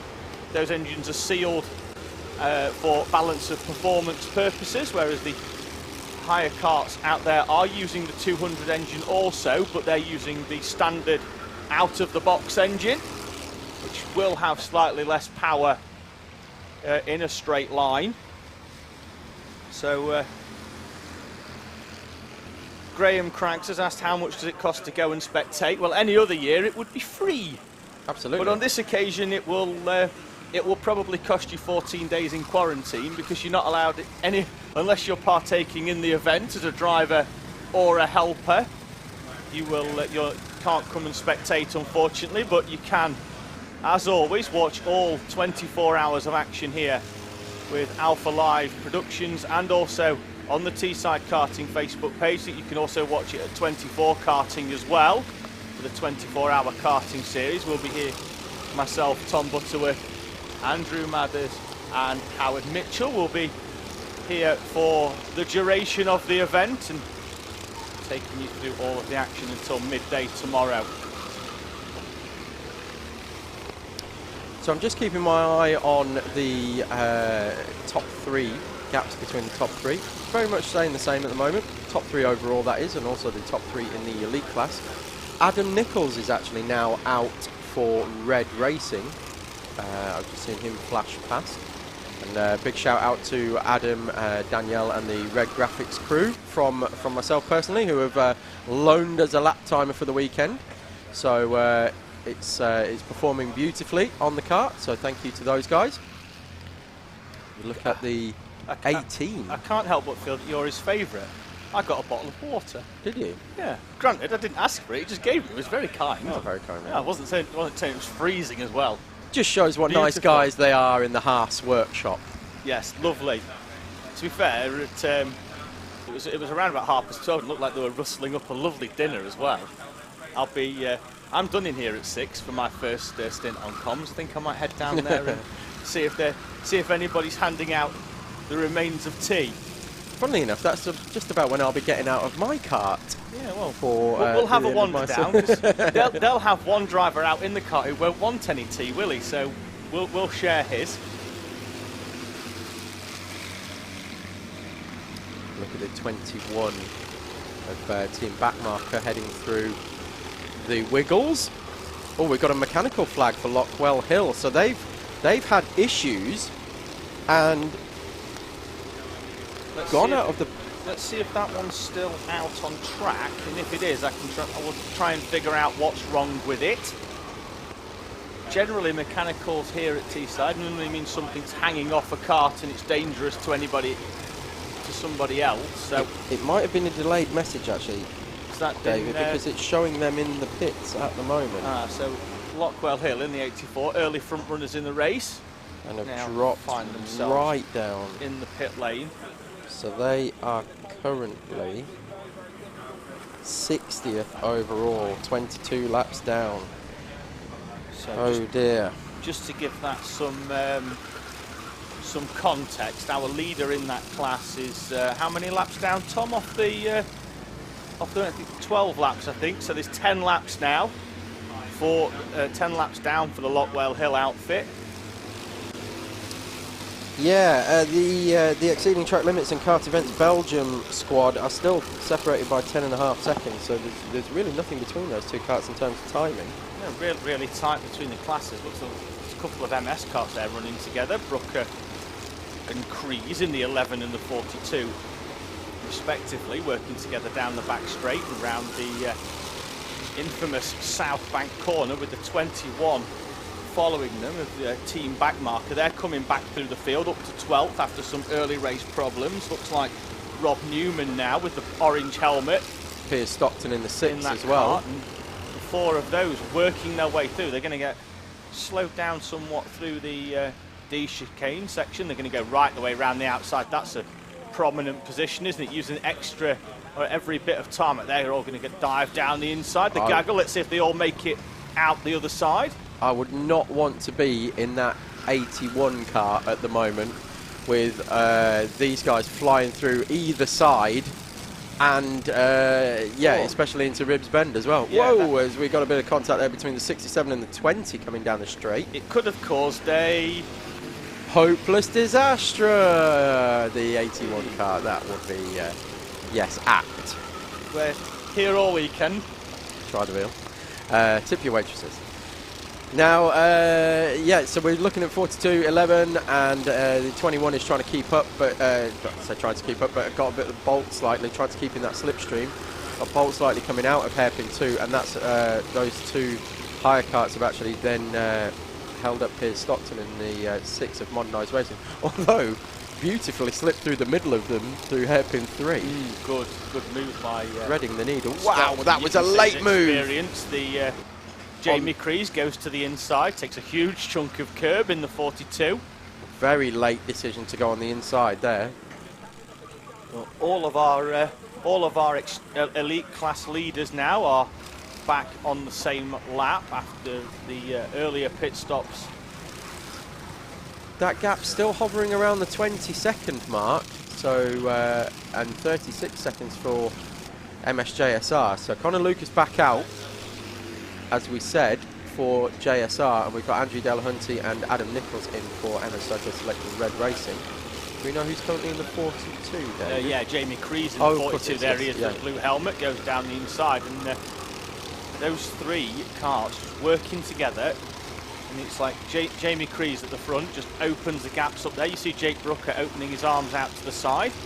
I think that's just to give his hands a bit of time away from the steering wheel. And was it? Just stretch his body, was it, I think? Or was it to check the tracking of the cart? Because when he pulled his hands off, it did look like it steered a little bit to the left. Now, maybe that's just over the bumps here, down the back straight, or whether it's... whether they've had an issue, I'm not sure. But it did seem a little bit more than just resting his hands and getting a bit of air to them. Yeah, well, bouncing over them curves is not going to help. I mean, it won't make a huge amount for tracking unless you come into contact with something and bend a track rod maybe, but let's see whether he does it again down the thing is, the bit that they're coming to now, even though we call it the back straight, it's not actually straight, is it? So no. They come through and it's difficult to check because it does drop down there into a dip and out the other side as those two use each other as a tow to open the gap up to Rob Newman in the team back marker number 21. Newman will close back up though. Very late on the brakes there by Newman in the 21. Yeah. Let's see whether Jake does it again down this back straight just to check, or whether he's nothing this time round. They're going to close fairly up happy on that back mark. You think? Oh, I thought Brooker was just going to go right round the outside of them all. I thought he was going to NASCAR style use that as a pick. Newman's going to go to the inside. Well, that's a fantastic fastest lap, and we're 3 hours in the 11.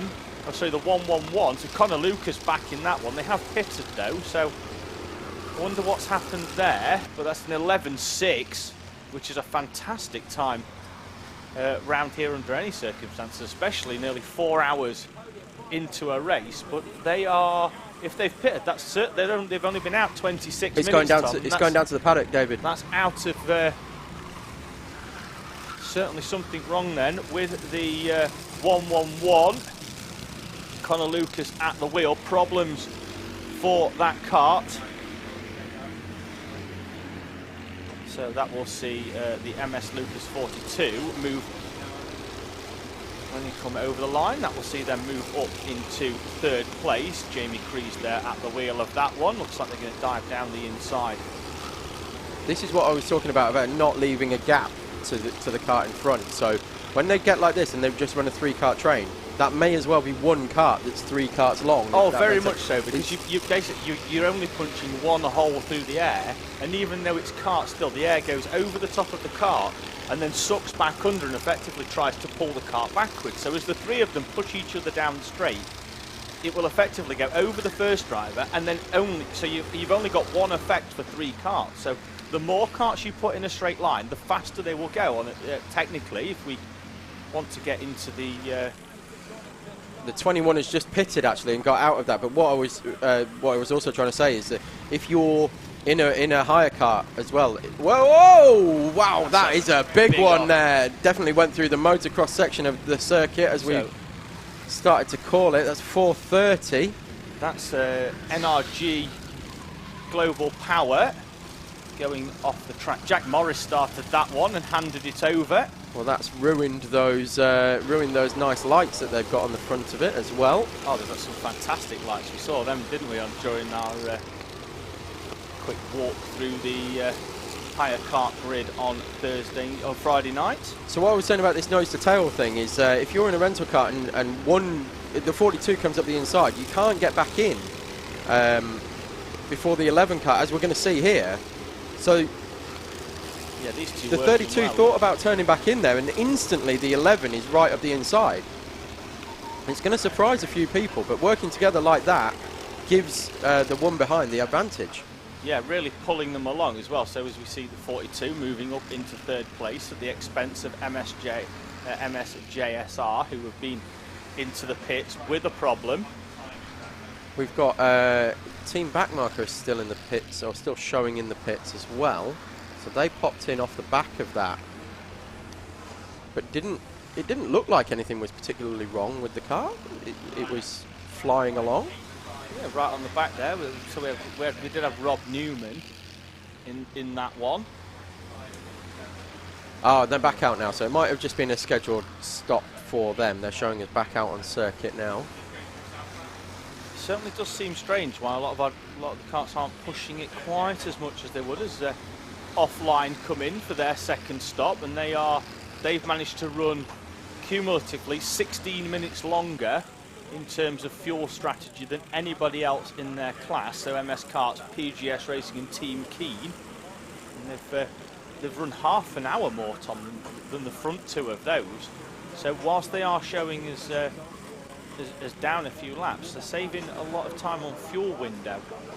Yeah, it's going to be interesting to see how that plays out in the long run, because they are currently at least a lap and a half, possibly 2 laps off of the 11 of MS Karts, but they're crucially within 1 lap of PGS Racing, and 1 lap is one pit stop is 1 lap ish around here. So it's going to be interesting to see how that fleshes itself out over the course of the 24 hours, because if they can manage this, as we said, it's about 30 minutes at the moment, but if they do manage to stretch it to be 1 hour 30 or even 1 hour 20, that's 1 pit stop. If they can do that twice, that's 2 pit stops. Yeah, so just to the left of the screen there, you see they're the barriers that we were talking about for pit entry. So we have to everybody has to come through to slow them down on the way into the pit lane, so that they don't enter the pit lane at breakneck speeds. So, see, the car going very slowly down. That's the 40. I think that's CMC Racing going very slowly down the back straight. One of our currently running in 23rd overall at the bottom end of our owner class, and going incredibly slowly round the outside of hairpin number 2. Down to 1 engine, do we think?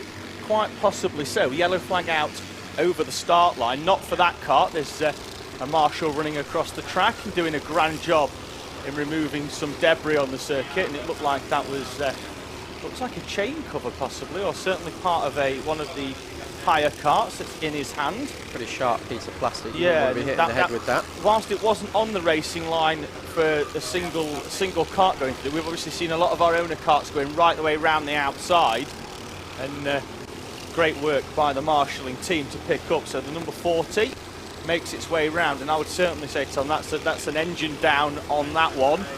Oh, we've got a black flag as well for the 82 of ZBR.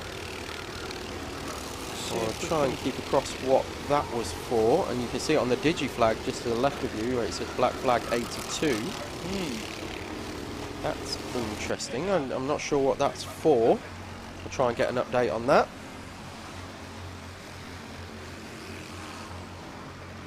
Howard has given us an update on the 111. Just had to change rear wheel on the 111 MSJSR. This is Howard Mitchell, not Howard Lucas. Howard Mitchell has been in touch and said, 111 MSJSR, just had to change rear left wheel due to some sort of puncture or damage to that wheel, but a very, very quick change, and they are clearly back out and still in fourth place. But now a lap down, so it did cost them quite a bit of time. Yeah, it looks like 30 or 40 seconds as well, didn't it? And plus the time of the pit stop.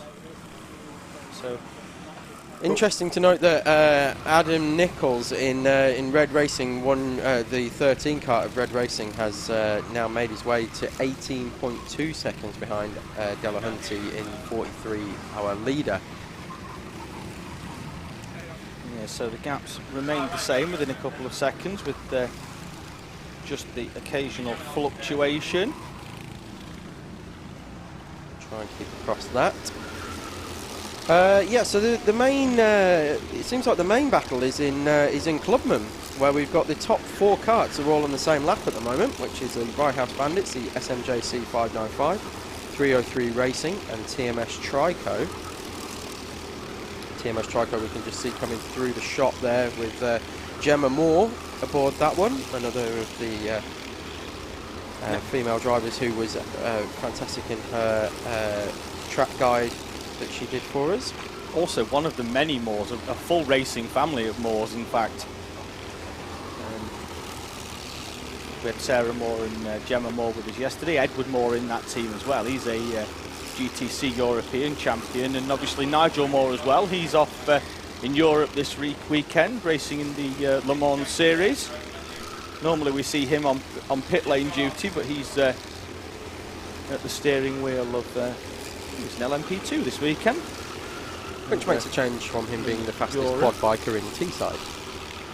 Well, he doesn't go anywhere slowly, does he? So. No, he certainly does not. So, we'll have a quick rundown of the order from start to finish.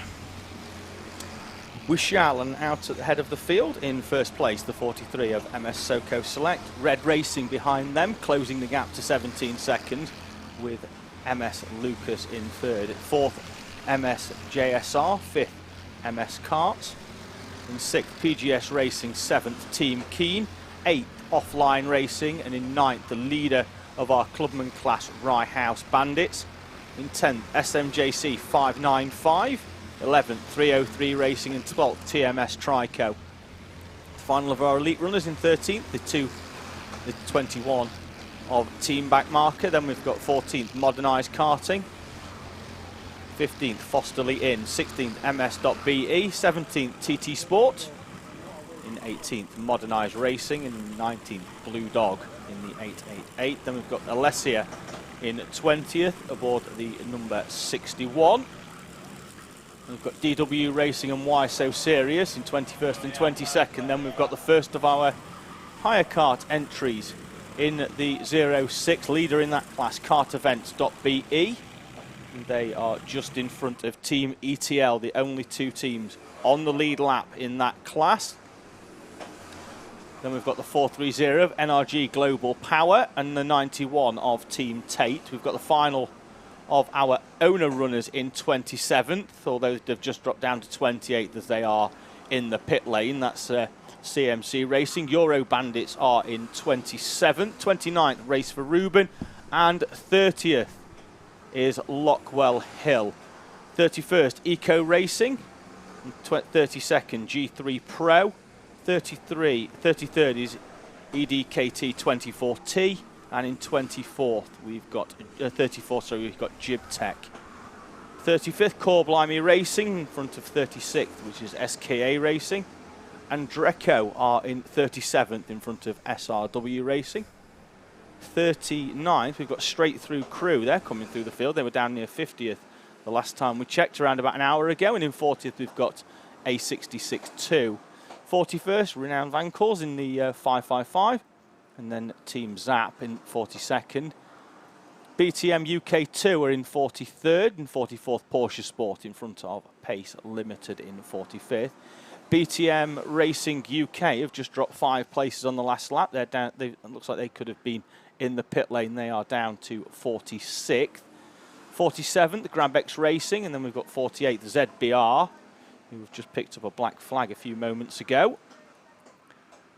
BUKC Rejects are in 49th, and 50th we've got Hopeless Disaster.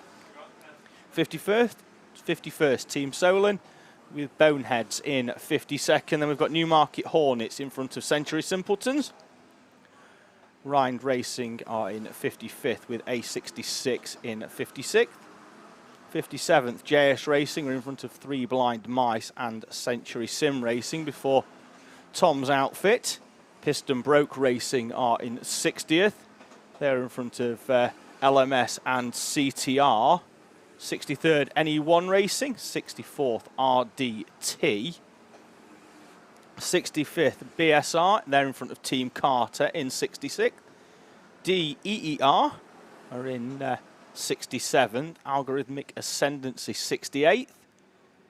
69th we've got Curiosity Killed the Kart. And in 70th, Ain't Gonna Win. 71, the second Kart Events Belgian entry in front of Teesside Tigers in 72. 73 are Shirley Bassey, and then we've got BH Designs Racing at Two-Stroke, Kart Force, and AMF rounding out the 72 runners.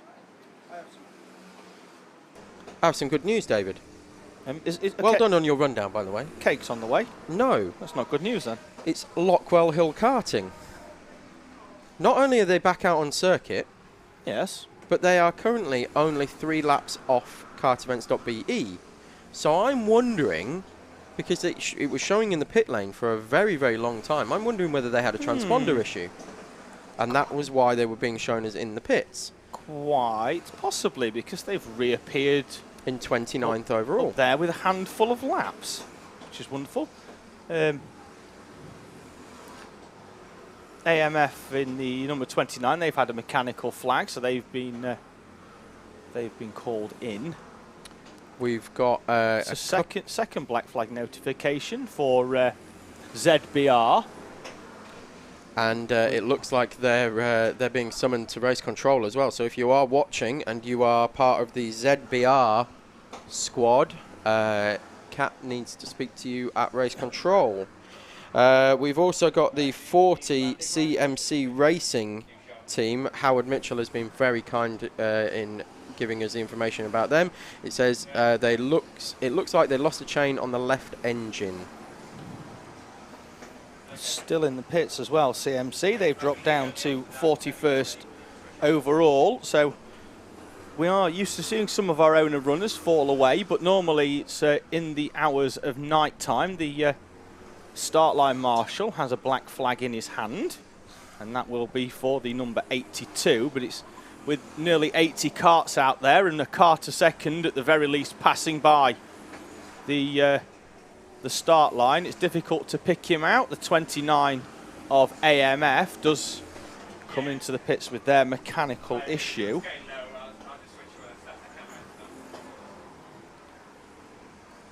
And, Lockwell Hill still circulating. If I had to put money on it, I'd say Sam Barrett was in that one now. And, do like to keep track of Lockwell Hill. It's my local circuit. Ah. Oh, we've got a slow-moving number 9. That's Newmarket Hornets, I believe. No, I think that's. Sure. Yeah, I think they have a different panel on the. Well, I thought so too, but I think that's an 8. Is that an 8? Have we got an 8? No, we don't have an 8. We have a 9, and we have the 9 is Newmarket Hornets. Although we did think most of their drivers wearing yellow and black, but that car is very, very stationary. You can just about pick it out on your screen. It's on the right-hand side, just after South Bank. It's in the thing. It's currently being assisted. It's being marshal assisted under yellow flags on the start line to take that kart back into the pit lane. And Newmarket Hornets are going to drop away. Where are they? They're currently in 54th, Tom, and they're going to lose some place as that kart being helped back to the pit lane. Definitely an engine Marshall's issue. Team. Definitely an engine issue, and it wouldn't fire for some reason. So we've seen a fair amount of mechanicals so far, and not just from the rentals either, the hires.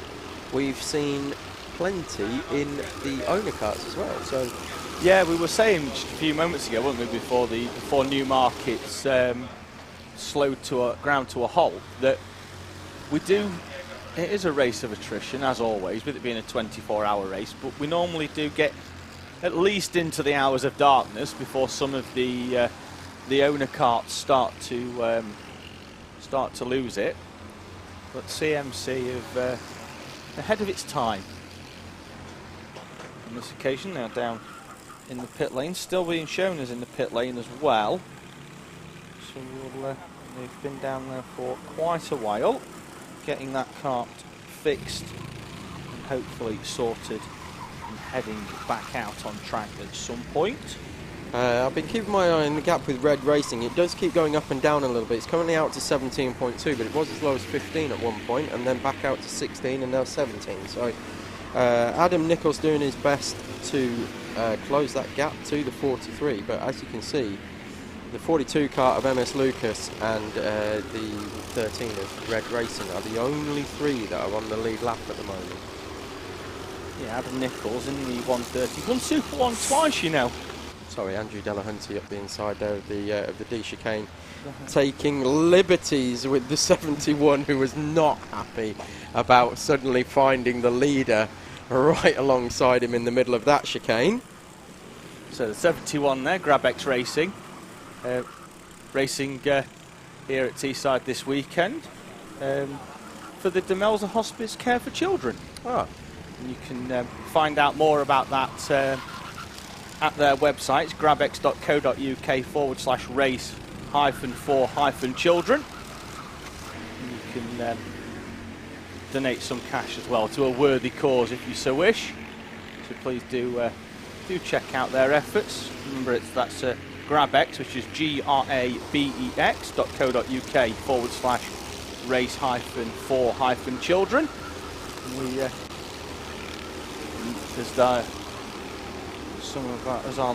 One of the top four makes their way past another one of our Race for Ruben, the number 95. They're one of our charity entrants, but there's a big running train of well up in the field. A big train of karts that we're looking through here. These are all the higher class karts, and they are they've somehow, whoa, as we got one round. It's gone backwards. Didn't manage to get the brakes on before he went down the I think just lost it over the bump on the entry that we were talking about during the track guide. It's you can see it on the camera there as the karts enter the braking zone. There's a bump that. It's the 20. That's the Rind Racing outfit coming from the Larkhill course. Yes. In Scotland. You've been there recently, haven't you, Tom? Might have popped in. Yeah, they've got a good arrive and drive set up there, and it's the guys who run that rather than the West of Scotland Kart Club, which is also based there. You've got the Larkhall guys coming down and doing the race today, and I believe they're actually doing a kind of a relay stint. So there's some of them that are taking the first half of the race and are working at the track on Sunday, whereas there are others who are working at the track today and are coming down and completing the race on Sunday. So they're going to do a switch over and go and work at the track as well. Oh, so that explains why they've got nearly 10 drivers signed on. It's because half of them are at work today and half of them are at work tomorrow. Yeah, correct. Good for them. Just quick updates on a couple of the black flag notifications you saw on the bottom of the screen. The ZBR outfit in the number 82, their black flag was for numerous track limit violations at the D chicane. And the 29 was a mechanical flag for some form of strap on the driver's suit that was waving around in the air, which obviously is dangerous and has therefore rightly been called in. Look at the train of karts there, Tom, going through. It's like the that one all over section. again. Everybody's sort of magnetised back up. There's all higher karts there. That the modernised kart at the front, well, both modernised karts actually. The 24's at the head of that. The number 6 is going to go down the back straight and meet most of them. We've got the 443. That's MS Belgium facing the wrong way at the D. right in front of our commentary box, we were able to hear not only the screech of tyres, but the screech of the spectators watching. I say spectators, the team members who are watching down here, making us aware of it. Yeah, you do always when you're you just turn your head round, see if you can spot somebody facing the wrong way. Not that we like to see people facing the wrong way, but it's always helpful just to make sure that everybody is safe and well. But yes, there's certainly a big train of hires all together on circuit. I think they're just about to come down into the back section. Oh, here they come through the wiggles. Just saw the Kart Force entry and the 58 going through, and Kart Force, long time they've been entering these endurance races, although on this occasion not using the hand controls, Tom. They were in practice, but none of their drivers require the use of hand controls. So Kart Force in the 58 in the higher class, they sometimes the pedals are redundant, and if at least one of their drivers requires the use of hand controls. So I think we should probably give a little bit of background. That Kart Force are a team made up of injured servicemen and women. Some of them have been injured in the line of duty and may require the use of the hand controls for the obvious reasons. And but none of their drivers this weekend. They did practice it, and I know it's tough out there using the hand control with the accelerating and brake for 24 hours out there. So all of their drivers using the normal. So it looks like the 42 has been in, and we've had a change at the wheel of the 42. They certainly have, Tom. They've dropped down from 3rd into 4th place. So I'm going to do a little bit of homework and try and figure out who is now at the wheel of that one. So the gap at the front is down to 14.7 seconds, but I do expect that to get a little bit larger now as the 43 has worked its way through that train of karts that we saw on screen. In fact, there's the Kart Force chaps out now. We can see on screen. Yeah, that was the Kart Force team just going over the top of the hill that we were talking about, and I can see out the window they're 3 wide into hairpin 2, which is never a good idea.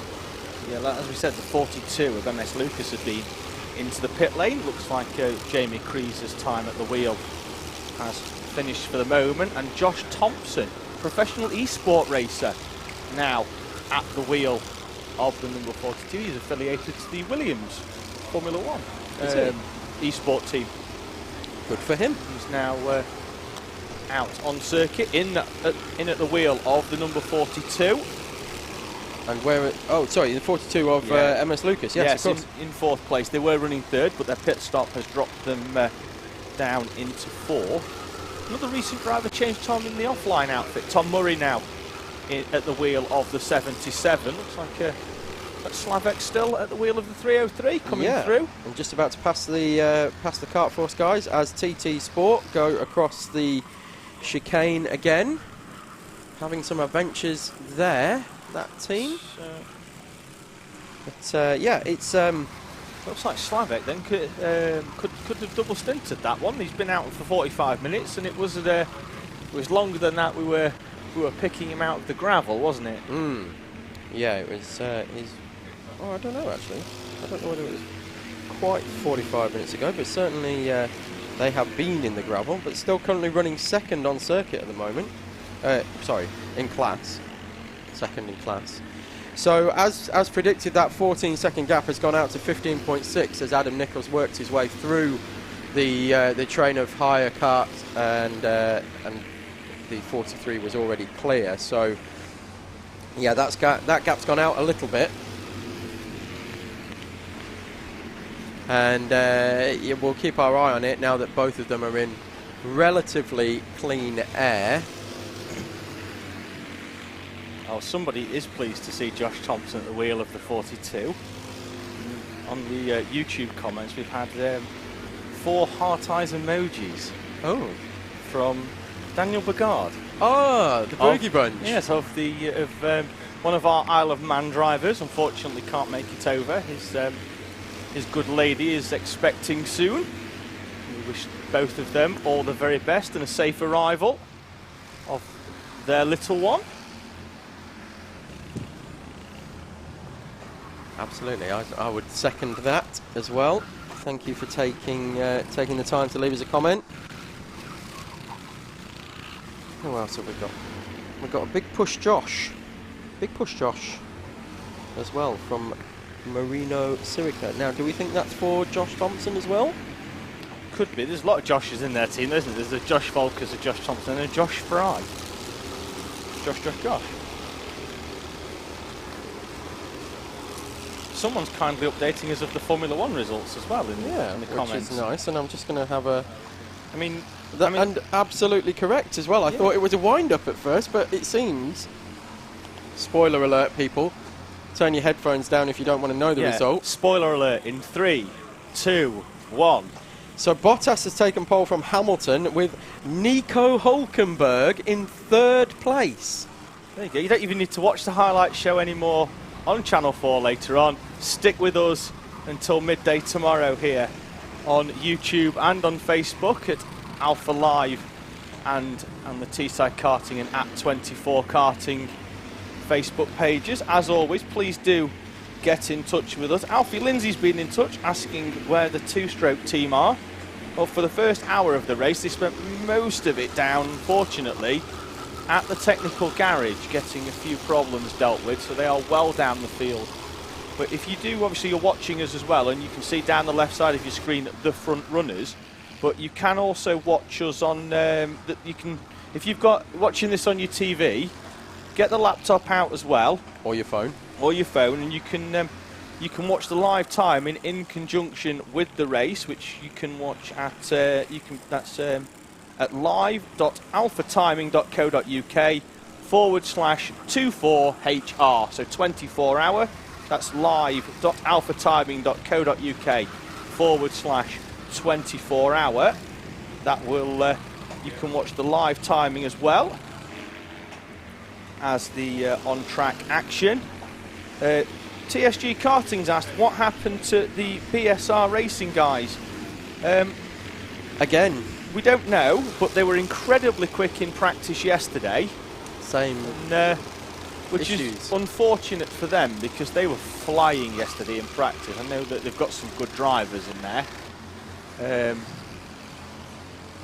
But yeah, good disappointment for them because they were in with a pre-race shout of winning this one, weren't they, Tom? They've got Bradley Shepherd, Sam Spinell, Ed White, and one of your former teammates, Costa.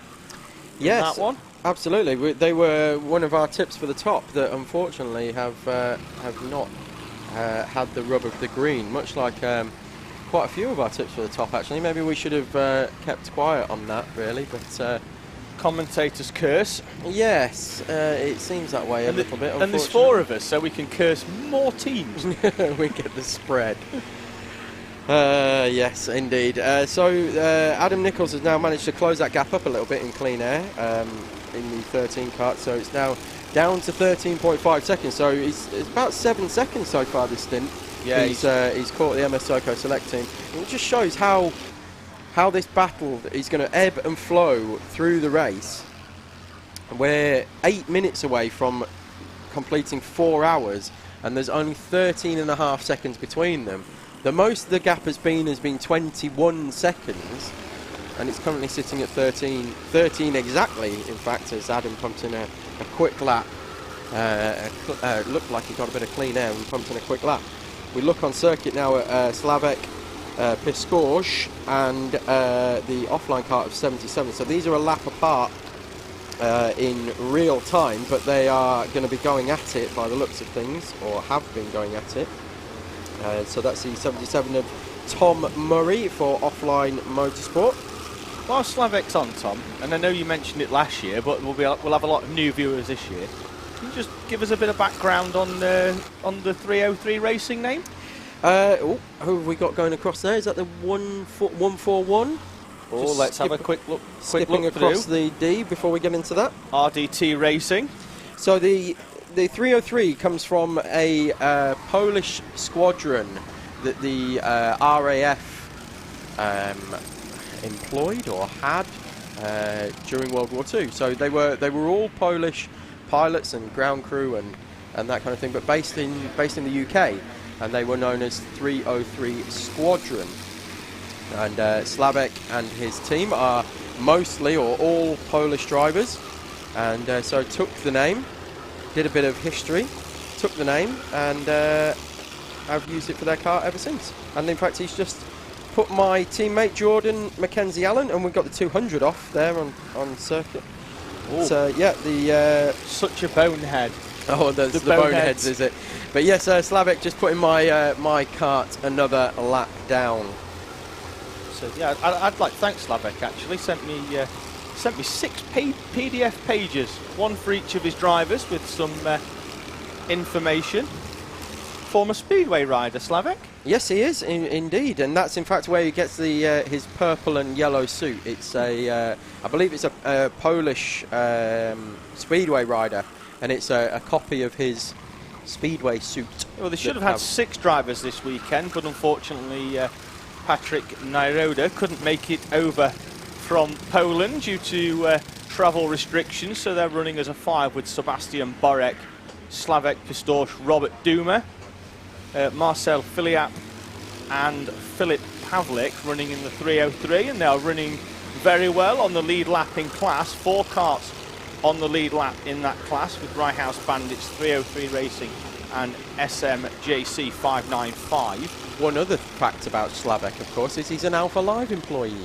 Oh, lovely. He's usually found at Christmas Corner at Wilton Mill doing the camera work, so if you watch any of the Wilton Mill Kart Club rounds or events that take place that Alpha Live cover from Wilton, the British mini bikes, etc., then Slavek is normally your cameraman pointing things down from Christmas Corner down out of turn 1. And yeah, there on circuit we can see my kart, the 227, currently driven by Jordan Mackenzie Allen.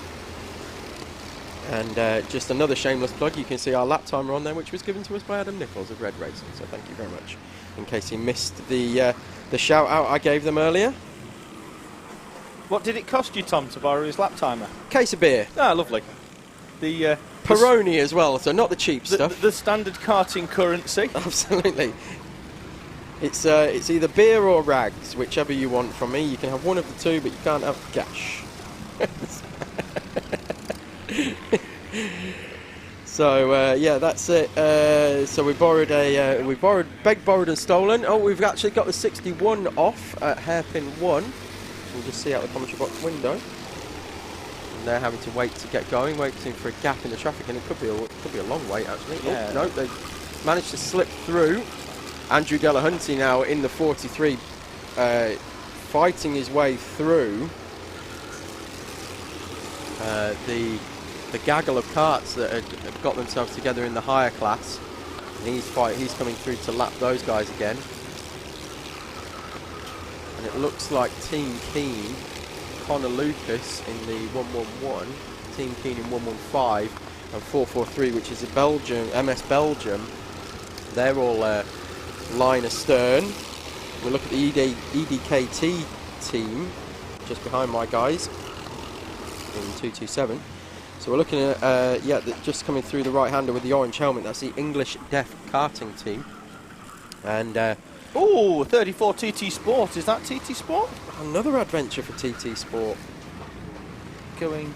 We should have a tally chart really for these guys. Backwards. That was the kart's fault. Banging the steering wheel. Naughty kart. Yep. Absolutely. Definitely not the driver's. When it's the driver's fault, they bang their head, and when it's the kart's fault, they bang the steering wheel. Yep. That's it. Nothing to do with the bump on entry into that corner at all. Nothing at all. Into Ribs Bend. So called for obvious reasons. Yeah, so we've got, coming down the hill, we've got the 67, and just looking out onto the west course now. Well, we've had numerous incidents of people running wide there. Oh, we've got my favourite part of the circuit, the west cut. It's just the right left at the bottom of the mounted section is just fantastic. The west course, the best course. Is that what you're trying to? You're wasted in here, Tom. You should be writing cards or something for Moonpig. You wait till we get the Snoop Dogg rain later on. Early in the morning, we're looking like a little touch of drizzle, possibly, which is, of course, Snoop Dogg rain. That's why he carries an umbrella for drizzle. Raining comedy as well here in the commentary box. You've got about a minute left. Have you got any more dad jokes you want to throw in, Tom, before we kick you out and don't invite you back? I'm all good. I think I've just got the last of them out of my system, and so yeah, just over a minute to go for me. So it's been the first 4 hours has absolutely flown by. Let's be honest. 9 seconds separates the front two now. So Adam Nichols is carving his way through the traffic. It seems slightly better than Andrew Delahunty at the moment. Seems to be catching the brakes and has brought that gap from 21 seconds down to 9 seconds. So could well be a battle for the lead shaping up. Just trying to see. We've got Andrew Delahunty coming out of hairpin 4 at the moment. How long have you got, Tom, before you've got to grab the steering wheel of the piston broke kart? Around 45 minutes. So I'm hoping just for a nice, clean, incident-free stint. Well, we look forward to welcoming you out on track. If you ever shortly. I'm not sure whether we are going to try and do a live link-up to the kart, but I'm sure I'll have enough problems just keeping it on the circuit as it is without ringing me at the same time. But we will see what we can work out, and we've got Team Carter with a black flag, and I shall hand you over to the very capable hands of Howard Mitchell. Welcome back, Andrew. Howard, sorry. Andrew's with us soon. Is he here yet? No. No, he'll be with us soon. He's probably just about leaving the A1 and finding the delights of the 198 on the way into Teesside on his foray up from Buckmore Park, where he's been doing some Club 100 this morning. Yes, he is, and I've now found my unmute button. Hello. Hello. Hello. I mean, if we can get a live link to Tom, that'd be amazing. You can't do a live link to me in a go-kart because it's not broadcastable most of the time. No, I will myself around with... Well, you were just screaming into your helmet for 2 minutes yesterday, weren't you, Tom? You can't reply, so I'll say yes, he was. So, Tom's off, and with any luck, he can also try and find out what happened to the black flag for the Team Carter, number 7, and relay that one back to the comms box. I'll tell you something that struck me there, David, as I was just down in the paddock, sort of spotting any karts that were coming in with problems. Because of the way we've had to arrange this for distancing and making sure that all of the awnings and everything in the pit lane are sufficiently spaced, I've not realised how far back the paddock actually goes. The number 40 of CMC Racing came in with this chain problem, and I thought, there could be, usually if I'm down there in the paddock spotting a kart coming in with a problem, it'll be like, oh, okay, they're coming in, and I'll literally chase the kart down the paddock. They had to drive it so far back. I lost the kart. Did they have to pay to get back in? I didn't nearly. Like, their garage is further back than the security gate. It goes that deep in the paddock. I just rounded the corner and went, where's it gone? Yeah, you see they're actually on screen. The spectators are actually up on the back. They're actually drivers of our hire kart teams. We've been given the kind permission to use the area behind the West Circuit, which is normally we don't normally get to use that area. And we've been given permission to use that in order to open up the space for everybody camping. So they've been, we've had that. So so much more space available to us. And as you said, Howard, like even the top paddock looks empty in comparison to normal. Go there, you go, where is this paddock? And then you just have to look for it. It's like going to like a I don't know, a very sort of... The top paddock outside the normal reception here at Teesside Karting is empty compared to normal. Normally it's just swarming with people, and obviously because of distancing and the limited number of people, just to add that teams are only allowed 2 helpers per team, and normally my advice to any team is you need as many helpers as you've got drivers.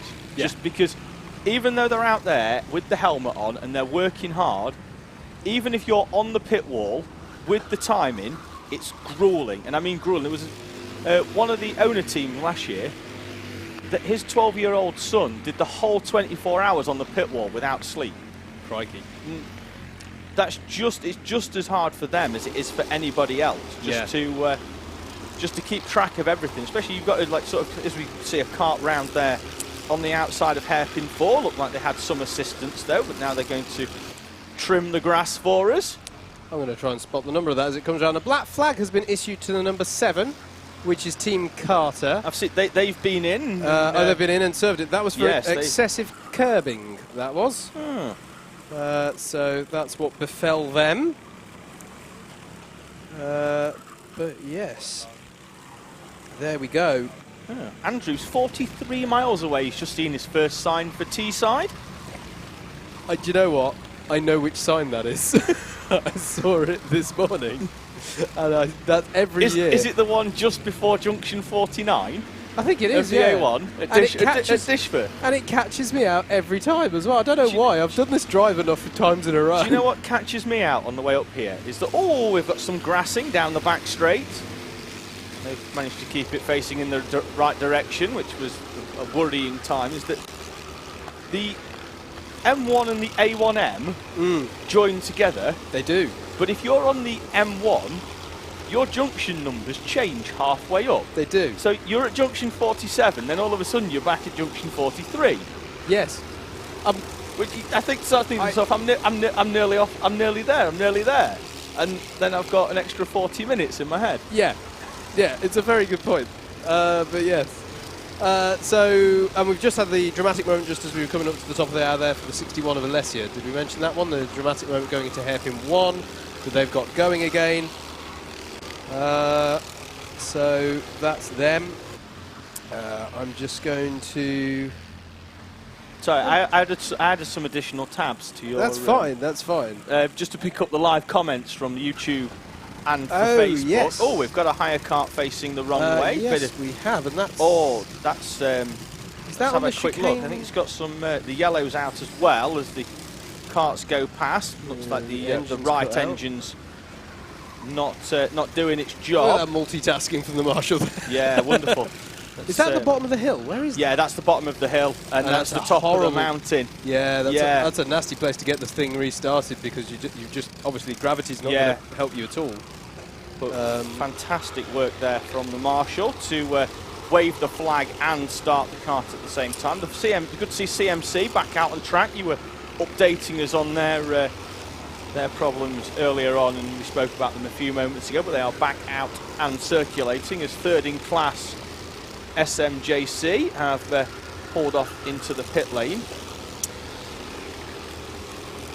So things have largely, as far as I can tell, mate, stayed roughly the same as when I last signed off, at least at the front. You say that as a reminder, like I've forgotten for the last 2 hours to fill in your hourly update notes.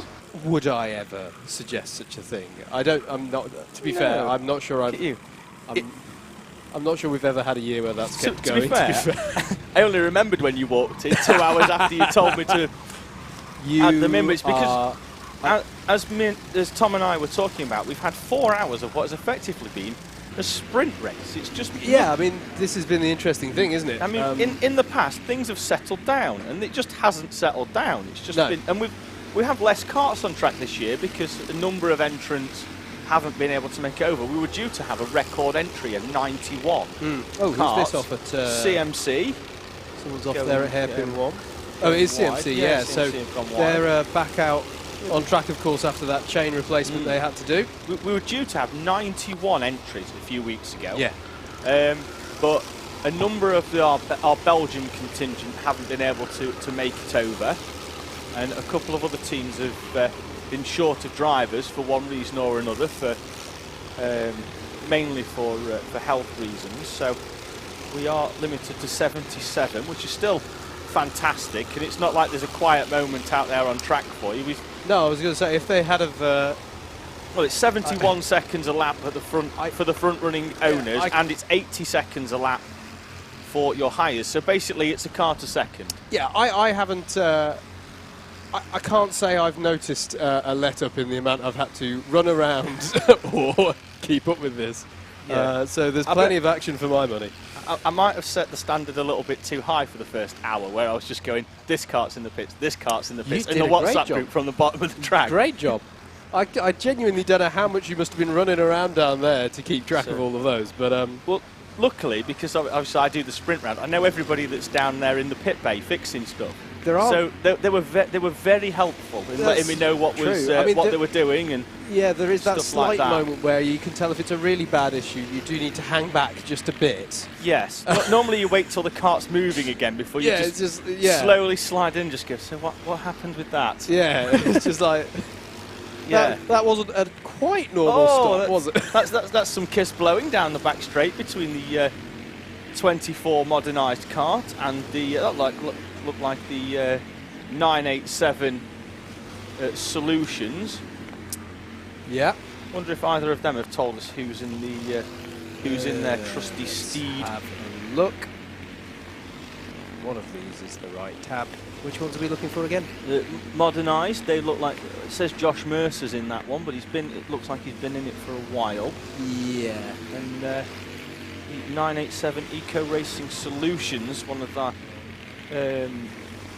hired kart drivers. Dave Cyrus was in that one earlier, certainly, and they've told us recently enough that I believe them. Yeah, if you're out there, teams, he came in with some problems, didn't he? Looks like the 24 actually, the modernised come into the pits now. Yeah, if you're out there, teams, please update the spreadsheets with who your driver is, because it really helps us to keep track of the race. Yeah, one of the leaders is in. The red racing outfit, Adam Nichols, done a great job in that one to cut the lead from almost 20 seconds down to 6 in his stint. Yeah, that's really been a sterling effort from him. Yeah, fantastic for Adam in the 13. And, that car is already back out and onto the circuit. And we'll see who has taken over the wheel of the number 13 in a few moments, as they will appear in front of the commentary box as they'll make their way down the back straight. And we'll try and get a glimpse of who is in the 130, down to 6 seconds pre-pit stop in that kart, and it looks like the man that qualified it, Charlie Bingham, and who did the first stint, is back at the wheel of the number 13. So looks like the only driver who's not had a go in that kart so far is the fourth driver, Martin Black. So Charlie Bingham's had a stint, as has Adam Willis and Adam Nichols. So they've had 3 pit stops now. Yep. So Charlie Bingham started that kart, handed it over to Adam Willis. Adam Nichols has taken huge chunks out of our leader, the MS SoCo Select 43, and they are 1 hour and 10 minutes into their stint, and things haven't really changed on the fuel front, Howard. They're still running 115, 120s, where we were expecting them to run 130 and maybe eke out to a 135. Yeah, exactly. Incidentally, we've just had a pit for our leaders in Pro Class. The number 11 MS karts just did a pit stop, so they've put in some fuel, got themselves going again. Not sure if they've made a driver change there, but yeah, this is intriguing, isn't it? This MS approach of doing these shorter stints. It does seem very intriguing. I don't know if they're just sort of going... I think they're all doing it. I'm not sure whether it's because it's quite warm, it's quite humid, and I think the economy levels, normally last year we were definitely getting 130 and some were pushing 135 out of them. We know it's doable though, because offline we did 140, but we know that they're employing a NASCAR style lift and coast right. In order to try and minimise their time in the pits. Yeah, well, if it works, it works. Stationary time is around about 25 to 30 seconds, but obviously you've got the slow time of coming in through the chicane section into the pits and then getting up to speed, because they do have to maintain a walking pace through the pit lane. PGS Racing, by the way, now pitting from their lead within the pros, which I think they inherited because of MS Kart's pitting, so I'd expect that to flip around again. They should return to track on the same lap. Also, Rye House Bandits in the pits at the moment, pitting from their lead at the head of the clubman class. I think it's Rye House Bandits I'm addressing correctly here. Oh, as there's the 61 is stationary again. Oh, Alessia. Alessia is got a stationary problem. again. This is the kart that had the dramatic off about 15 minutes ago or so. Yeah, they're due a pit stop as well, though, because I can see Jordan Beamish in the pit lane waiting to get into that one. Yeah. Probably wondering where it is, and if the team are watching, it's currently stationary on the inside of hairpin number 3. If you're looking for a way to stop time, one of the best tried methods is to stand in a pit lane at a 24-hour race and wait for your kart to come in. Because it doesn't really matter what happens. As you're staring at pit entry, it does feel like eternity is passing you by. Yeah, and you start to get paranoid. In their particular case, the paranoia is unfortunately going to be somewhat justified. Kart's still stationary. This is on the inside of hairpin 4, as we're watching karts coming through the D chicane. Yeah, still been covered under a local yellow though, and it's been pushed onto the grass. So at some point we'll see whether if they can get that kart started. Hopefully we can get it back on track under its own power. I think it's potentially could have lost an engine. Well, it's using an advanced propulsion system to get it going again, which is known as somebody giving it an almighty push. So looks like they could pull into the pits. He's definitely going slowly. Is that damage? Is that bodywork on the rear left? That's the rear. Or the engine? That is the tyre. That's the tyre. That's the rear bumper is in contact with the tyre, which basically means that tyre's done for. It's going to have a great big, good in the wet, because it's going to have a great big strip cut out of it down the inside. But Jordan Beamish is waiting for that kart, and I think he's going to be disappointed because it's not going to appear in pit lane. It's going to go down into their awning. Not as and have that kart fixed. We do expect the leader in very shortly. They are 1 hour and almost 1 hour 20, I think, into their stint, or 1:12. So we expect them. I know that as Slavek Pistors brings the 303 into pit lane. So what's the distance? The gap between the leaders is 1 minute and 10 seconds. I do want to give a shout out to Slavik, because it's slightly unusual for me to be commentating on him. He's usually one of the team providing some of the pictures for Alpha Live streams. Yeah. So shout out for all that he does for Alpha Live, and it's nice that today he gets to. I mean, I know he does plenty of racing. I'm talking more from my perspective as to whenever I see him, he's behind a camera. We gave him a great shout. He sent me 6 pages of PDF. Oh, fantastic. One for each of their driver, although unfortunately Patrick Nyroda couldn't make it over from Poland, so running as a 5. Right. But Slavek has brought that kart into the pits. Not a trouble-free stint, however. Did go into the gravel at the first major braking point on the track, the right-hander at the bottom of the hill. And looks like they could hand the lead back to Rye House. In that one, as I say, we're expecting the leader in to the pits ever so shortly. They're 1 hour 25 in now to their stint. And I can see Paul Wilkins waiting in the pit lane. It's always good. We are not really showing you much pit lane action this year, but it's always good to see how different drivers approach it. Some of them are there all calm, as Paul Wilkins is. He's currently he's currently leaning against the post with his legs crossed. Some drivers jump up and down and bounce and get all nervous, as we see Connor Lucas there in the background, right on the back of Charlie Bingham. That's the battle for 3rd and 4th, and there is a kart length in it. Sideways moment there for the MS. Connor Lucas goes sideways through the chicane to miss some higher karts. Gives the Kelgate brake a workout. And as you can see on screen there, as expected, the Rye House Bandits do go back to the head of our clubman class. Has anyone been in that kart apart from Connor? He had a stint out. So he started it. Yeah, had a stint out. I think. If I remember rightly, who went in that one? Because I've been. Sam Tugwell went in for a short while. I think in your first stint, I think he lost around 25 seconds. I think he had a slight spin coming out of the D-shaped chicane. Yes. Every time I've looked at that kart, Connor's in it. But that is mainly because I've just been away for 2 hours. Leader into the pits, then, as you predicted. So MS Soko Select are showing us on the pit lane. Yeah, they've eked it out though, haven't they? They've gone to 127. They have. So that's a bit more. So that's a bit more normal. That's a bit more what I'd expect. Yeah, we'd expect it there, and I think as well the sun has gone in, so it is cooler, but it's still very humid.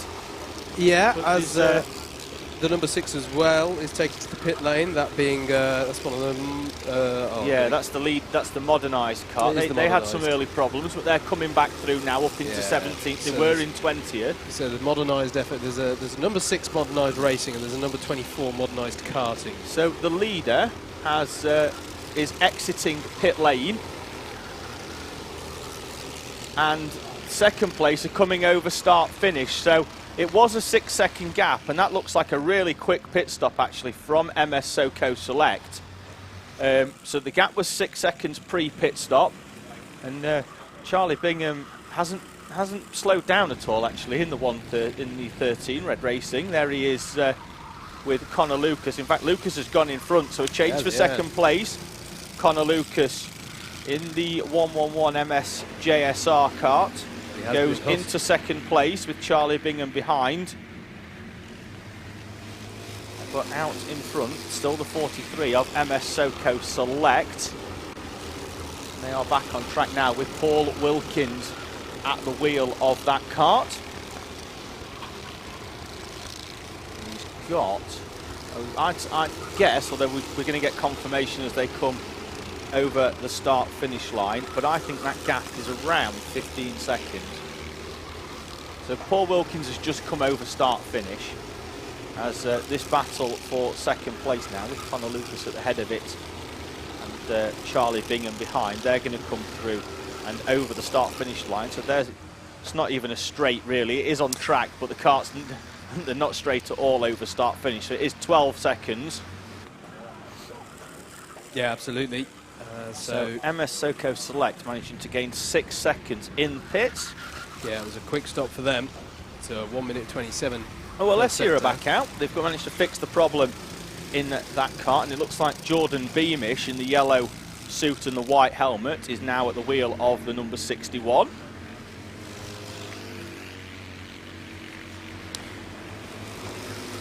Other changes for position further down the order. TT Sport have got past.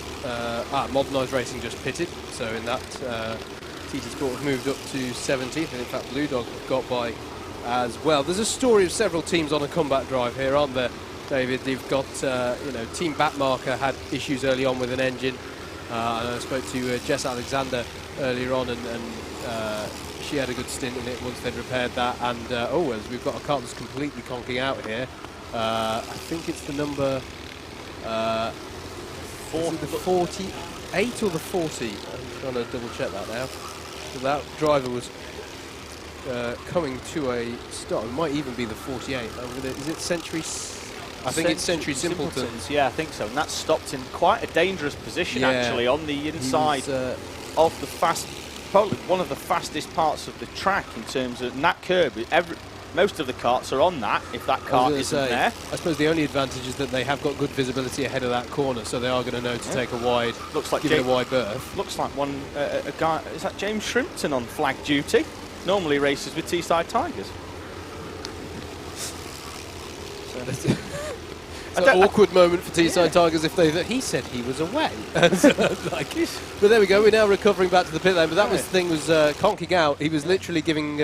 driver literally giving the sort of throat cut gesture to the marshals as he was coming to a stop.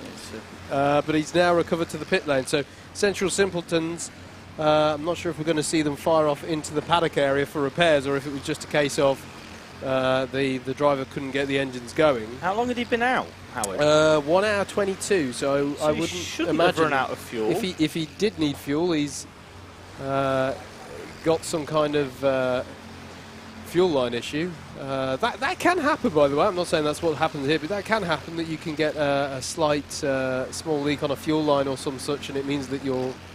there was a race I did a few years ago here, 24-hour race, where we did have a kart that had a very... a frustratingly intermittent problem, but it ran out of fuel about 4 times during the 24 hours.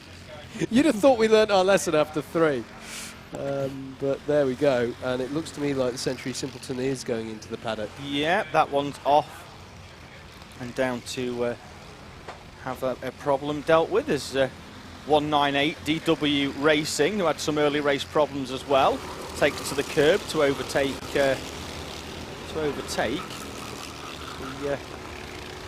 That's our second place, Connor Lucas, going round the bottom end of the track, and he's broken away from Charlie Bingham. There was 8 tenths between them, but I thought those two would work together actually to try and close the gap up to the MS SoCo Select Kart. The gap is actually down to 10 seconds, and we've mentioned it before. Normally in the series here at Teesside, we use the national circuit. If you've ever watched the sprint series, which as the karts there bounce over the curbs on the left, the track hooks round right and joins back on just before the chicane section. Gives us a lap of around 46-47 seconds for the owner pro karts here at Teesside, and we use that for the sprint series, using the longer international circuit, of course, for the 24-hour this weekend.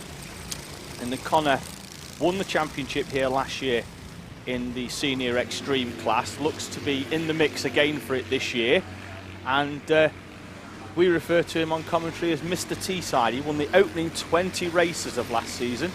First 5 rounds went unbeaten, pretty much cemented the championship by then, and wrapped it up at round 7 of 9. We won 2 drop rounds here, so wrapped it up before the drop round, meaning that Josh Volkers, who finished second, another formidable driver, you saw him at the start of the race in the 42. Even if he scored maximum points in the sprint rounds, couldn't have beaten Connor, as we get confirmation that Matt Hale is in the G3 Pro kart. Also play a bit of bumper cars around the bottom of Hairpin 4. They'll all tow each other round and over start finish and through the chicane sections. Oh, we've got a big bump over the chicane. Looks like it could be the 85 in Hires, going up and away. Is that the English Deaf karting team? Yes, I think so. Going. I see. I'm learning them. But yeah. Oh, big car off in the gravel. That's 595. Yeah, that's SMJC off, I think, is it? Certainly in the gravel. That's from second in within their subclass. So you just as marshals are on the scene to help out with that. Have a look, see if they've updated who's at the wheel of that one recently.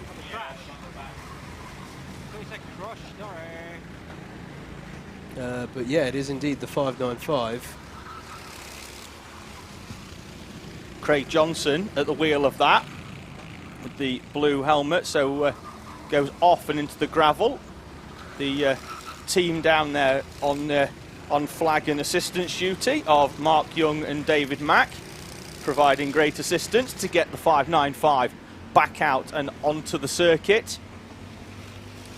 I wonder if that one's going to cost, because the 303 are on the same lap, so I could only imagine that 303 are going to now be in front of us. We've got another kart stationary, Howard, on the inside of hairpin 1, outside of hairpin 2. That's had an engine drop out. Marshall starts that kart up. Yeah, I wonder if we're going to be able to... The problem there is that sometimes it's not a problem with the engine, it's just that if they've let the revs drop so low that the engine just cuts out. Yeah, I mean, it's in a way it's a slightly odd place for that to happen, I suppose, if they're accelerating out the corner. But then again, if it went in, yeah, it is possible to do. He's gone middle of the corner and he's just tried to roll it as close as he can. The marshal's post is on the entry to hairpin 2, so another kart facing the wrong way. That one's down, looks like at hairpin 3. And I think it was the number 29 who had the engine conk out there, so that would make it... see if you can beat me to it, race fans. It's AMF, though. It is AMF. All the way down at the bottom. Yeah, it took me a while. Yes, of course, they've had problems. They have, haven't they? They had the clutch issue, and they've also had a black flag, I believe, within the last hour. So it's been so far not the best run for them, but there's still a long way to go, and that's the important thing to bear in mind. I saw that clutch actually. It was on the floor. Didn't have any teeth on it. Ah. And that's a problem. That's a problem for a clutch. Yeah. You know. So just to give I'm going to just try and describe it now, but basically the clutches on these karts are basically, it's a drum with a cog on one side and two shoes held together with a spring on either side on the inside. And basically, as it spins, the centrifugal force expands the spring, the shoes will then grip the drum, and the drum will spin the cog on the other side. Yeah. That will then be chain driven down to the sprocket, which is on the rear axle. So all of the karts out there have the same sprocket for the class, so the owners run the same sprocket, so that's an evenly balanced performance outfit, same as with the higher karts as well. But hopefully that just gives you an idea as AMF bounce over the curbs at the first corner. We'll try the best we can. If you do have any questions about anything, please do put them in the comments on Facebook or YouTube. We will, as always, endeavour to answer all the questions. And as we go into the night, some of those questions might get a little bit more left field. Might be a bit hot fuzz style. Describe your perfect Sunday, Howard. Will it be considered cheesy if I answer? Not the ice cream one. Well, hey, it's open to interpretation until I see that written down. Well, I like them. Is it cheesy and over promotional if I say the perfect Sunday is here? Is that considered? That's almost nauseatingly cheesy, isn't it? It's here during the 24 hours. Yeah. So we discussed this actually on your Double Dash Motorsport Media podcast. How exciting it is to get 2 hours sleep in 40 hours. People live for this weekend. And I'm not lying, they live for it. I'm sorry, I'm not laughing because I know it's not true. I'm laughing because it's quite a way to think of it. But yeah, it's absolutely true. You know, a lot of people work up to this, and yeah, this as we covered at the start, this is a premier event within endurance karting around the world. Certainly within Europe, and as we said at the start, one of the big dates in the UK karting calendar. So yeah, it's definitely something that a lot of people work up towards. And you've mentioned already the Teesside Sprint Series. There is of course a lot of crossover, but it is a slightly different skill set, I think, to going endurance karting. You know, about the kart sympathy, so as not to damage the kart, or continually load it in a way that's going to result in a failure later on, and also being perhaps a bit more patient about certain aspects of your racing. You don't have to go all in on an overtake because you've only got a few moments left, as we've got another stationary kart again on the exit of hairpin 1, yellow flag covering that. Yeah, the technical problem with that kart is that it's facing the wrong way. There's no pulling the wool over our eyes, folks. No. So that is the Rind Racing entry. I think that's one of our Scottish entries, isn't it? Yeah, running out the Lark Hall. Tom discussed them earlier. Basically, they've got 10 drivers, 5 of them today and 5 tomorrow. And those that are racing today are working at the track tomorrow. And those that are at the track today are racing here tomorrow. So what's happening at the track when they do the crossover at the circuit? Maybe no session. To be fair, who's booked a session at Lark Hall at midnight? Maybe they'll just drive the kart to Lark Hall and drive it back. And what we'll do is we'll just credit them the miles in laps. I mean, I said that the paddock did go a long way back. Is that there's a kart spun out on the outside of South Bank, rejoining now. CMC with another excursion going really far up South Bank. Yeah, and have we spoken much about how that corner is actually banked? I mean, there is a it's not IndyCar racing levels, but it is there is a gradient to it. There's a yellow out here for a spin. Modernised. As modernised. 6 to facing the wrong way at the chicane. Yeah. I do hope our track walk that we did yesterday with Gemma and Sarah Moore really did that corner justice, as to, even though it just looks like a really long looping flat out corner. Yeah. The curb on the inside is a flat concrete curb. Yes. And as we've got there's a yellow flag at the first corner. We can't see who it is. If the next camera round might help us out. It's a higher kart, and they are heavy if you want to move them. Yeah. 152 kilo dry weight, as Mark and David down there on flag duty provide us with something. There's one hire cart that's got an incredibly, it's like a silver foil front end on. It's literally... honestly, it looks like there's a spaceship coming at you. I'm not saying, we've got any extraterrestrials driving for that team, but it is silver and it is shiny. And that looks silver and shiny. Could well be. Could be white, and we're just getting some reflection. The trouble is that because they've made it so shiny, it glares us and we can't see the number plate when it heads towards you. Yellow flag still out there then, as that cart is stationary. And it's a long... it is the 17. 17. I don't know if that's the silver one, but I know we've got a problem. And that is a long way from pit entrance. It is. And it's a straight through crew. Unless he can get that round, we might end up having a full course yellow to retrieve that. I think he's just looking for some space. Yeah, he's underway again, isn't he? But it's a long way to recover if he does need to go to the pit lane. Or who knows? It is the straight through crew. Maybe he'll just go straight through. I saw a team last year actually that had a problem. They snapped a track rod at the far end of the West Circuit, and he just made it down the back straight and then just cut straight across the grass section, middle of the little back straight before South Bank and onto the track.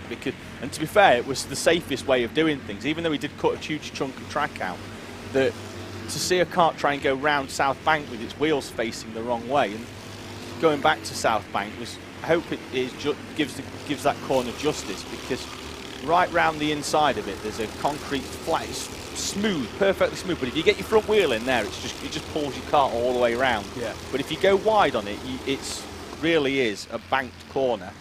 Yeah. We're at the bottom of the hour. We are at the bottom of the hour. And if you don't run through the teams, when Andrew arrives, he will be very angry. It'll be cross. We've been keeping to it though, right? We've been there or thereabouts. Within 5 That's what minutes. we like. Yes, it is. We have actually gone past the bottom of the hour slightly, but here we go with, as the 37 is stationary. That's two-stroke, isn't it? Oh, no, that's Why So Serious. Sorry, yes, it is. Why So Serious. And that's stationary. That's going to need recovering because he's out of it. That looks like the helmet of a Joey Richardson off to the side of the road there.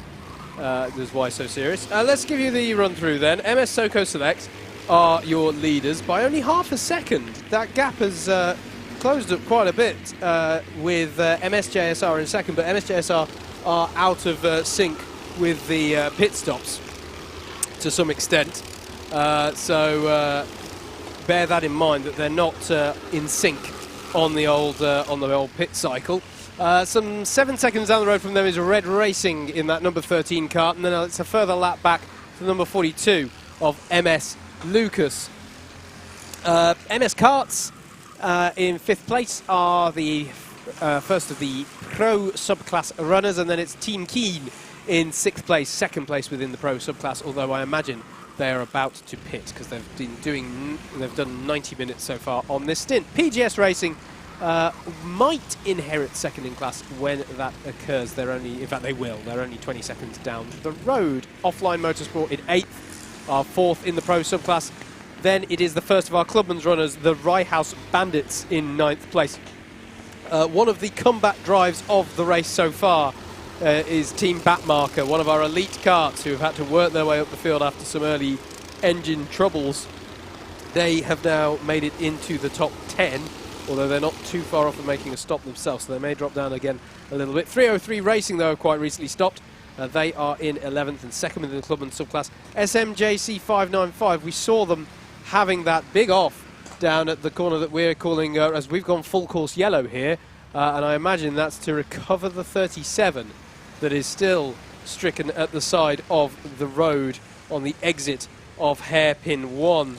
They have not had the best run so far. It has not gone their way. SMJC 595, though, we saw having that off. They are circulating again in 12th place, 3rd within the Clubman's class.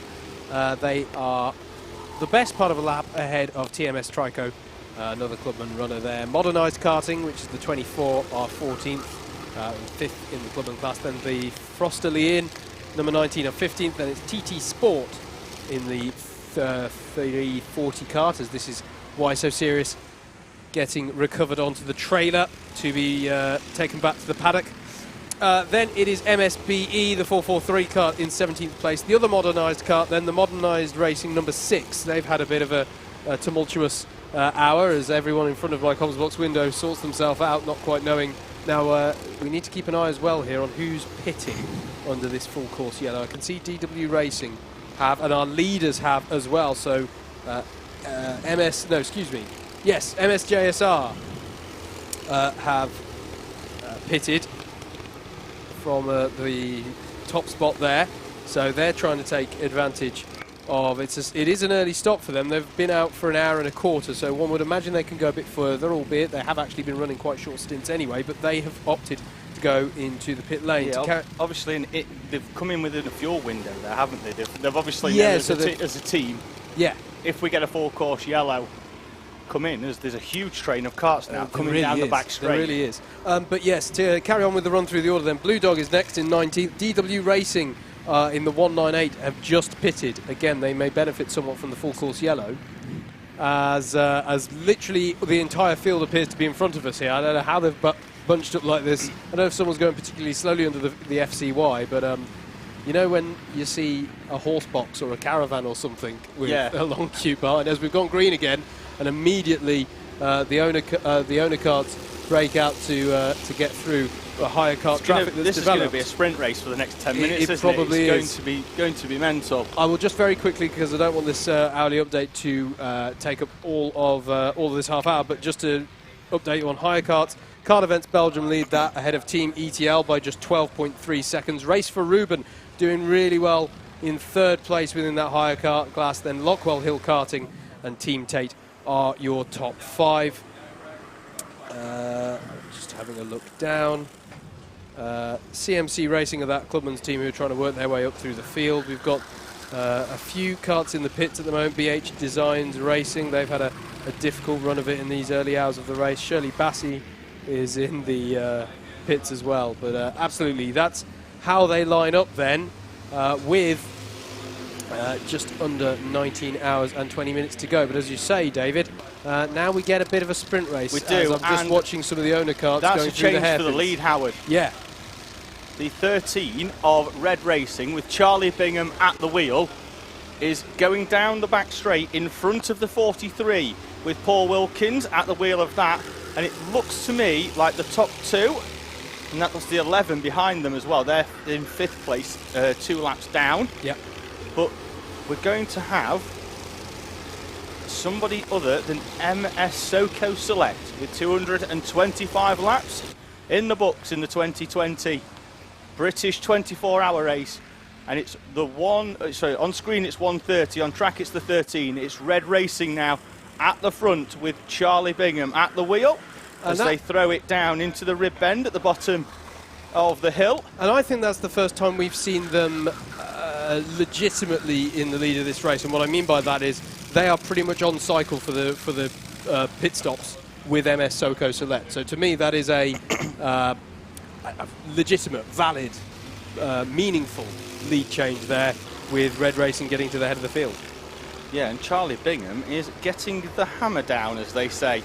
Has moved away until he got bulked there mid-corner by one of the higher carts, and now the higher cart's going to get swamped either side, and that's allowed Paul Wilkins to close back up onto the back of that. Behind them, we've got the class leader for the pro class, the number 11.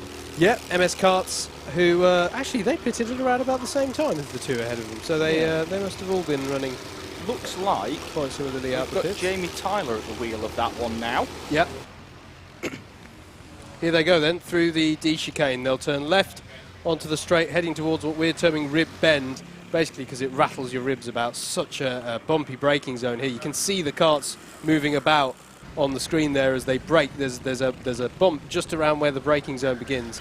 Then they'll chuck it into this chicane at the bottom of the hill. Important to carry as much momentum as one can up the hill and over the crest there, blind crest that brings them onto the back straight here at Teesside Karting. And here they go. It's all about the draft down here as they head towards the slaloms. Through they go there, threading the needle through those curves. Don't want to hit any of them. Braking hard into hairpin 1. Then working their way through hairpin 2. Not so much heavy braking there because, of course, you're already low on speed having just done a hairpin. And then it will be into this South Bank curve, this long corner that is what really puts the strain on your neck on the long stints. Braking then into hairpin 3, and they'll then want to throw it over to the right as far as they can to get a nice entry into hairpin 4, and then you power it towards the line, and that is a lap of Teesside, and See there? just another possibly 1,000 just short of laps to go. Based on sort of average distance covered? Yeah, we certainly clear the 1,000 mark. Unless it rains for the whole 24 hours, we clear the 1,000 mark. Yeah. So stationary cart heading towards, just got underway again, going around South Bank. Driver with a red helmet, who I'll try and spot the number as they come round. But they had a spin. That's an unusual place to have spun. They were spun basically. Halfway between hairpin 2 and it's the number 270, I think, who I saw spun round, and that makes it the DEER team, the DEER team. But yeah, that's a really odd place to be spun. They'd somehow managed to go off to driver's right. Yeah. Out, as I say, halfway between hairpin 2 and the South Bank corner. Can't help but feel that they've probably had some help. Maybe, yeah. I mean, great things are achieved when you work together. No, sorry. Yes, it does make you wonder, doesn't it? Teamwork makes the dream work, that sort of thing. That sort of thing, but I don't think they'll agree with my assessment of that. As bear in mind, we have got a proper battle for the lead here, which we are sticking with, aren't we? Because it's the Red Racing team. This is the gap, just 0.15 between our leaders after, might I add, 4 hours and 45 minutes of racing. So as you say, we are effectively getting a really long sprint race at the moment. This is fantastic stuff. Charlie Bingham at the wheel of the 13 Red Racing cart, has chassis cart. Charlie's the importer for the chassis, and he's currently giving it a good workout. Yes, good mileage accumulation test here, isn't it? As always, we have mentioned that the live stream comments from Facebook and YouTube are being monitored. Very important question is coming from Will the Bomb at 99. Oh yeah. Wants to know if commentator David, that's me, hi David, is a Stokey, which I'm assuming means from Stoke-on-Trent. To answer the question, no, I'm not. Born in Nottinghamshire, live in Sheffield. My wife, however, is from Stoke. Was born in Stoke, so if there's any sort of Stoke twang or terminology, that's been imparted on me by my good lady. Right, you weren't made to take any grammar lessons or anything as well. I'll be honest with you. No. Well, I'm glad to hear it. Right, there's acceptance of the different dialects. And as the two of us, you're far posher than I. Although, should I say, that's far posher than me. I'm from the Black Country originally, I'll have you know. Oh, we've got an arm up from the 37 Why So Serious. Yeah. And that means that it's something serious. That cart's going slowly around the middle part of the circuit, and now down the back straight towards South Bank as the leader, Charlie Bingham, has managed to thread the way through the traffic a little bit sooner. That's industrial is the best way to describe that move down the inside of Newmarket Hornets. That car had a brand new sticker kit on at the start of the day with another one of their drivers, Adam Nichols, and his company Red Graphics providing the sticker kit on that. Charlie ruining it inside the first 5 hours with an overtake down into the inside of hairpin number 3. So Jordan Beamish now at the wheel of the number 61 Alessia kart. That had some problems earlier with the rear bumper making an appearance into the left rear wheel on that machine as Paul Wilkins goes to the grass on the outside as they run down the back straight and goes round the outside, surprises the higher kart on entry. So we are nearing the 5 hour mark, and our leading duo are split by less than a second as Wilkins follows the Alessia kart down. The Alessia kart waves him to the inside. Good driving there by Beamish to allow the leaders through. Wilkins is going to go to the inside as well, and I'll look to go into the same gap that Charlie Bingham has created, and you will see him in a few moments. He'll either choose to go left or right of the hire cart. Gets to go to the right, which is lucky. We often see the owners going right the way around the outside there with their speed differential. And as they then head down, and there Wilkins dives to the inside of one of the hires as two of them get mixed up. Didn't catch any numbers, but that looks like the two-stroke kart with Max Prentice at the wheel with the red suit, white helmet at the back of those two.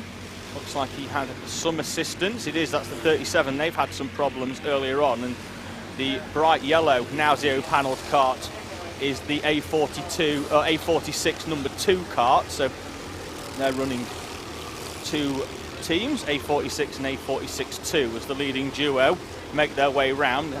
Higher kart to the inside, not being quite as generous to Wilkins as he was to Bingham. Down that back straight. Just going to have a quick look to see whether our commentary box contingent is in at the wheel of the piston broke kart yet. They're running 277 in the higher class. So we're going to have a quick look to see whether he is, and confirmation to Tom Butterworth. There he is, just going out of shot. And the grey coloured overalls and black helmet is now at the wheel of the 277 piston broke kart, as all of our drivers bounce their way into Ribbend at the bottom of the circuit as Century Sim pick up a contact warning. They were getting some support. Wilkins once again takes to the grass in order to find his way through.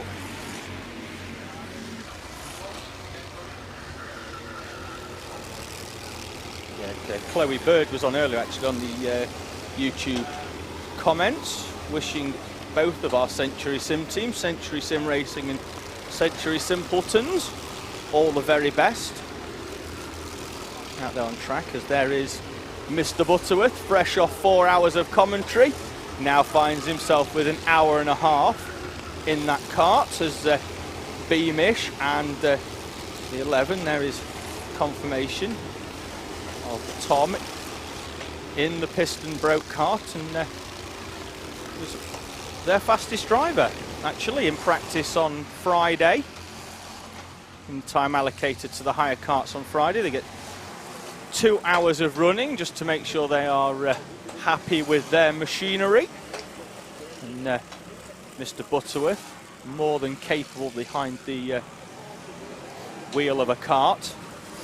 And, now settling himself in for 1.5 hours of stint action at the wheel of that kart. Yes, it's his debut, isn't it, for this race? Not ever. But finally settling himself in to the kart. His debut stint, he was in owners last year as well as commentary with indeed, no, yes. 777 of offline Sud. Debut, I meant first stint is what I meant by that. But yes, going for this... all being well, he'll be back in at around about 9 o'clock tomorrow morning for stint 2. Yes, having also done several hours of comms throughout the night. Yes. And if that sounds mad... it's because he is. It's because he is. Speaking of... madness. Andrew Mathers just walked in, and I'm allowed to say that because he's just driven up from Kent, having done a race there. So he is now joined us. He is amongst us, and we shall be hearing from him on comms in just under about 50 minutes time. Yeah, well, an hour and 10. Oh, an hour and 10, he'll be with us. Don't worry. So with 18 don't remaining. Sell us short on your expertise, David. I like it. I like you being here, mate. Wishing my time away as the leaders come through a huge train of karts down the back straight and into the chicanes. And as you can see there, the chicane section, single file at best, side by side at worst, because as worst, one of you gets the curb. Yeah, that is the big thing through there. I don't think we've seen it yet, have we? Someone ski jumping. Nobody's been over the curb. They've been so far off there that it's been the grass. I have a distinct memory of sort of middle of the night one time when I was running in a 24-hour race here, looking out and seeing a kart just launching in midair. There were sparks on the landing and everything. and that was highly entertaining until I realised it was mine. Oh. Yeah, the two curbs, it's normally the ones on the left side of the driver Yeah. that catch you out, because nobody's ever going over the first one. No. But then the second one, if somebody appears there, and we saw on one of the sprint rounds, actually, the non-filmed round at the start of July, where one of our cadet drivers took off over that first chicane, so the final part of that first chicane, and came down in line with the marshal's post. Yeah, I mean, the thing is, the one thing that always shocked me driving around here in these kind of events, David, is how unsighted the curbs suddenly become if you're in the back of a train of cars. If you're in the back of the snake of carts going in, suddenly you get so much less visibility down the road to spot those curbs, and those are the moments when you're in a string of carts, as we're looking at the number 42 BUKC Rejets team, Yusuf bin Suhail, a driver who Andrew and I have commentated on in BUKC, and indeed who we've had plenty of conversations on podcasts, and I think I've done some commentating alongside. Yes, I have, commentating alongside him as well. So he's a very active part of the BUKC paddock, has been, and now driving with that BUKC Rejets team. A lot of representation actually from the British Universities Karting Championship in this race. Obviously the BUKC Rejets team, but also the recovery drive. I think so far the recovery drive of this race, which is the number 21 Team Backmarker kart, that has some very well-known former BUKC talent in it as well. Jess Alexander, who started the race, and 3-time BUKC champion. Absolutely. Rob Newman as well is a very, very accomplished driver in, the BUKC and all sorts of Club 100 machinery, to be perfectly honest, is Rob Newman. So they're a very impressive team. And Sam Cobb as well is on that team as well. Long-time BUKC driver. In fact, I'm not sure... I think he's trying to beat the record for the highest number of starts in that championship. You'd have thought there's a limit to how many starts you could have, but the power of master's degrees allow you to keep on coming back for more in that series. But anyway, it's great to see so much representation. $9,000 a year is not putting him off, though. I don't know, maybe he's got a bursary for the masters, I'm not sure. I really don't know. But yeah, it's great to see so much representation from that paddock, as we are just a few moments away from being at the top of the hour again. Not too much pit activity. In fact, I think I'm right in saying, I don't know why So Serious are in the pits, but that's not a surprise because we saw them being recovered. Them aside, there's actually no pit activity at the moment, which is highly unusual. Yeah, well, they were recovered, weren't they? Got back out on track and then circulated with the arm in the air. Yes. For a short while. So they have had some problems. They have. That was to indicate a problem with the car. They haven't got their arm stuck. But Offline Motorsport, we would expect to make a stop next amongst our owner class. They've been out there for 92 minutes. But yeah, it's still interesting, isn't it? I mean, I understand the MSJSR early pit most recently because there was a full course yellow as there's a kart just recovering in hairpin 1, and came straight back onto the racing line. Yeah, didn't he seemed a bit unhappy there. Almost collected by another kart. Yeah, as well. He seemed unhappy about that, but I'm not quite sure where he was expecting the fellow competitor to go, if I'm being brutally honest. But they are underway again. That looked now. like there was a kart stationary on the inside of on that corner as well. Actually, the crest of the hill. Yeah, he flashed through the inside there. It looked like there could have been a kart stationary. We'll check, but didn't see a yellow flag.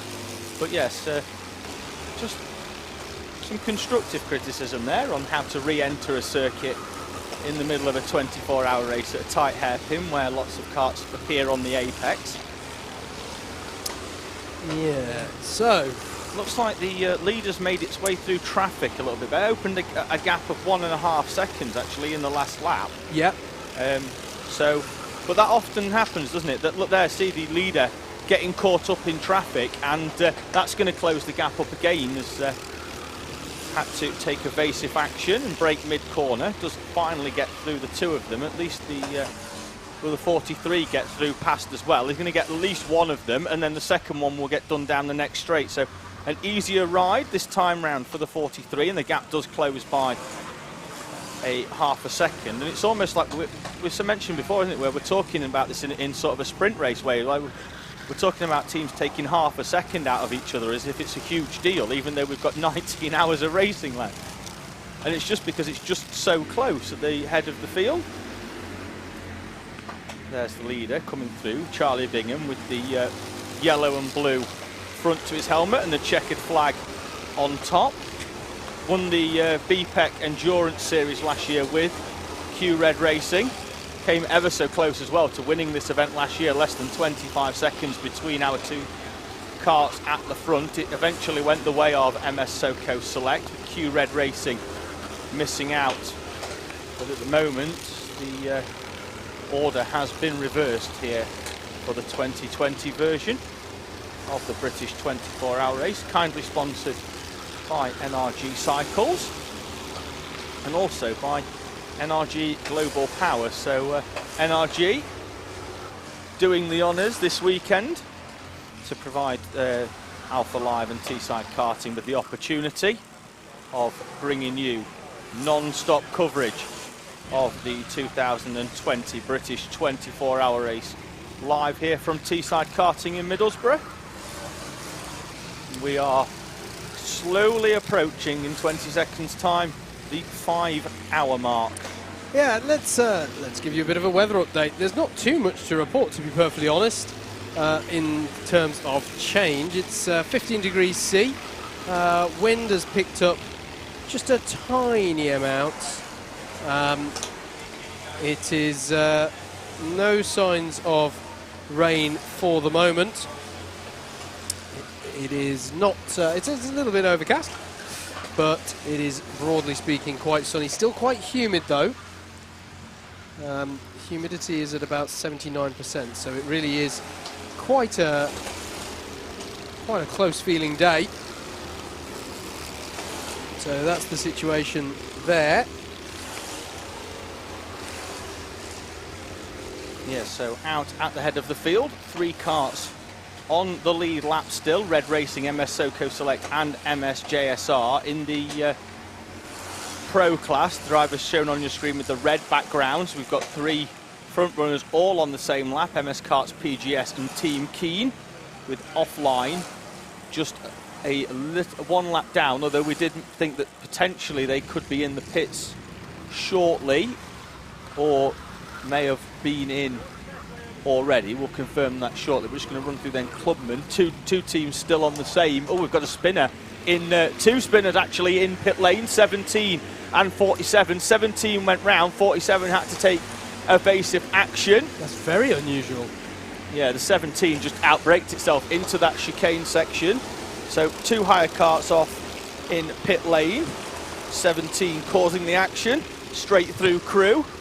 Did not go straight through, unfortunately. They tried to go straight through the bollards. Straight through. 47 Team Sloan. Solon, they've had some problems early on, but they've been caught out there. The team back marker has split the 2 leaders. Yep. In Clubman, so they've moved up and are back into the top 10. 5 laps off the lead, with Rye House Bandits then in 303. The 2 karts that are on the lead lap in our Clubman class. Really, it's quite a long stint at the moment from Offline Motorsport. They've apparently been going for 1 hour 38, which is one of the longest stints I've seen from our owner karts. Is this which was the team that you said were really employing extreme fuel-saving techniques? Offline Motorsport. There we go. Lift and Coast, as they'll be paying off, as they'll be renamed until they stop fuel saving. Down in our higher class, Kart Events Belgium still leading the way. They are by a lap now to the good from Team Exceeding Track Limits, or ETL. ETL though have pitted just recently, under a lap. So yeah, ETL have pitted. Yeah, Kart Events Belgium. They're probably within 10 minutes of their next stop. They must be due in. They've been out 1:37. We normally expect them to go 1:35, as we've got one of the karts going round that looks incredibly dusty, as Tom pointed out to one yesterday. Looks like it's done the Dakar Rally. And, we'll try and find out who that is. They've been off at some point. Could be the A66 have just gone through. It's not them. It's the kart there with the black Nausea panel. Could be the 32, I think, in Hires. Shirley Bassey looks very dirty at the moment. Stay with me, Howard. Yeah, that's fine. Wouldn't have worked with any other team, would it? No. Why So Serious still in the pit lane. Pace Limited, the number 40, have just pitted.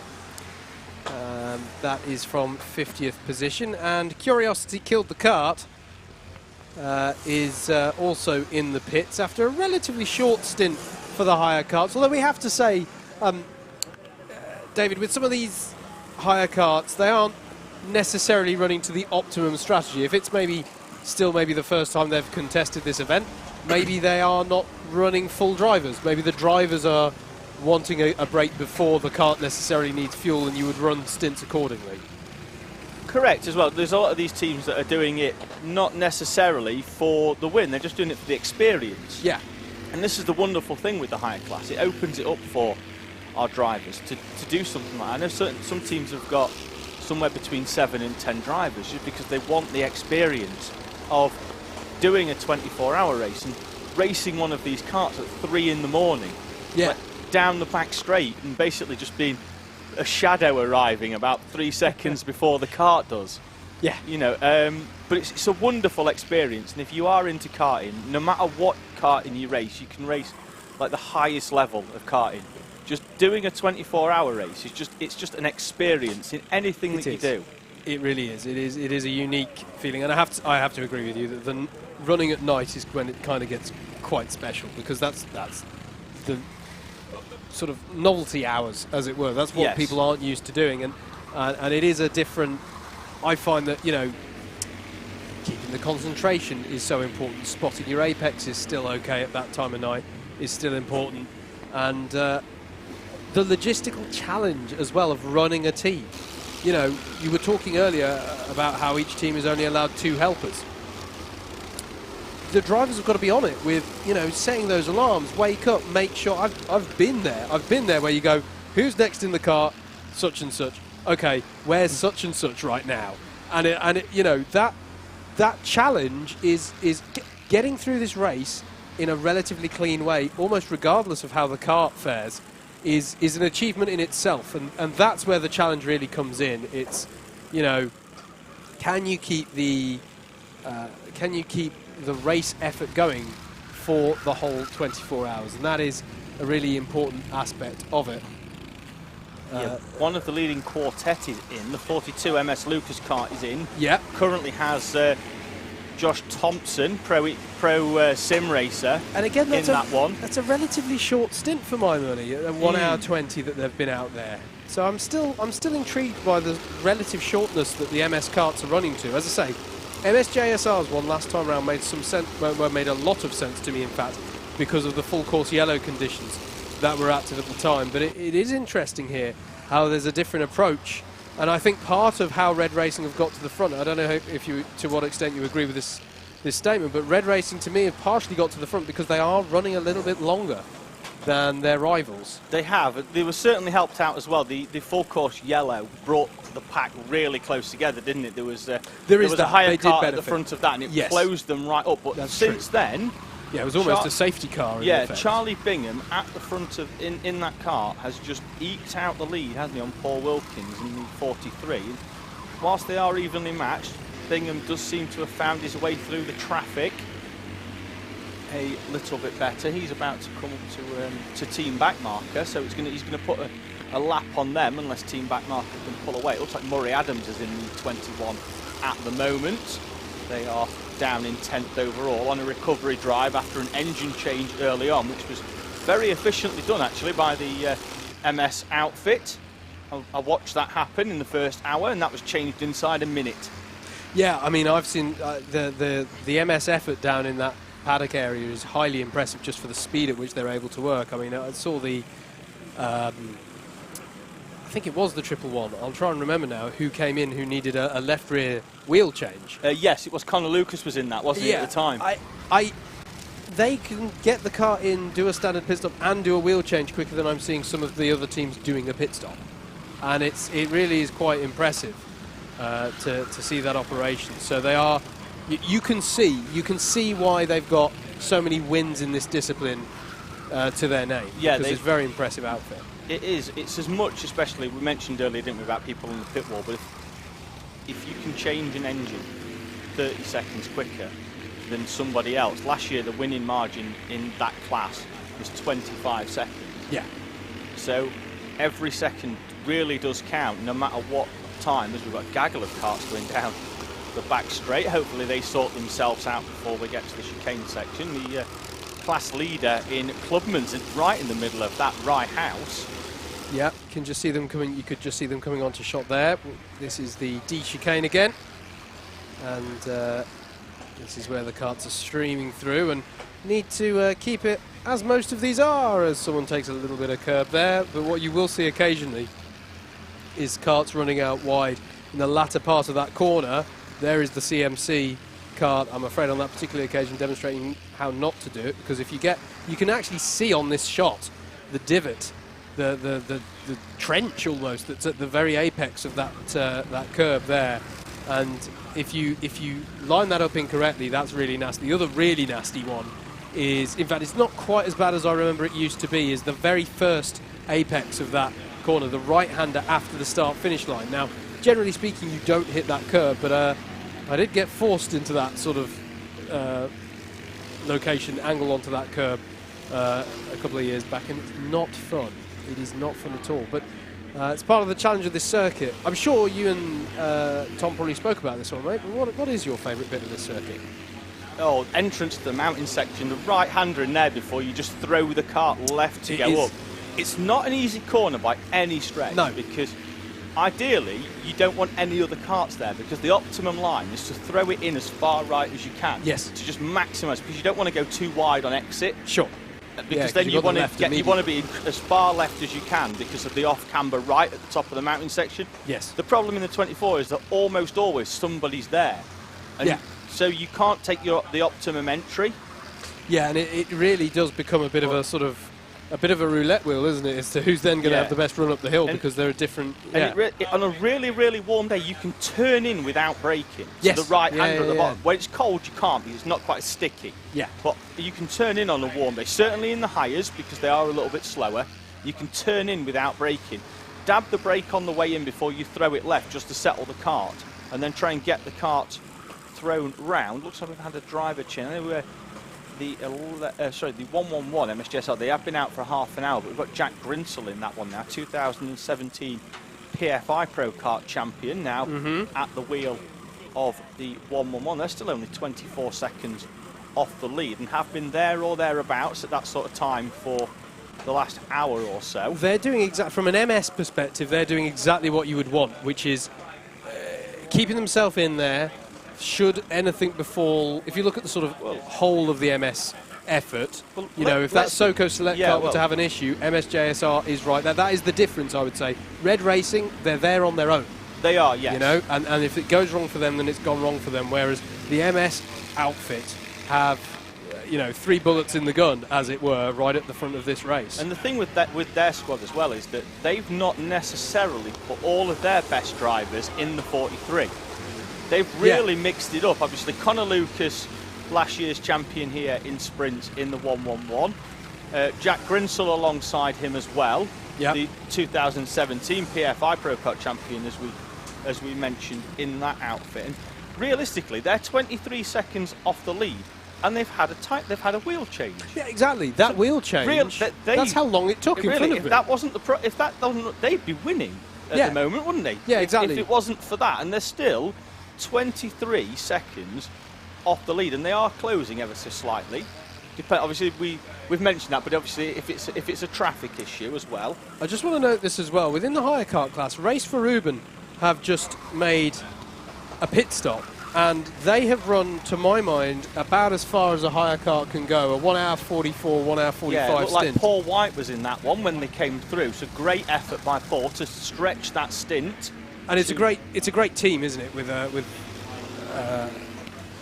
a great sort of. Yeah, if you're on Facebook, just type in the search bar at the top. Obviously, we don't want you to leave us for too long. But just open a new tab. Oh, of course, yeah. Leave us on in the background. It's not like YouTube; the sound won't go off.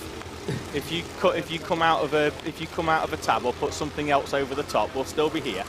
Just type Race for Ruben in the top bar.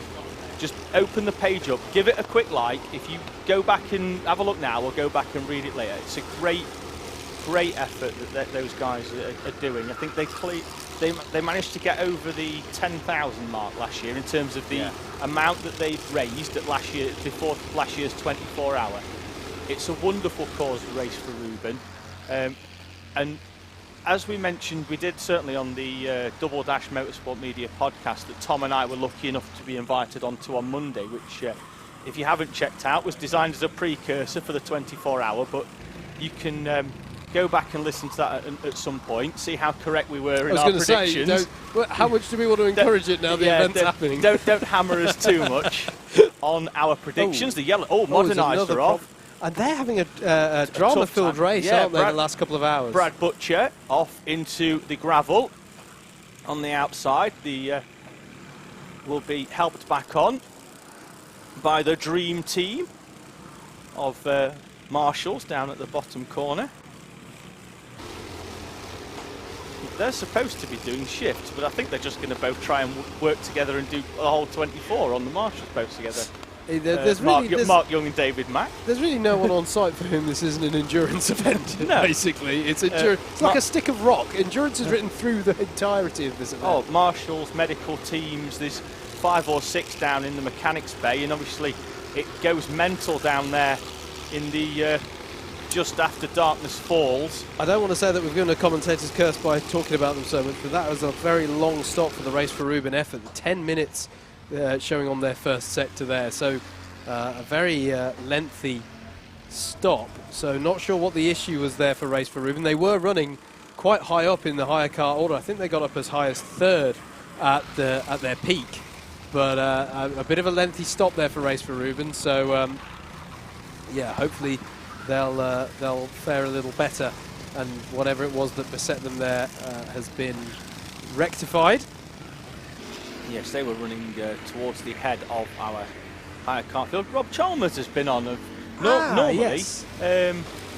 Well, they were Bentley last year, weren't they? They were, especially last year, Bentley, for the 100-year anniversary of Bentley. Team Bonato, big fan of the new camera location that we've moved the camera location at the mountain section. Yes. Normally, it's in the infield bit as it loops round the off-camber right. This year, after Luke dragged me up there on a cold February evening to say, what do you think of this camera position? Do you think it would work? Because they've remember last year, or certainly not last year, the year before, certainly, that mountain section was a lot higher in the middle. It was raised up. Yeah. And now they've taken it out and lowered it down. I think it's something to do with the motocross.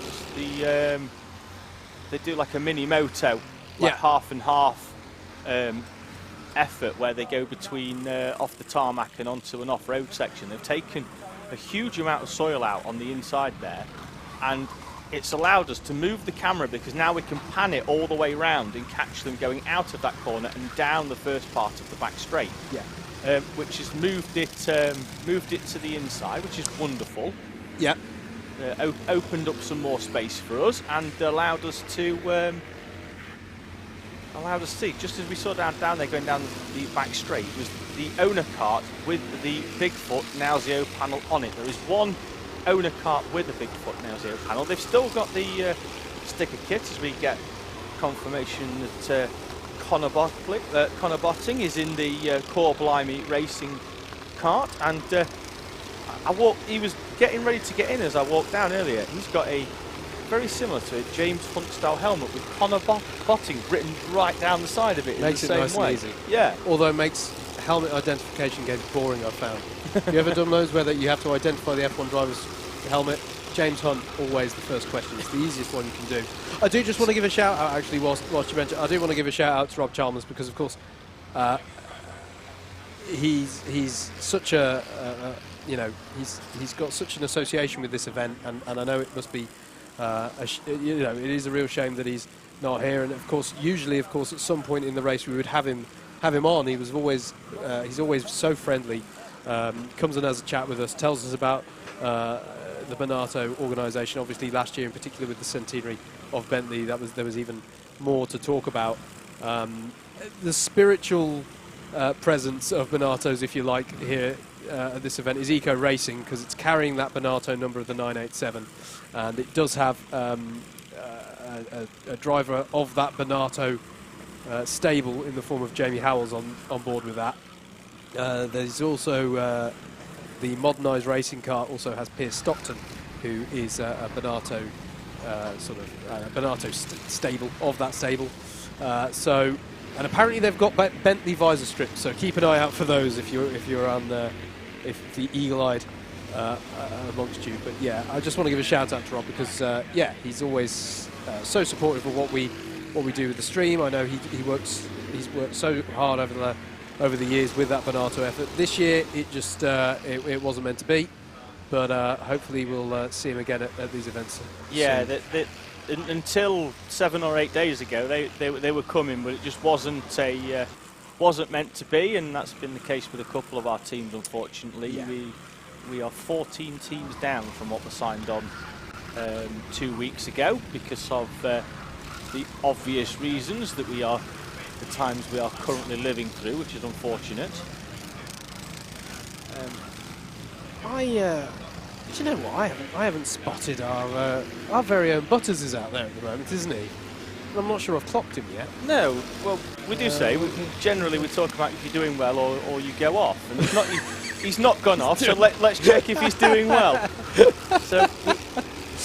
Process of elimination. That I've never heard a compliment for a driver via process of elimination. That's what he's not binned it yet. He's doing he's okay. Not binned it yet. He's there he is coming through the chicane section, and the steering wheel still facing forward. Oh, no, you need to put something on that helmet that's... Jake Mill in the number 10, 3 Blind Mice. He's not going to be easy to spot at night, is he, with that? Goes round hairpin 4. No, he had a white and green helmet before, like unique, distinctive. Yeah. Hey ho. Now he's gone for... how best to describe it? We've described as in Butters get up. I've described it as season one Stig. Oh yes, that'll work. For people who get that reference, Stig's Scottish cousin. Only because he lives in Glasgow now. He's from. But is it? I don't want to get into it's not. I'm not. Michael Aspel. It's not This Is Your Life. Born in Dewsbury, lived in Northampton. We actually have moved to Glasgow, but yeah, we'll just call him the Stig Scottish cousin. I'm sure he'll love that. Red Racing now have the lead out to 3.3 seconds to MS Soko Select. So obviously, goes without saying, that is still so close. I mean, we are coming up here to, we're nearly coming up to the end of the length of a World Endurance Championship race in about, we're about 40 minutes off of that. But even so, the closeness of this battle, the top 3 separated by 16.5 seconds. And actually, hey, that's quite a turn of pace from MSJSR on that lap. Took a second out of Soko Select. So plenty of pace in these top 3. And you've got MS Lucas on the pace, just 1 lap down. And it just goes on, Dave, for examples of how this race is super close. The top 3 within our pro subclass are all on the same lap.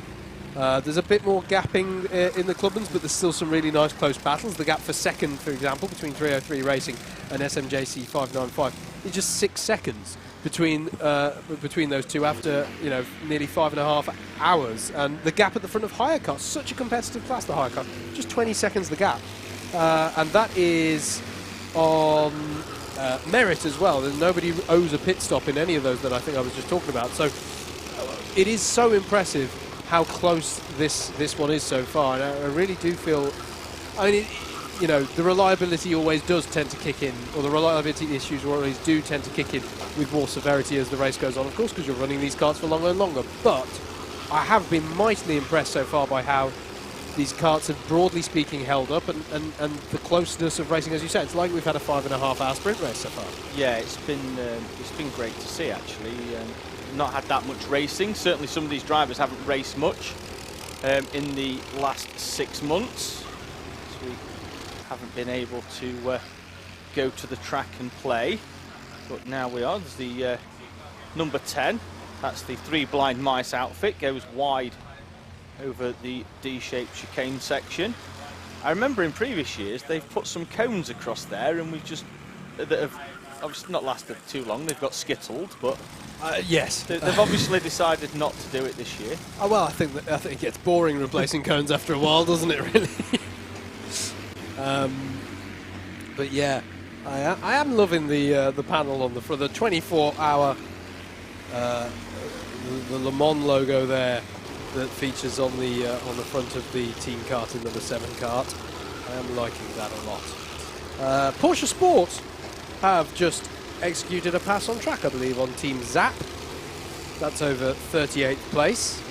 So there are plenty of close battles out there at the moment. Core Blimey Racing are just a few seconds ahead of the English Deaf Karting team effort in the number 85. That's in a battle over 31st place. Who else is close out there? Hopeless Disaster are catching A66, who they've had a bit of a difficult one, haven't they, at times in this race, A66. They were right up near the top of the high karts, I remember, in the first couple of hours, but they've had various issues that have set them back. But there are some good close battles out there. And BSR are coming back through. They've got their probably, I mean, they're all good drivers, but they've got their Belgian in. They've got Sam Spinale in that one. He is flying. His last, he's done a best of a 19.2. Well, they've done a best of a 19.2. Sam's down in the 19.6s. The karts in front of him are doing high 20s, and some of them beyond that. So look for BSR in the highest to come through. Obviously, if you are watching us on the stream, you will generally see down the left side, unless we do have the all of them pop up on the periodically in the middle of the screen. But down the left, you'll have our overall race runners. You can watch the timing side by side as well at live.alphatiming.co.uk/24HR. So that's live.alphatiming.co.uk/24hour, and you'll be able to watch the live timing as well, so you'll be able to see how the higher kart teams are faring, and whoever you are following in their karts. Sorry, I've just seen a comment from friend of the stream, David Whitehouse. Friend of the show. Wonder how awake Mr. Mather will be when he arrives. Do you know what? He wasn't looking too bad, was he? No, I mean, we haven't heard him speak yet, but he looked right. I mean, all right. He looks better now than what I know what Tom will look like after 12 hours of comms and 2 stints. True. Because I think I'll call it now. Tom will look rough as toast. Yes. Yes, he will. And at 10:30 tomorrow, when he gets out of his final stint, he will be rough as toast. I have to say, I keep going around telling people, and that Andrew, he's mad. Do you know he did a race this morning down at Butterworth, and he's driven up to do comp. The number of people I've spoken to already in this paddock have gone, oh yeah, such and such from our team's doing that as well. And you're just like, you're all what?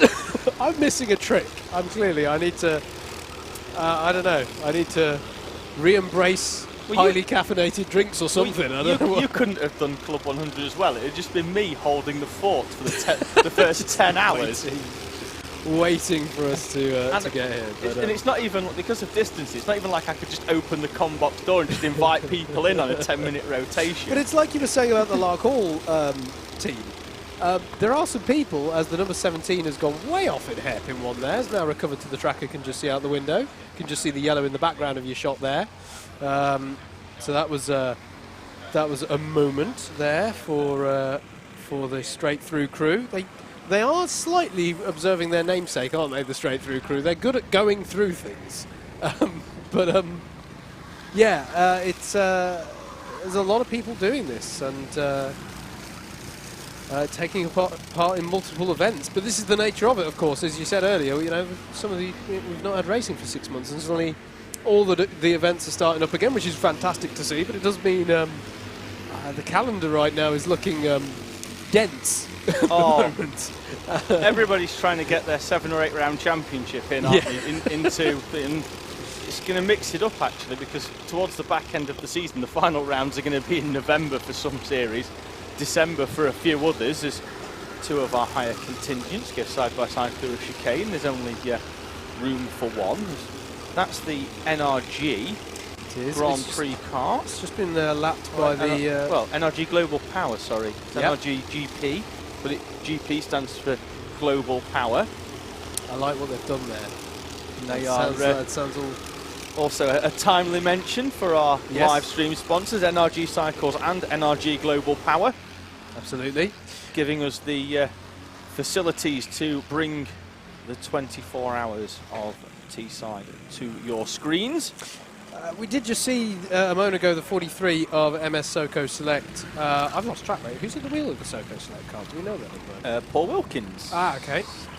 Still, they are probably due in soon. Actually, well, they've got a little. They've cleared an hour, haven't they? I think we're likely to see Red Racing in first. Yeah.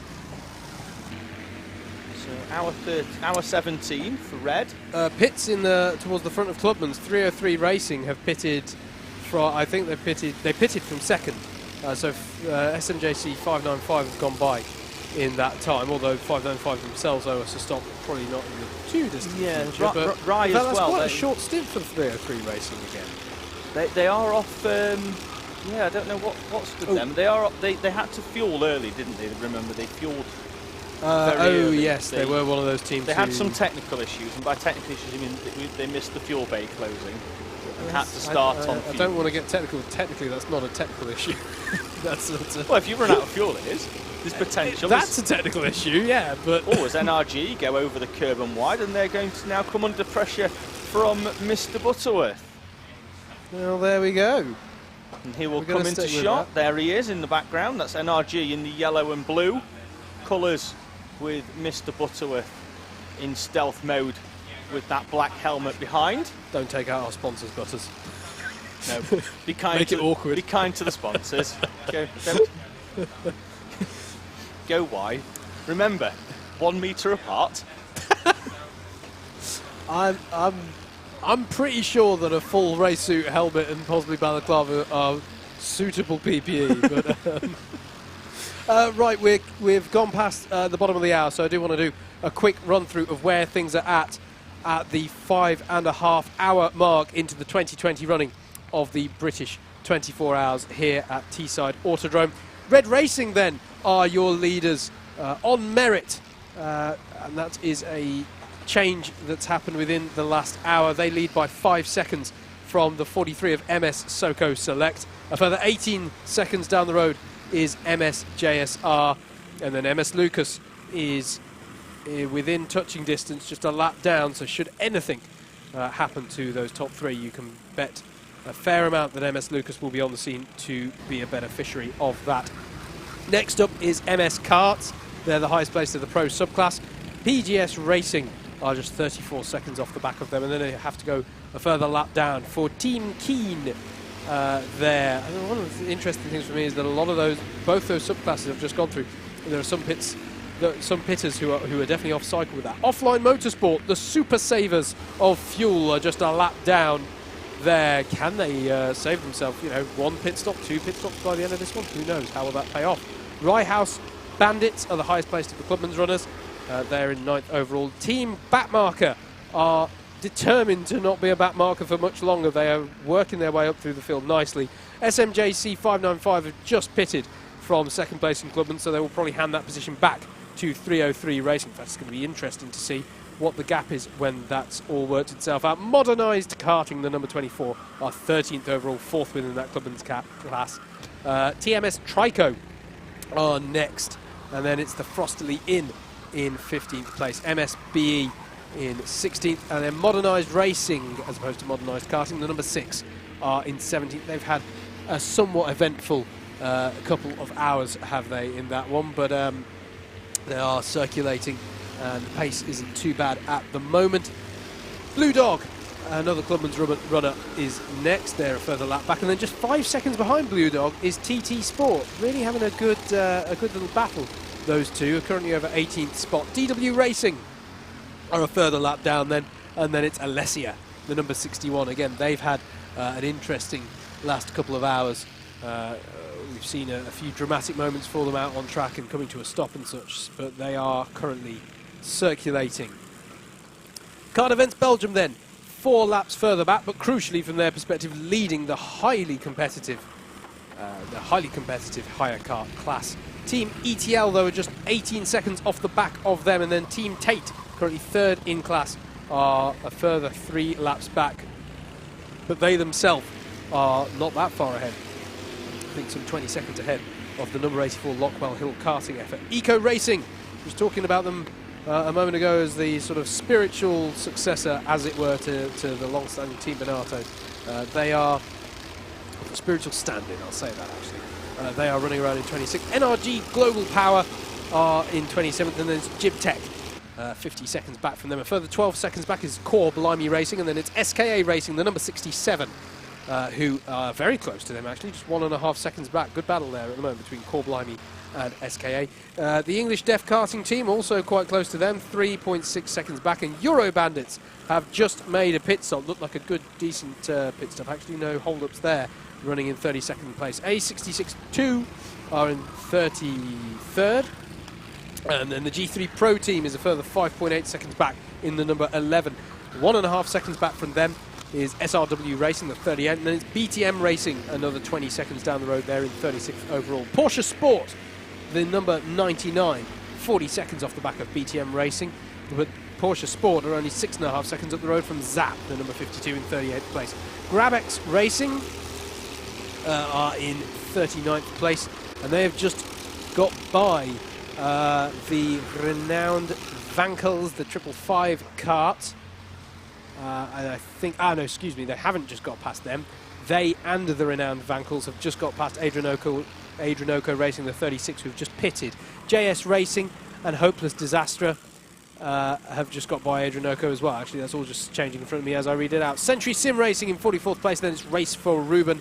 Had some kind of issue in the last hour. We saw a very long pit stop from Race for Ruben, but they are circulating again, and the pace, for my money, looks pretty decent, so hopefully they can get back on it. A66 on a bit of a recovery drive at the moment. They are some 30 seconds down the road, and then it's another 35 seconds back to our very own Tom Butterworth in that 227 Piston Broke Space Racing. I'm saying that very carefully. 7 seconds back from them, Team BSR in the number 15. There's the 200 of Boneheads in 49th place, and the Straight Through crew in the number 17 round out your top 50. They've had an eventful hour. Need to try and keep it perhaps just a little bit cleaner, keep the focus in that effort. Pace Limited are in 51st in the number 40, and then it's the 42 of the BUKC Rejects, just from 4.7 seconds back. Newmarket Hornets had some issues early on, but they're now running okay in the number 9 in 53rd place. Why So Serious is back out circulating again after we saw them having issues that put them at one point stationary to the side of the road. They're one of our Clubman owner runners. They're working their way up through the order. Algorithmic Ascendancy are in 55th, and then it's BTM UK 2, number 34 and 56. In the pits at the moment is the number 82 of ZPR. That is their 5th stop.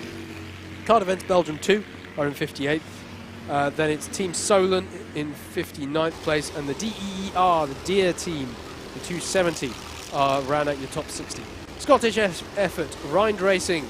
The half of them that have turned up for the first half of the race, as opposed to the second half of the team that will turn up for the second half of the race. They are in 61st place. Do you think the second half of the team are listening, or will they just sort of turn up and they've left it for a surprise? You know, when you don't want to, they just turn up and go, how's it going? I don't know. But anyway, they're running in 61st. CTR paying homage to one of my favourite PlayStation games as a kid, the 22, still collecting Wampa Fruit there in the 62nd spot. 63rd is the Three Blind Mice team in the number 10. Then it's the Teesside Tigers in the number 1. CMC Racing, we saw them have that chain issue within the last couple of hours. They're in 65th. Curiosity Killed the Kart in 66th, one of our higher karts there. Ain't Gonna Win, the number 24. I'm still rooting for you, lads. They're in 67th place. NE1 Racing, the number 18, in 68th place. In 69th place is Shirley Bassey in the number 32 kart, and then rounding out the top 70. Rounding out the top 70. How absurd is this? I just love how big this field is. Century Simpletons, who we saw having an issue not too long ago, but they are underway again in the number 48. Team Carter had a black flag about 90 minutes ago. They are in 71st. LMS are a team who have had some issues as well. They had a binding brake that was slowing them down. They are in 72nd. RDT Racing, the 141, are in 73rd. BH Designs Racing in the 45 are in 74th. The 37 of two-stroke is 75th. The 58 of Kart Force is in 76th. And 4 laps down from them, the number 29, the much maligned race effort so far from AMF. Hopefully they can have a slightly better next few hours as conditions change. Everything hopefully starts to cool down a bit as we head into the evening. 82 there with ZBR was having some engine problems. Looks like he was trying to start that himself down the back straight. But whilst you were running through, the leader came into the pits for a driver change. Charlie Bingham vacating the seat of the 13 Red Racing machine, handing that one over to Martin Black. And looks also like the 11 has... Has the 11 noted it been in pitch yet? But it certainly looks like it's been in. They were race leaders in the pro class. Looks like that one has been handed over to Steve Thompson. And, he's coming through the chicane section in the his ST Racing liveried overalls and bright orange helmet. I have to say, I know this isn't forecast whatsoever, and I don't want to just create, just stir drama for the sake of it. Some of the overcast shots that we see from now and again, just the humidity and the heat, does it not feel like the conditions where a thunderstorm could start any moment? Maybe that's because we're in the really warm comms box, but it just feels, I don't know.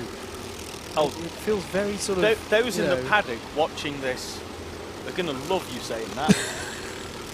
They're also going to doubt me saying that. I think it is because it's slightly humid in the comms box here, but yeah, it's, I don't know, it's not the wall-to-wall blue sky, but it's still lovely conditions for karting. I'm so happy with it so far. A real feel of very warm in here as we... a real feel of considering smashing a window to get some airflow, if I'm honest. But Andrew turned up with a fan for his stint. He did. Well, we've got a fan down here. We're just a bit... We've just not used it yet. We're a bit concerned about the... There is, yeah. Yeah, we've got some concerns about electrical issues. Do we even have a free plug? Yeah, yeah, we've got that. It's just... Oh, that's a plug within a plug, isn't it? That's the problem. Morgan from Alpha Live is to our left. I think he's been given orders to pounce if we go towards any of the sockets. We are a little concerned about the electrical situation of the comms box. Oh, good to see. Mr. Alpha Luke has delegated beating duties. We need to have all those Victorian handheld fans. That's what we need to be doing. Or someone with a really big feather, just wafting. Anyway, I digress. That's how they line up. I've got visions in 15 or 20 minutes time when I vacate of Andrew walking in with a bunch of grapes in one hand to feed you as he feathers you down. We have got a massive NRG banner in front of us. Can someone just take that and start fanning us with it? It's still sponsor relevant, so... of course. Anyway, so we are looking, that is the 61, which is the Alessia Clubman's kart, working its way through some of the traffic. Not fairly far down, it has to be said, within the Clubman's order, but back underway, counting off the laps. Colin Palacho, apologies, I just forgot how to speak, at the wheel of that one. And I can just see out the window as well, the 888 has just pulled into the pit lane as we look at a nice string of karts that are going through the D chicane there. Blue Dog, one of the... oh yes, of course, yeah. One of the Clubman outfits makes their way into the pit lane. The 4-driver team, actually, that one. At the very least, I've got 4 on the list of Adam Deans, Andy Vesely, Patrick Kelly, and Alex Blomberg. Sorry, Alex Blomberg, actually, in that outfit is Alessia, sorry, just to make sure occasionally see a driver put their hand behind there. They're probably just making sure that the exhaust is still blowing through, which is normally just to make sure that the engine's still on. Yeah, which sounds crazy when you say that to someone who's maybe not familiar, but these are twin-engine karts. All you can hear for 24 hours is engine noise, and a surefire way to make sure your engine's running is to put your hand behind it and go, some air is coming out of it, so some air must be going in it and banging back. Big explosions must be happening inside. I thought you were going to do an impression of what the engine noise sounds like. I'm not going to do that. All I can hear for 24 hours is... Yeah. It is a genuine thing that if there's ever a red flag, and anyone who's trying to get 40 wings... That's Josh Henderson with the 595. Oh dear, and this is from top 3 running within Clubman. In fact, second place in Clubman's. Not the first time the 595 has been off there, so maybe somebody's put a magnet at that corner, but the 595's been in that gravel twice. Different drivers. Yep. But that one looks like the grey suit of Josh Henderson, taking the 595 for a trip across the gravel. Yeah, so when there's a red flag, hopefully we won't get one, but if there is one, everybody who's trying to get some sleep around the circuit suddenly wakes up. And why? It's because the hum of those engines has just stopped, and your brain gets so used to it. I'm surprised, to be honest. You know, these ambient apps you can get now that play your rain noises to sleep, all sorts of things. Where's the 24-hour kart race engine drone as a sounds to sleep by? Let's make it happen. Why not? Well, normally, obviously, under normal circumstances, there's a yellow flag, and it looks like there could have been a stationary kart on the inside of that straight. Yeah. But as I said, normally, behind us in the commentary box is normally a row of tents and an abundance of awnings. Yes. And because of distancing, we've got none of that this year, and as you saw earlier, a number of the drivers and helpers watching from the bank around the top end of the West Circuit, which is an incredible view. Probably the best view of the circuit. If you get right onto the left, you can see the whole of the circuit bar in about 40 or 50 metres down the back. Here's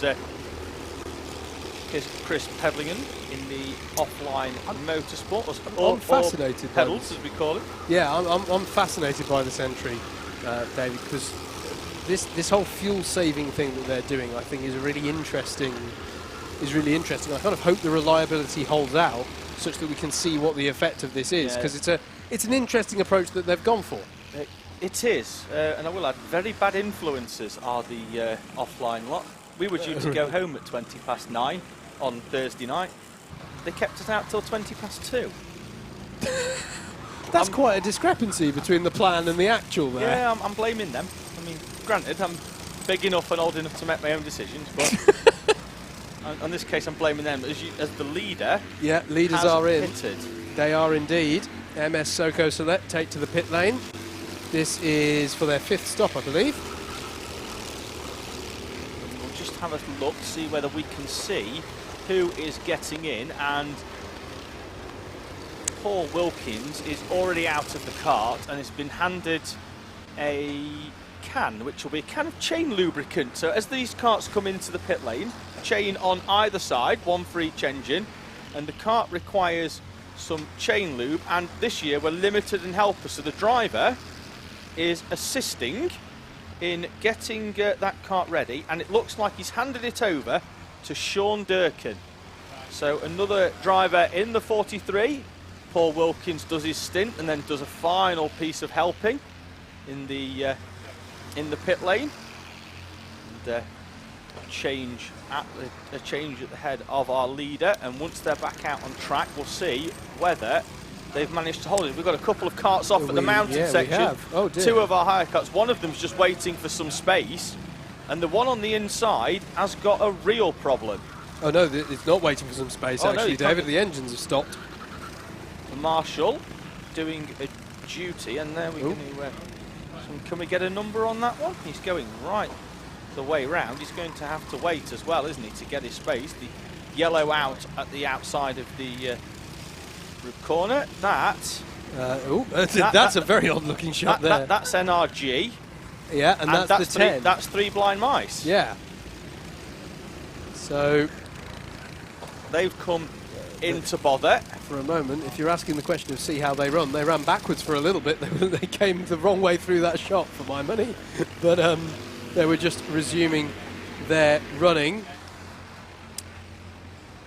And MSJSR have inherited the lead, of course, with MS Soco Select emerging from the hit lane. But MSJSR aren't a million miles away from owing us a stop, probably in the next 10 to 15 minutes. And at that point, Red Racing should inherit the lead. This is the interesting thing at this stage in the race. These teams at the top, David, not all on the same pit strategy here. So we see these lead changes, and it's just going to be fascinating how this develops over the race. Yeah, so MS Soco Select came in from the lead.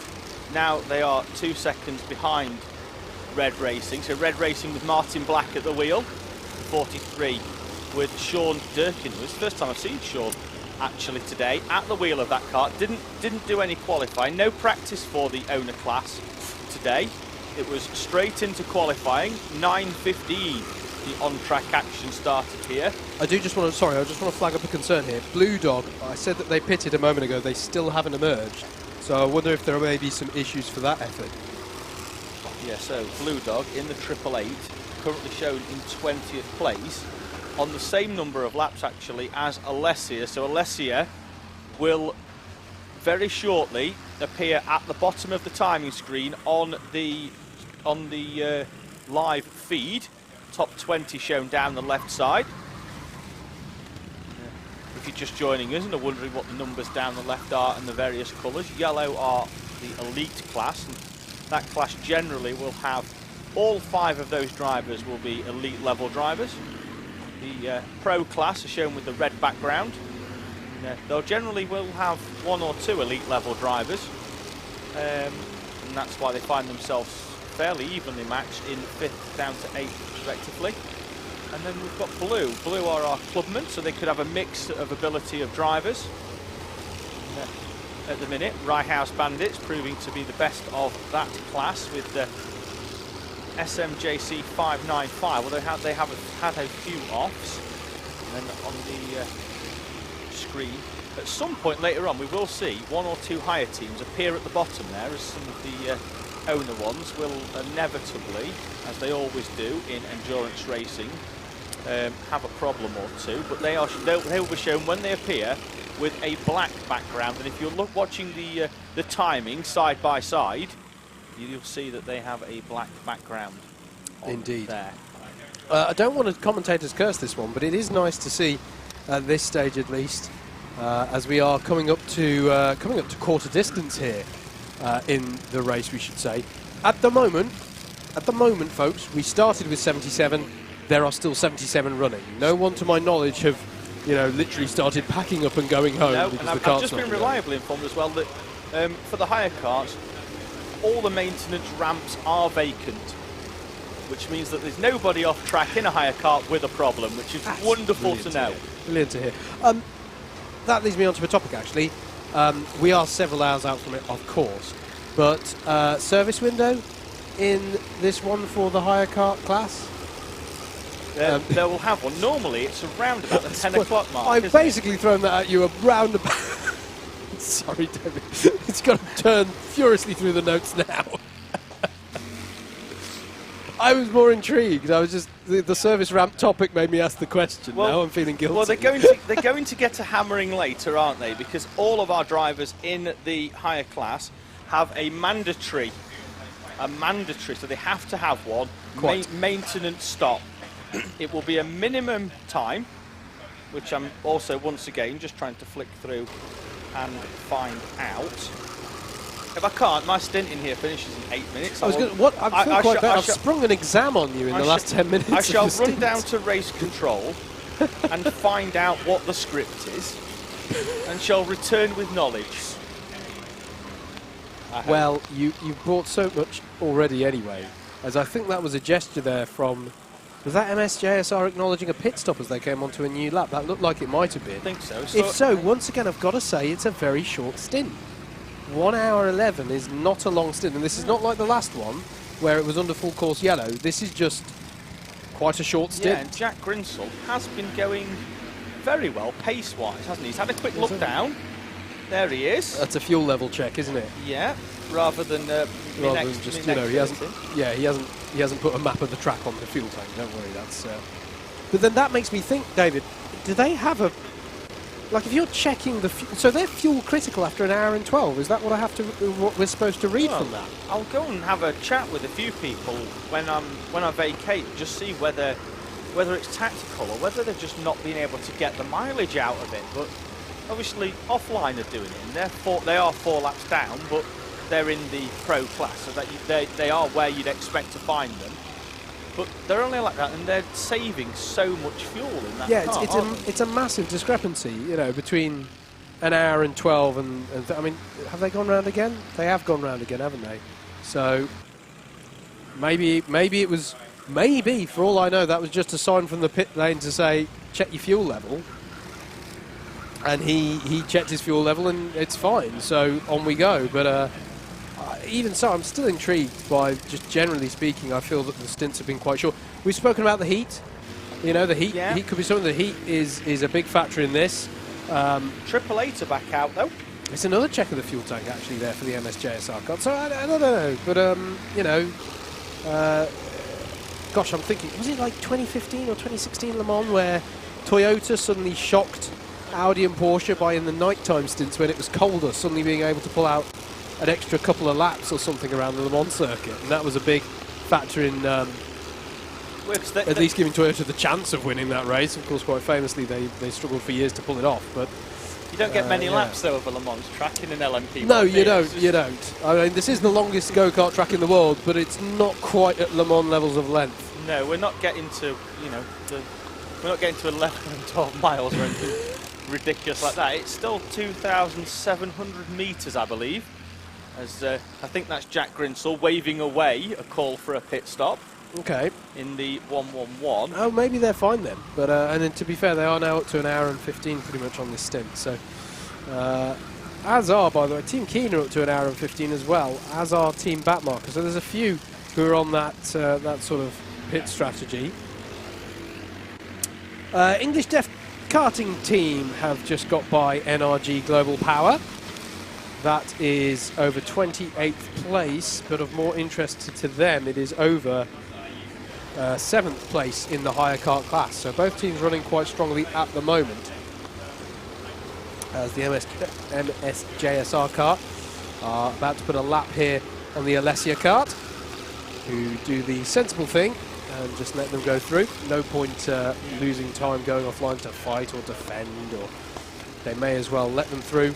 And to be honest with you, the MSJSR car might pick a way through some of the traffic, as was not just demonstrated by the difficult situation they got into there with one of the higher cars. That was the CTR car, and here they are come then. So MSJSR, after teasing for a few laps, are into the pits from the lead of this race. That is 1 hour and 15 minutes, and that's still half short. An hour shorter than what 15 minutes short of where we thought we'd be, as Steve Thompson flattens the curb out in the chicane section in the number 11. They're currently leading their class in pro. Strong team though in that. That's a if there was a team in pro that's borderline elite, it is the 11. They've got Steve Thompson, Jake Brooker, Will Jones, and 2 drivers that normally race 2-stroke in Jamie Tyler and Louis Diamond in that, and it's a strong outfit. Yeah, definitely. We're coming towards the end of your stint here, just as the leaders pit, David. You say that, I'd say that. He's not here, but I can see he's getting there. He's doing his networking in the paddock. I can see out there. What are your takeaway points as we approach the quarter distance, either way, regardless of whether you're about to be relieved or not? What stood out to you then so far in this 2020 British 24 hours? Well, other than the obvious that we spoke about a lot with the fuel, it's just how unbelievably close it's been. And even now, with JSR, they will, when the Red Racing and SoCo Select come over the line in a few moments to the JSR outfit will drop down probably back to third, maybe, depending on how they've done. Yeah, they have emerged from the pit lane now, and it's a decent stop actually. It's 1 minute 26 their first stint. While the time. 19 is on, I just want to run through actually why they are the only owner kart with a Bigfoot Nauseo panel on. Oh, go on, yeah. One of their drivers, Nigel Richardson, amazingly races using pedals with a prosthetic leg. Right. And they need that Nauseo panel because he's got minimal control over it sometimes. Yeah. If he takes his foot off the brake pedal, Yeah. it has a tendency occasionally to pop up and lift up, and the Nauseo panel stops his prosthetic leg coming right up in the air, which has happened once here in a sprint round going round South Bank. Right. Because he doesn't. That's not a place where you want that to happen. No. So he doesn't run a Nauseo panel. So I've seen him pushing his leg back down, but he's a phenomenal racer. To say that he is racing with the prosthetic, and that's why they are the only owner kart team with the Bigfoot Nauseo panel. And he did start the race. They had a runner, similar to cricket. He was sat in the cart at the start. Somebody else ran across the track for him, because we have the Le Mans start. Yeah. Tapped him on the helmet, and off he went. There you go. And on that note, I'm about to off I went. As I have, you are, yes. As we have a pit stop in the commentary box, and We I hand do. over the duty to a man that's seen almost every road of the United Kingdom today on the way up. Is it 146 miles of A1? I really hope he hasn't visited Wales in his drive from Kent up to Middlesbrough. But maybe he has. We'll find out. Thank you, David.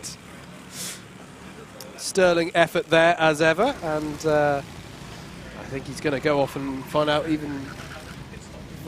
when this pit stop window is, and many other things. Thank you very much, David. And it's time for us to introduce our fourth member of the comms team for this one, because he's fresh as a daisy, having driven up the country to be here. As I say, the more people I've spoken to today about this, he's done something a bit mad. Get this, he's only gone and they've gone, oh yeah, we've got someone doing that. So turns out I'm missing the trick. But welcome to the 2020 British 24-hour stream to Andrew Mather. Hello, mate. Good evening, mate. How are you doing? Yeah, I'm all right. Yourself? I'm good. I've just spent I spent 20 minutes or so down in the abyss, as I call it. The abyss for karts, where if you're going down there, you're not having a good time. Quite a flurry of activity. Oh, right, yes. But yeah, talking to a couple of people. But first thing that I want to say is, obviously, we've done this race for a while, mate, haven't we? We have, yeah.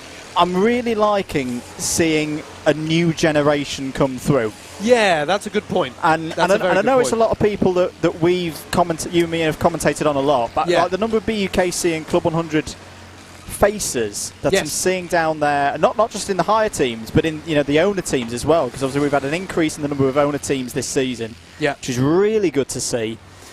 I think that's really good for this series, to see that new blood coming in and competing really well. That's a really good point, really good point. The other thing, I don't know if you've picked up on this so far, my observation that I was making when I came on, because of the way they've had to distance, I don't know if you've spent any time in, well, you've just said you've spent down the abyss. Some of the awnings, some of the garages are so far back. Yes. They're so far back. I saw the CMC team who had a chain loss on their left engine, had to replace that.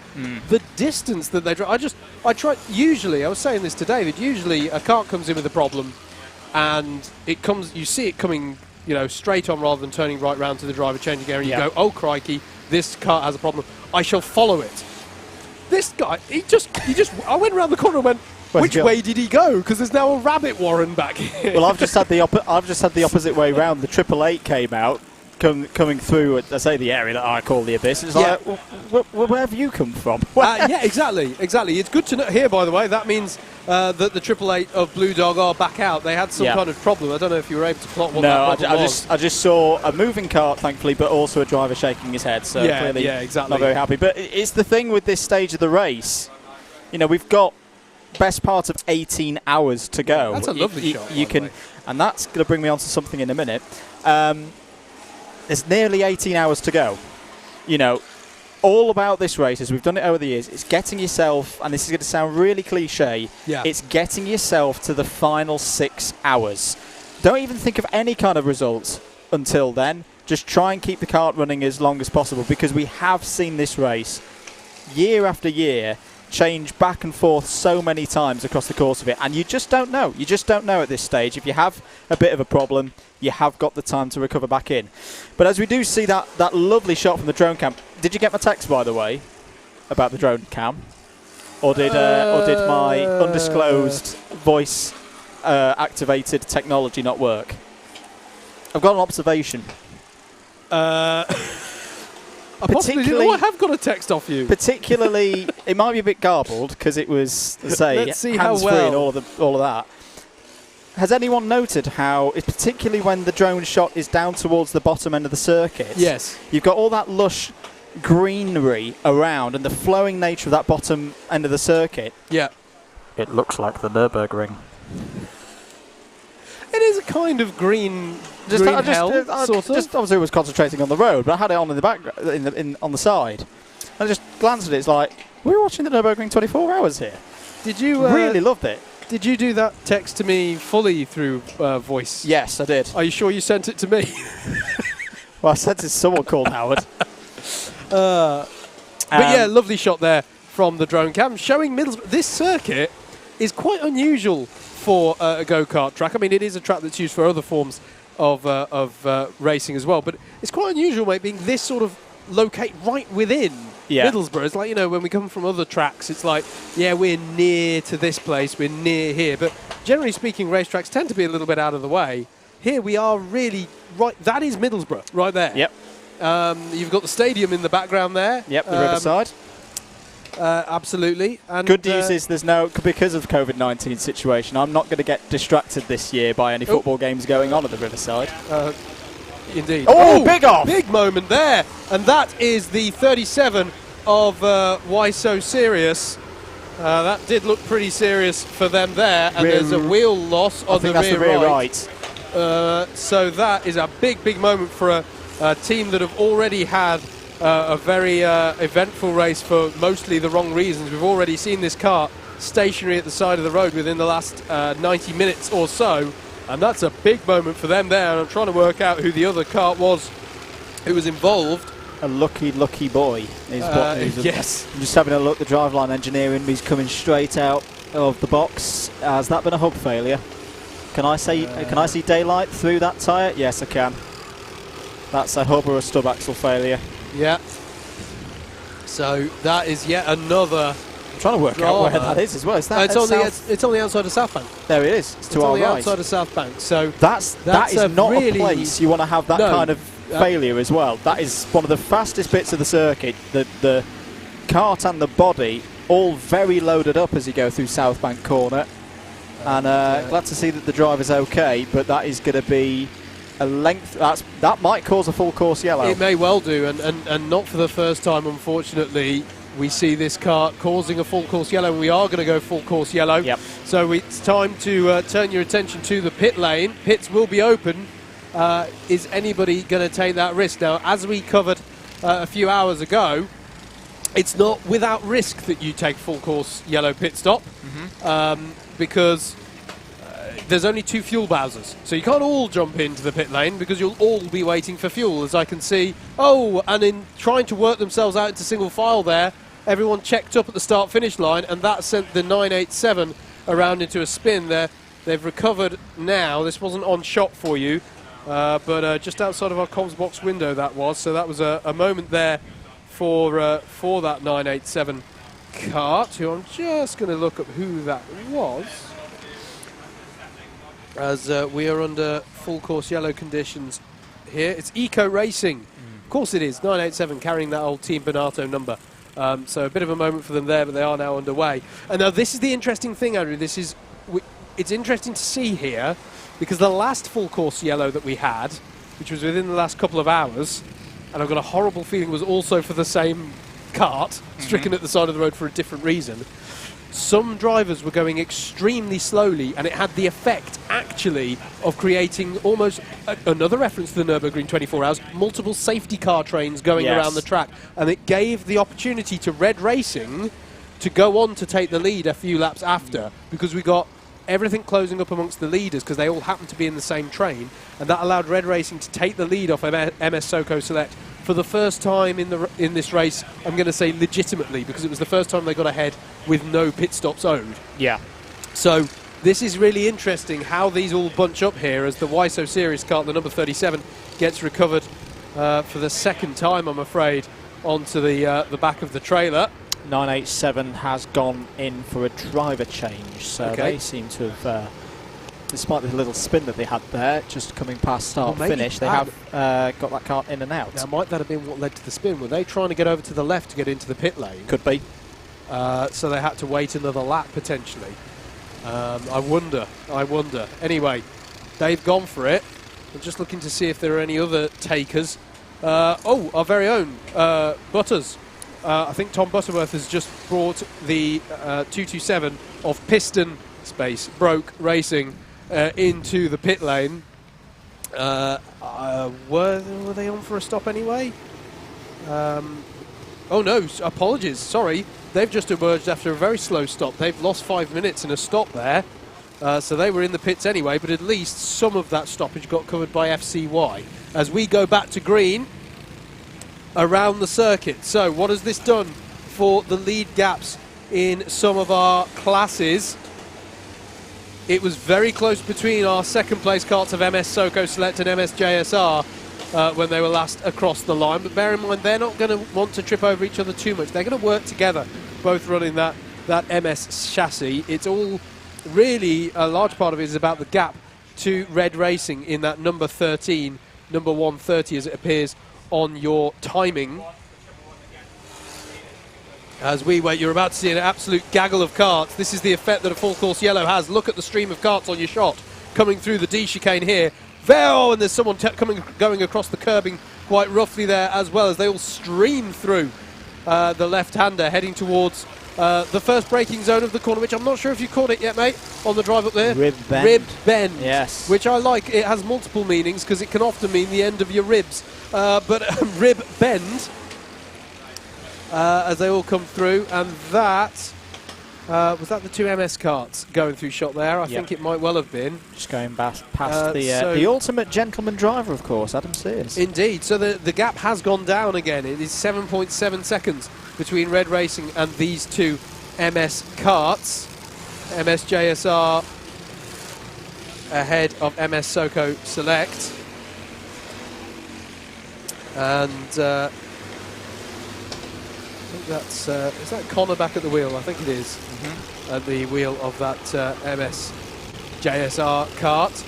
MS Lucas, excuse me, Connor Lucas at the wheel. Just going past the 303 and 303 Racing. Yep. I loved the story. It's one I had heard before. Yeah. It's great to have the reminder of it. Of course, the 303 Racing team and why they're named 303 Racing. Go on.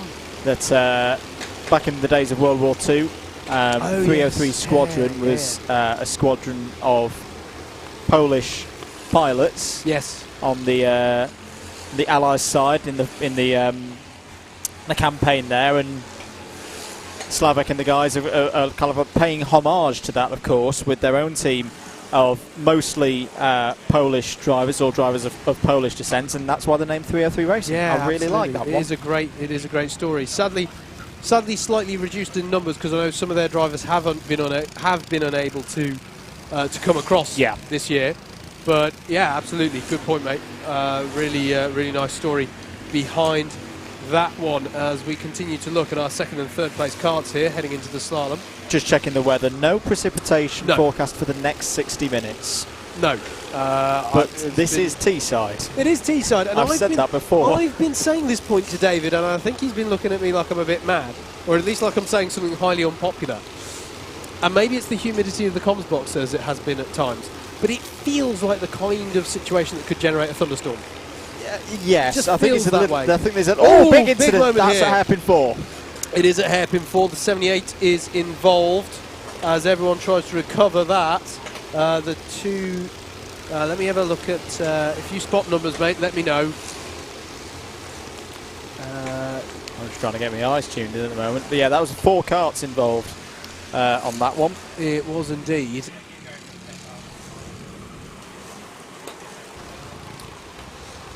It looks like everyone has got going again. Coming over the top of the mountain then. MSJSR starting to just get a bit of a gap to MS SoCo Select. See the SoCo Select kart a little bit further back, just trying to make their way through the traffic, but still way too early to be thinking of this as a crucial move, of course. I think one of the karts involved there might have been the Boneheads kart. They've just had quite a slow lap, as has, I'm sorry to report, Piston Space Broke Racing. Do you know, it actually might have been MSJSR just getting a little bit hot into the back of another car. I'm just having a little watch of it again. Apologies that we can't bring you this. Oh no, it's 2 separate incidents. There was one kart already off down there. Yep. Sorry, I couldn't make out the number. Then you had the owner kart that took the brunt of it, which I think was it the 78. They got taken out by a higher kart, I think, and then the MSJSR karts, as everyone's checking up for the original incident and then the secondary incidents, slightly ran into the back of a higher kart. Yeah, absolutely. I don't think anyone really was at fault at that. It was just one of those things that happens in endurance racing. I'm just having another look at it again. Yeah, actually, I'm going to change what I said. It was the 198. Yeah. Them getting into a higher kart, spinning themselves out, and then a little bit of a concertina effect forming in behind. We're looking at your race leaders. Red Racing. It is Martin Black at the wheel of that kart. You can tell because of the blue helmet with a little bit of tartan in the middle there. And he is leading just 4.8 seconds ahead of the MS karts of MSJSR and MS SoCo Select. And it really has, it's fair to say, been the story of those 3 karts through this race so far. SoCo Select, of course, are pole sitters and are reigning champions for this event, of course, won it last year. And these 3 have been the leaders of this race throughout. It has been one of those 3 so far. Ever is such the way, because they are all extremely proficient at this old 24-hour racing lark that we do here at Teesside. But at the moment, Red Racing, as I say, they grabbed the lead after, not the FCY that we've just had, but the full course yellow we had before that. Not long after that, they took the lead there. Do keep your comments coming in. We are trying to keep across those on Facebook. Just to say as well, we've passed a bit of a landmark, 300 laps, 301 there laps we go. on the board now for the leader. We should have done the 303 story on that 303. But yeah, we're monitoring Facebook, we're trying to keep an eye on YouTube. And don't forget, you can tweet us in the box as well. We've had several people tweeting in the box. Tweeting us in the box. There is a box that you write the tweet in, I suppose, at @MM, and we will happily give you a shout out. So thank you to everyone who is doing that, including you, mate. You did it whilst I was commentating earlier. You atted me. You teased me by saying there was a fan on the way. We've still not got it up and running. But we have multiple fans. We just have a bit of lack of wattage yes. to run said fans. Hello to Jack Lilly, who's given us a follow on Instagram, at @MM on Instagram as well. So hello to you, and Pedro John Harris as well. Lead gap clearly going down here with Red Racing in the traffic. It is allowing... Here, Joe Holmes is being overtaken. I don't often say that. He is. I'm not sure that the G3 car... I don't know if they've had a few issues in the G3 Pro effort. I was having a chat to Matt Hale earlier on, who's a big part of the G3 Pro efforts. Yeah. Not just here today, but in terms of their other racing in other series, such as Club 100. The car is running... They're keeping it running. Yes. And this is... It's a really tricky stage of the race, this. They reckon they're about a second to a second and a half per lap off the pace. Yeah. But the kart's still running, of course. But there's that temptation to, because they're maybe lacking in a little bit of kart pace, to then push a little bit harder. And that, of course, is when you break the karts. Yeah, exactly. So they're just playing it not easy at the moment, but they're doing absolutely the right thing. Even though it's their first time here, they've got a lot of experience in that team. They're just taking care of the kart and see where they are in that, as I say, that last 6 hours of the race. Yeah, absolutely. What I've noticed in this one as well, mate, is as the MSJSR car have closed in on Red Racing, they've not taken Soko Select with them in the way that I thought they might, which is interesting. But here it is, folks. It's really closed up now. This is your lead battle. Not for the first time. Red Racing and MSJSR. Now, a lot of the talk so far in this race has been how the MS teams seem to be running fairly short stints, and we're going to have a look here from Connor Lucas down the inside of hairpin 3 and gets the job done. So there is your change for the lead, which will get confirmed on timing as they come around this time. But MSJSR back to the head of this one. And there we go, a change of lead. MSJSR to the head of the field, but it's going to be interesting how long the stints are. The Super Savers, who I'm so interested to see how they get on, is Offline Motorsport in that pro class. Lift and coast. All the way they've been doing it, and the stint lengths that they're pulling out are very telling when they get to the end of a stint. 1 hour 35 they've been able to pull in that owner kart, as compared to the MS teams, which frankly have been doing 1 hour 15, which is some 15 minutes shorter than we expect. As we can see Sam Cobb there in the recovering Team Backmarker squad. This is a squad. You were talking about some of the new generation BUKC talent. This is exactly the kind of thing. This is a team that had some engine problems early on, but are on quite the recovery drive. And since, well, basically they cycled Jess Alexander, and then they put Rob Newman in, and now they've got Sam Cobb in, and it's just quite an impressive effort that they're achieving here. Greg Barnard in that team as well, who's been on really good form when I've been seeing him so far this season. Who I think is one of your fellow, I'm going to race in 2 locations this weekend as well. So that's I think that's all of them actually, because I was talking to Jess Alexander earlier, and I'm sure she said there were only 4 of them racing here this weekend. But this Sam Cobb at the wheel at the moment, and this really is, I mean, they worked their way up the order. They had the issue early on, the engine problem. They've replaced the engine, and they've worked their way up through the field. About to be lapped, if Connor Lucas has anything to say about it, in the 111 there, and there is the lap being put on them. But I still think that's a team to watch, because they have worked their way up steadily over the first quarter of this race, having had a dogged first hour or so.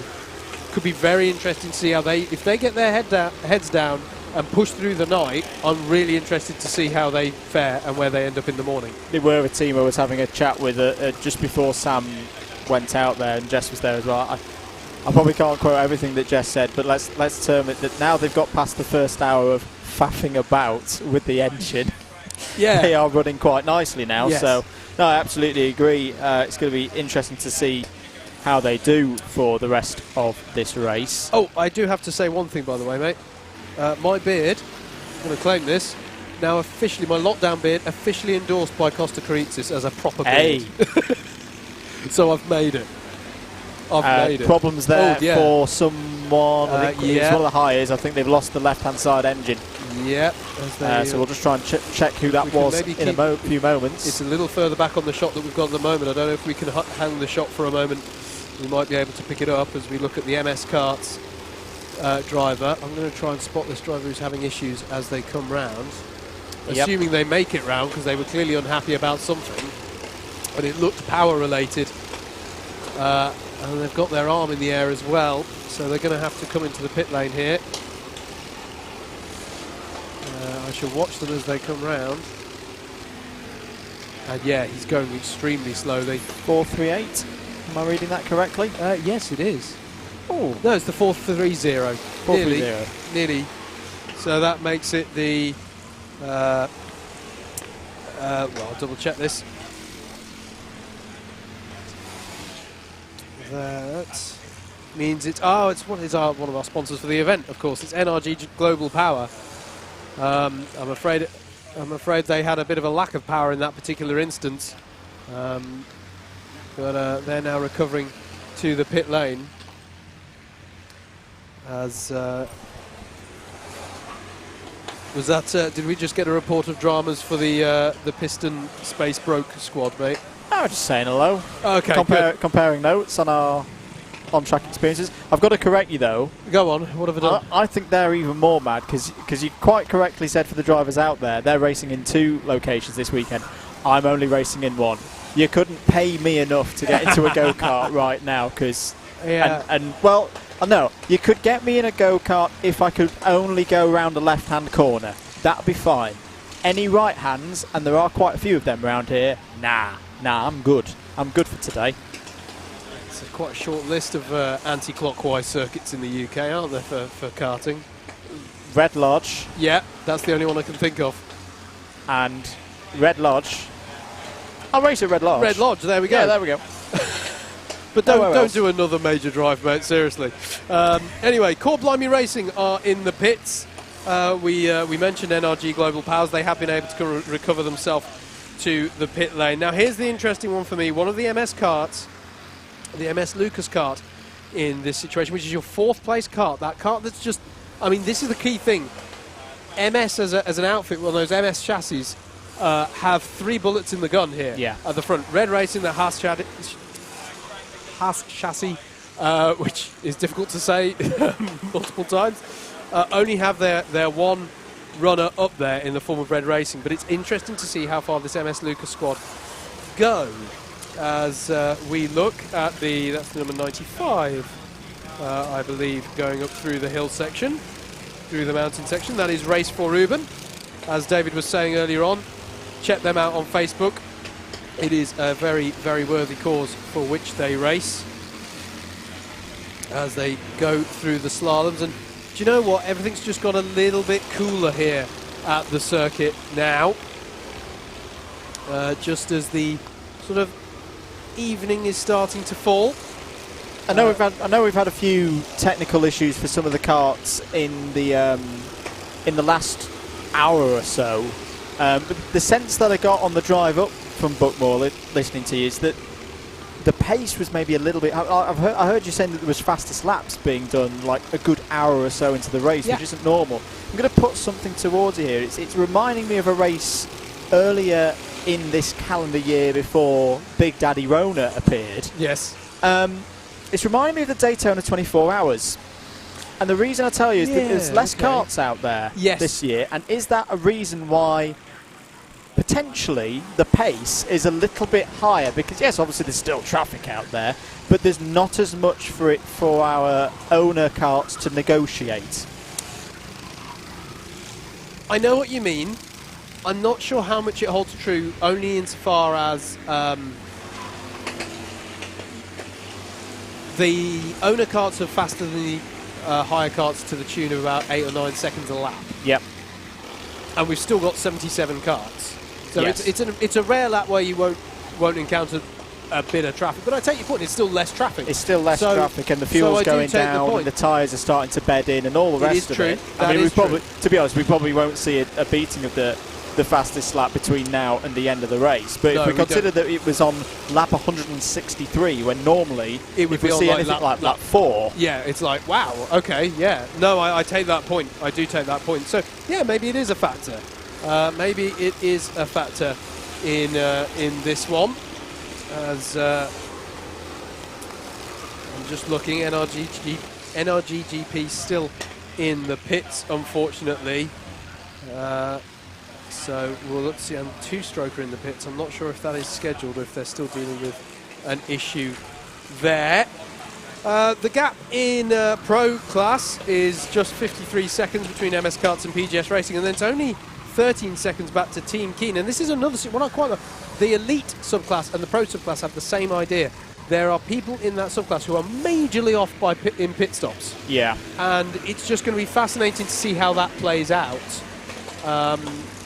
I still feel like we've had a reasonable amount of green flag running, and I know I'm saying that in the first quarter of the race rather than the last quarter of the race, but broadly speaking, so far the pace has been allowed to play out, and that has given us some really interesting racing, as there is a change for 5th place in Clubman's.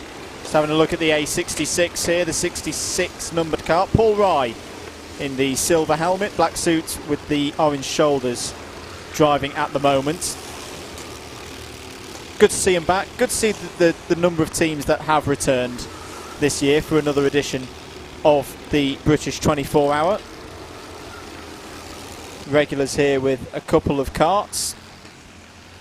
And the A66 team running at the moment in 43rd position. Keep your comments coming in. You can tweet us in the box at @MM. Give us a follow as well for the Double Dash Motorsport Media Twitter account as well. If you're on Facebook also, you can like the page if you're enjoying the commentary. Really, really does help us out if you can. You're watching live coverage of the 2020 British 24-hour kart race here live from Teesside Autodrome. Shall I go slightly early with the bottom of the hour update? Shall we go for on it? then. So, this, you can bet, is the point where we're going to suddenly have loads of changes in position, and I can't read them fast enough. Anyway, as we come up to the 6.5-hour mark in this year's running of the British 24 Hours of Karting from Teesside Autodrome, it is MS JSR who now lead the race. That is another change for the lead. We've had 2 in the last 2 hours, effectively. They are just 5.9 seconds up the road from Red Racing in that 13 kart, and then a further 13 seconds back is MS Soko Select, last year's winners, still running strong. MS Lucas are a lap down and probably owe us a stop the soonest out of these top 4, but they're still running good on the pace, and they're ready and waiting should any of those top 3 falter in any way. MS Karts, the leader in the pro subclass in that number 11, a further lap back, and then a further lap back from them, the battle over second place within that pro subclass. PGS Racing in the 390, just 14 seconds ahead of Team Keen there. And as I say, there's still an interesting aspect there with how the pit stops are playing out. And then, speaking of pit stops, the super savers of fuel, Offline Motorsport, a further lap back, keeping decent pace, but doing impressively long stints. Team Backmarker making that recovery drive. They're 3 laps back off the back of Offline Motorsport, but they have definitely been, broadly speaking, you know, the comeback drive from them has been impressive. 8 seconds back from them is the leader within Clubman's, the Rye House Bandits, who are 27 seconds ahead of SMJC 595. They've had it a bit cleaner in the last hour. Last hour ago, we were reporting how they'd had several offs. They've had 2 offs into the gravel down at Rib Bend, and but they're still able to retain second place in Clubman's at the moment. And 303 Racing, who, we missed it. They've done lap 305. Anyway, they have done 303 laps, plus a couple more. 3rd in Clubman's. The Frosterley Inn, the runners who, the entry who have the Nassau panel, even though they're an owner car. That fascinating story, tidbit of information that David Sullivan was giving us just before he finished his stint on comms. They are a lap ahead of MSBE in 14th, and it's TMS Trico some 21 seconds back. Then it's the 2 modernised karts, Modernised Racing, the number 6 now ahead of Modernised Karting, and I can't help but feel that that might be due to a modernised karting issue, because they were previously running much further ahead. So keep an eye out, see if modernised karting, when they do reappear from the pits, have had some kind of issue, because they do seem to have dropped down the order. DW Racing are next, a couple of laps down, and they're just 10 seconds ahead of TT Sport. These are all Clubman runners still. Alessia, the number 61, is next down the road. And then Blue Dog, who had another issue that set them back in the last hour or so. They are running in 21st, the last of that sort of main bunch of the Clubmans who aren't on a recovery drive up through the higher kart ranks. That then takes us to the higher kart runners then. Kart Events Belgium still in the lead of that one by 4 laps now, the gap to Team Tate, who are just 34 seconds ahead of Team ETL. So that's an interesting development, actually. second place there because ETL were in the running for second place there, but they've dropped back and they're roughly the same on pit stops, those two teams. So I think that on merit we can say Team Tate have got ahead there in the 91 for the time being. Lockwell Hill Karting in the number 84, some 11 seconds behind Team ETL, and then a lap back from them, the 987 of Eco Racing, just 27 seconds ahead of Euro Bandits. 8 seconds back from Euro Bandits is SKA Racing, and they themselves are 44 seconds ahead of Jib Tech Racing. And then 20 seconds takes you back to the 30th place, rounding out the top 30 there, the 113 of Core Blimey Racing. They're just 1.5 seconds ahead of the English Deaf Karting team. I feel like that battle has been going on for several hours now between Core Blimey and the EDKT team. Really good effort from both of them. A lap back from them is BTM UK Racing. This is interesting. BTM UK, who are just 11 seconds ahead of BTM Racing. I think the latter of those have been on quite a recovery drive, but they're now running quite close. And then G3 Pro are in 34th place, just 10 seconds behind BTM and 10 seconds ahead of SRW Racing. A66-2 are next in the 36th place, and then it is the renowned Vankels in the 555 in 37th, 11 seconds ahead of Team Zap. This is so close in the midst of the hire cart. I'm really, this is sprint race gaps almost back here. NRG Global Power have retaken to the circuit after we saw them with some grunt issues. They couldn't get the power out of that cart, but they're now back out and circulating, and the pace is decent. And they're locked into battle with the 59 of Century Sim Racing. Just half a second the gap across the line last time, so look for that battle over 39th place. And that rounded out our top 40. Grabex Racing are next, some 11 seconds down the road, and they're just 12 seconds ahead of Race 4 Ruben. Still unsure of what happened to that cart, because they used to be running much higher up the order within hire, but they're still running well and have good pace all round. They are in a battle at the moment with the A66 cart, who we saw a few minutes ago on our stream, and then half a minute back from them is JS Racing, the 111 within the hire cart class. Porsche Sport are next. I still think they benefited from being one of the first teams to roll the dice in an FCY pit stop with Porsche Sport, and I think that helped them a little bit a few hours back. Good call from them. 20 seconds behind them is BSR. Pace Limited are next, some 30 seconds back, and then 11 seconds back from them is Hopel. I keep wanting to say Opel Astra. Hopeless Disaster. It's the way they've spelt it. I love that team name. The number 81. The Newmarket Hornets in the number 9, faring better than they did in the early part of the race. They're working their way up on a bit of a recovery drive. And then the 200 of Boneheads rounds out the top 50. Then it's Adrianoco Racing, the BUKC Rejets, Algorithmic Ascendancy, the straight-through crew, who have had a quieter hour than they had earlier. They did honour their name quite well earlier on, did Straight Through Crew. They managed to go straight on at hairpin 1. They managed to go straight through the bollards on pit entry. But I'm delighted to say that they've been going straight through the plan, and they've realised that doesn't work. Kart Events Belgium 2 are next down the order, and then it is the 227 of Piston Space Broke Racing. Then it's Deer, the DEER team in 57th place, and then gathering up the Wampa Fruit in 58th place is the 22 of CTR. Good reference. Thank you. They have Crash Bandicoot on the back of their T-shirts. Amazing. I love it. CMC Racing still on that recovery drive from their lost their chain replacement that they had to do a couple of hours ago now. Then it's one of our Scottish entries in Rind Racing.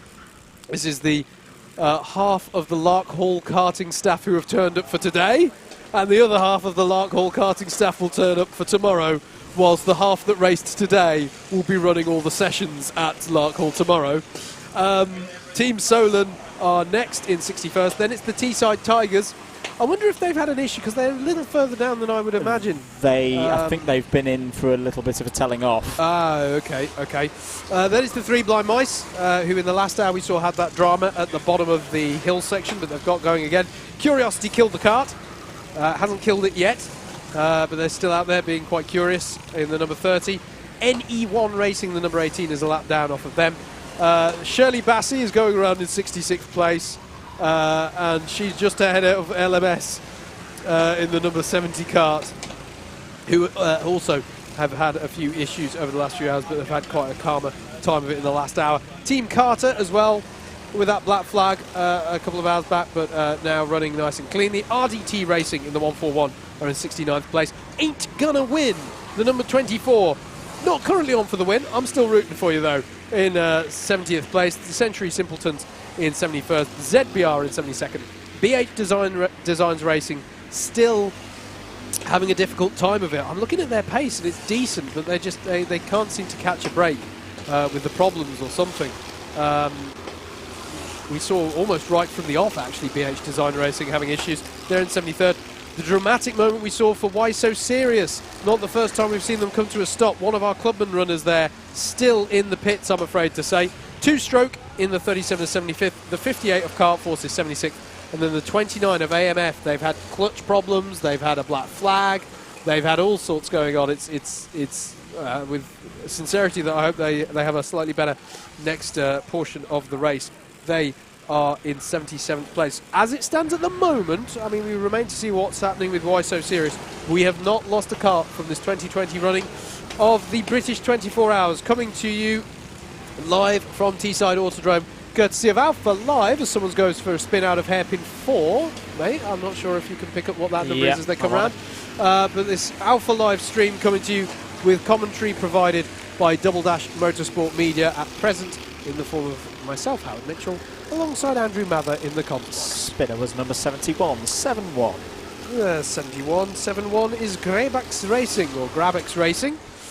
Just wanted to say, whilst you were have a look at Joe Holmes there in the number 11 G3 Pro entry in hire. I know we talk about him a lot, and I know obviously David C was singing his praises earlier, the 2019 Teesside Owner Sprint Series champion, but Connor Lucas, this is it's still very early, everybody. You know, we've got a lot of running to do, but this is an astonishing stint from Connor Lucas. He's pulled out, there he is, 17 seconds and over Red Racing. I have to say, I don't know if they're really seriously front weighting. He went eerily quiet then. It's just that everyone's bunched up in the mid-section of the lap.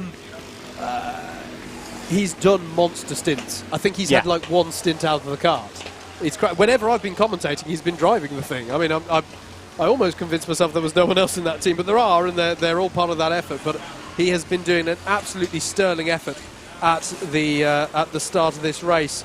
Pit stop coming up for Century Sim Racing, mate. I've just seen their number 59 board and in being held out on pit entry. Yep.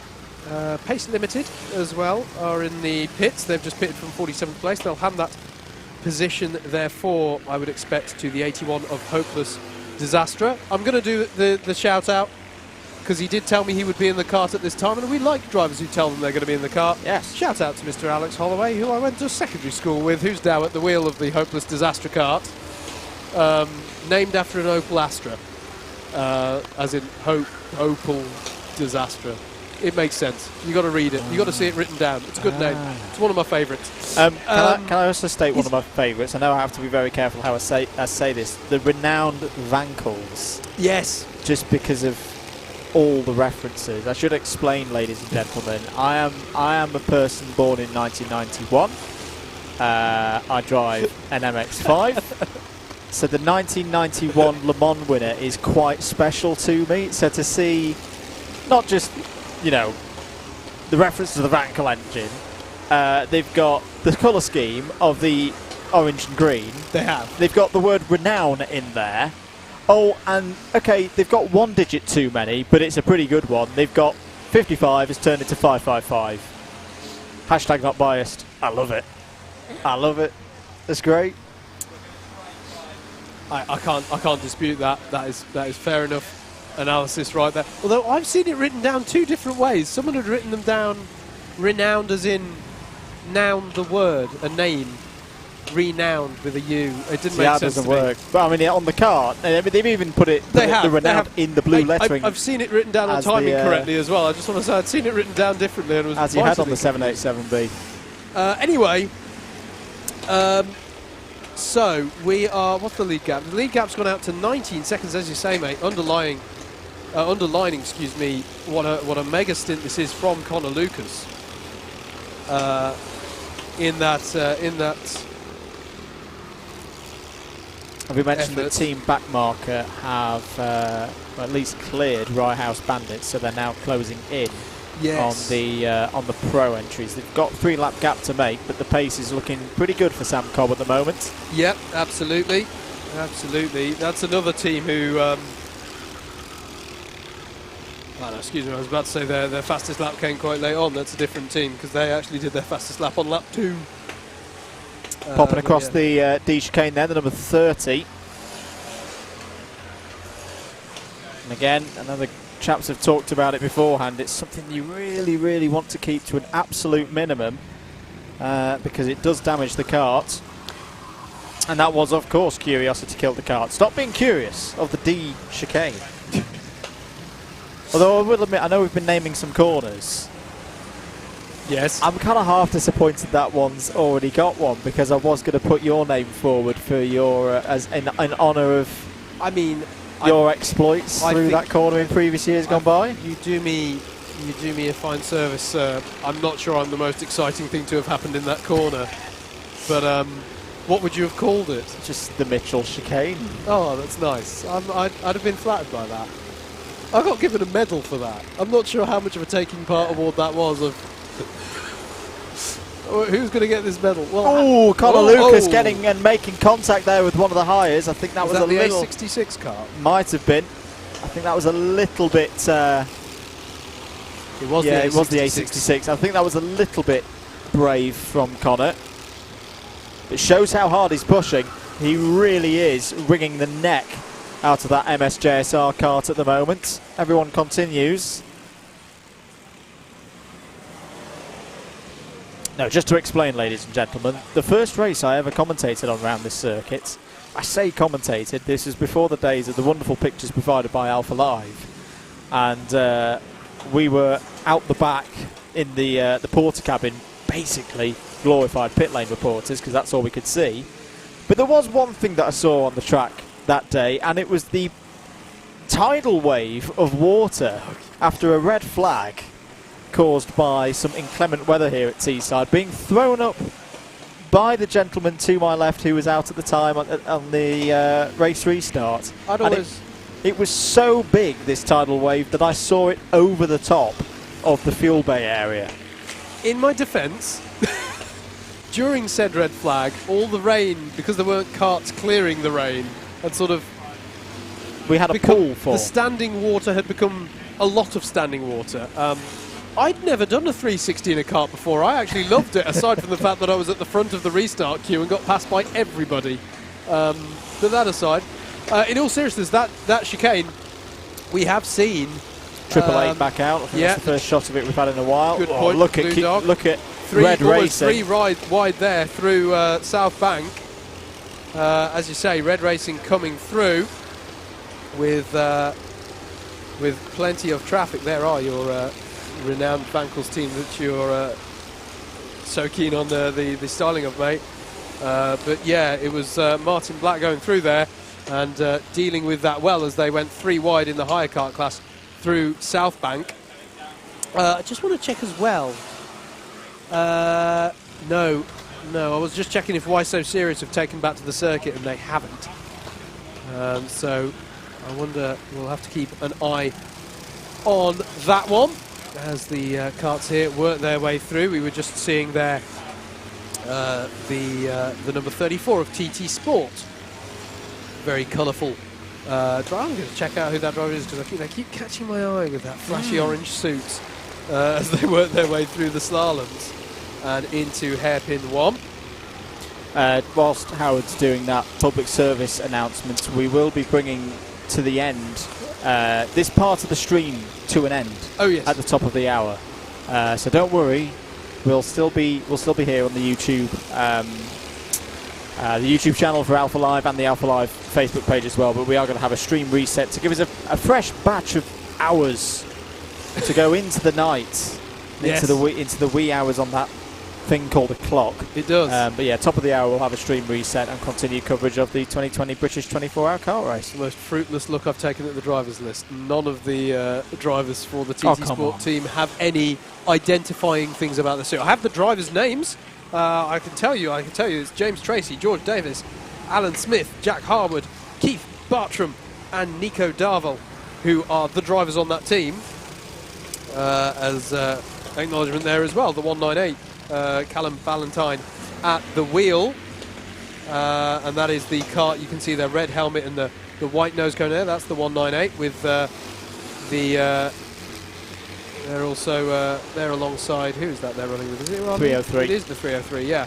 The 303 who currently inhabits the third place in Clubman's, and but you know, Clubman's, something strange is happening in Clubman's, because the team who I saw go off in the gravel twice are the ones leading that class. So some dramas have been going down in that Clubman subclass. They are the reigning champs though in that class. That is very true. That is very true. They have some very tidy pace. Do SMJC 595, and in fact they're even closing down at the moment. They are actually closing down Team Backmarker, who are themselves slowly but surely closing down Offline Motorsport.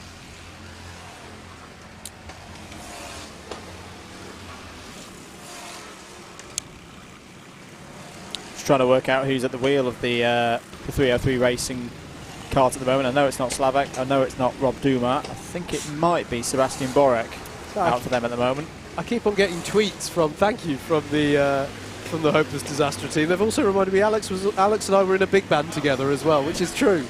That's true. I'd completely forgotten that fact.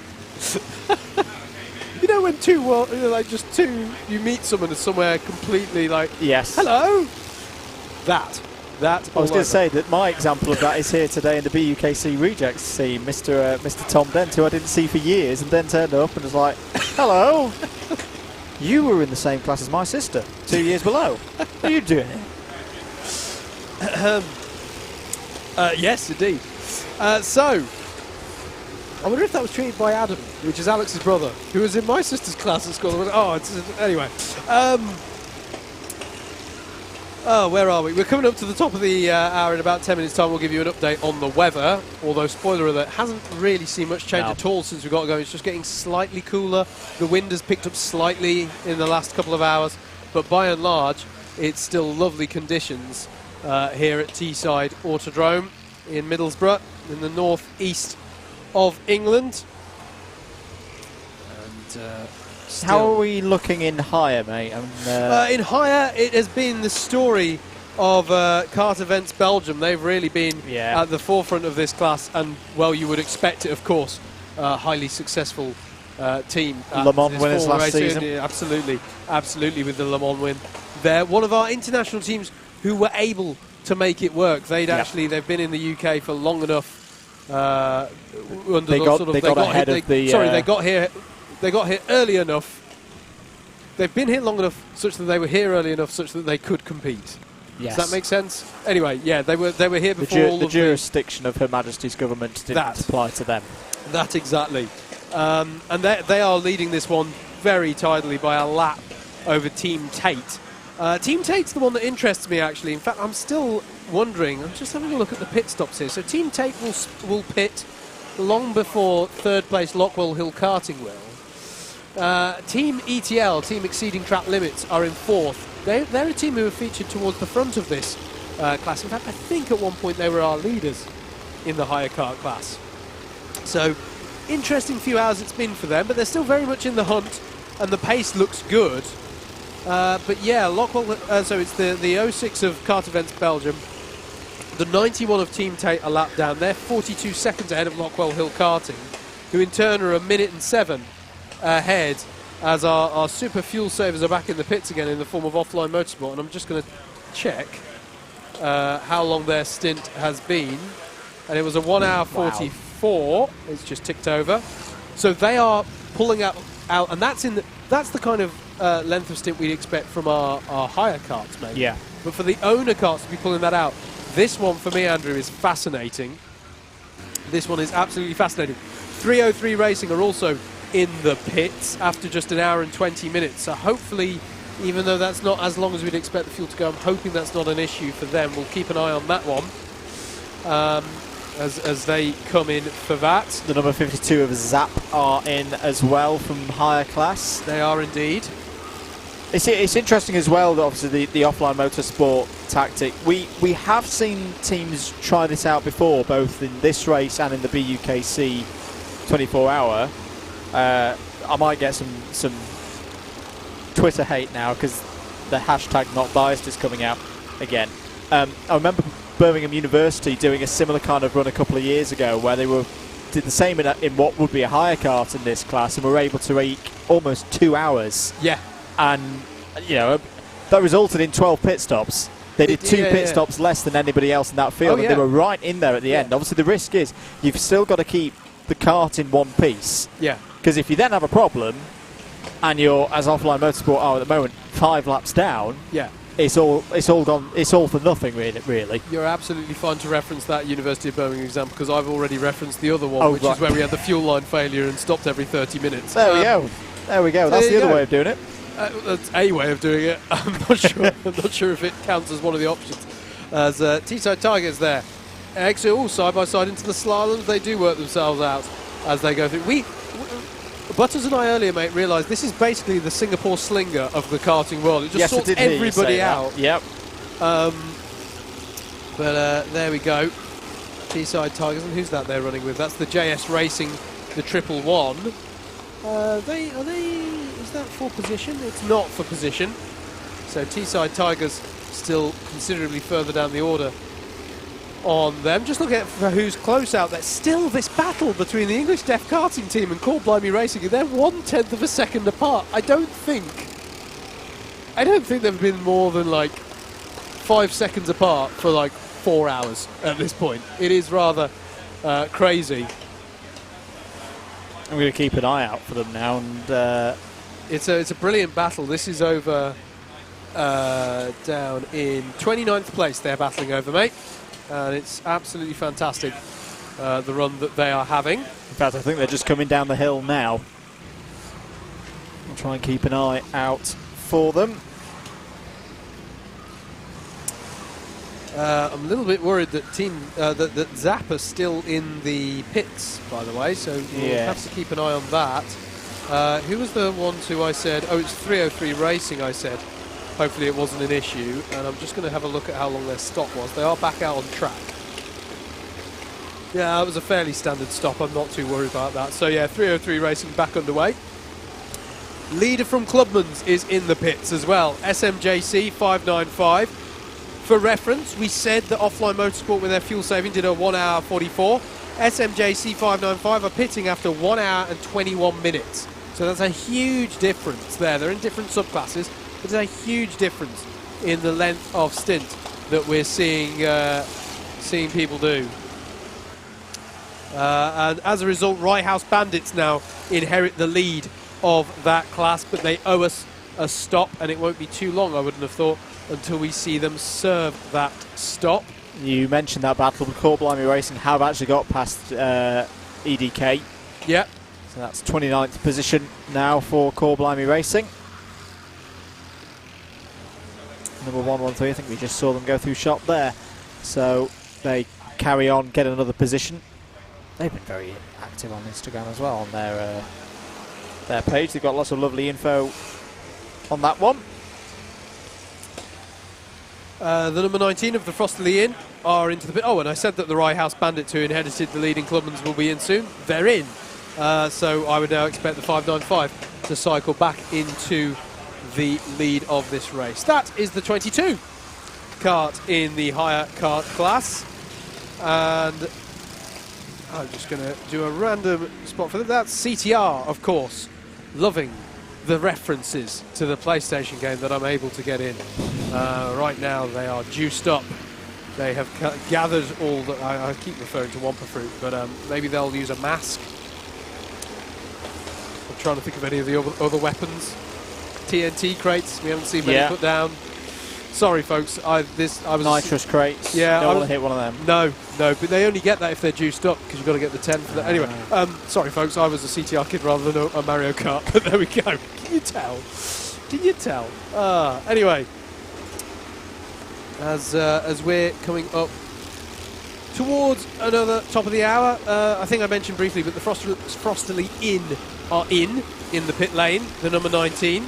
They pitted from third in that clubman's class. Going to be interesting to see, actually, what the gap is between them and MSBE once they come out of the pits.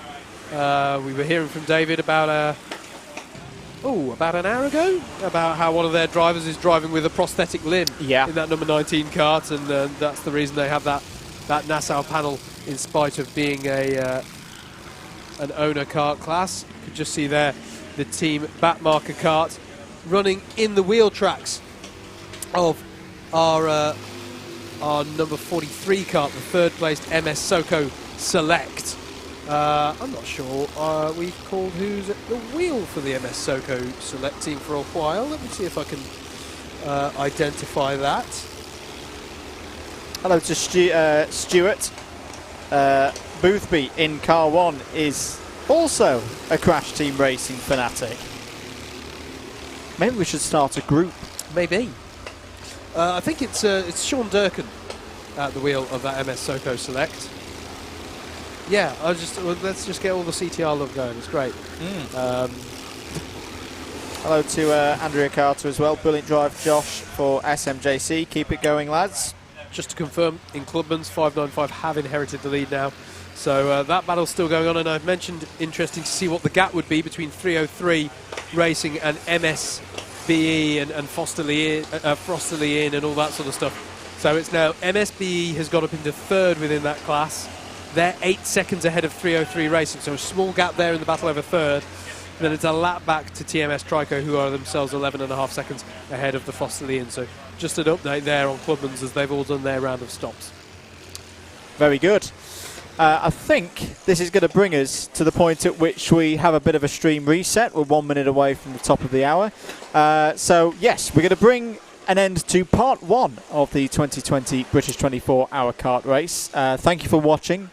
Don't go too far. We're going to, as I say, reset the stream. So if you're watching on Facebook... Yeah, if you're on YouTube, don't go anywhere. Yes, don't go anywhere. But if you're watching on Facebook, we're going to give a reset to the stream on the Facebook page. So stay on the Facebook page, give it a refresh in a few seconds' time, and we'll carry on with another 8 hours here at Teesside Karting. This has been a production for Alpha Live Productions, the 24-hour karting series and Teesside Karting, with commentary provided to you by Double Dash Motorsport Media. We'll see you on the other side in a few seconds' time here for part 2 of the 24-hour British 24-hour kart race.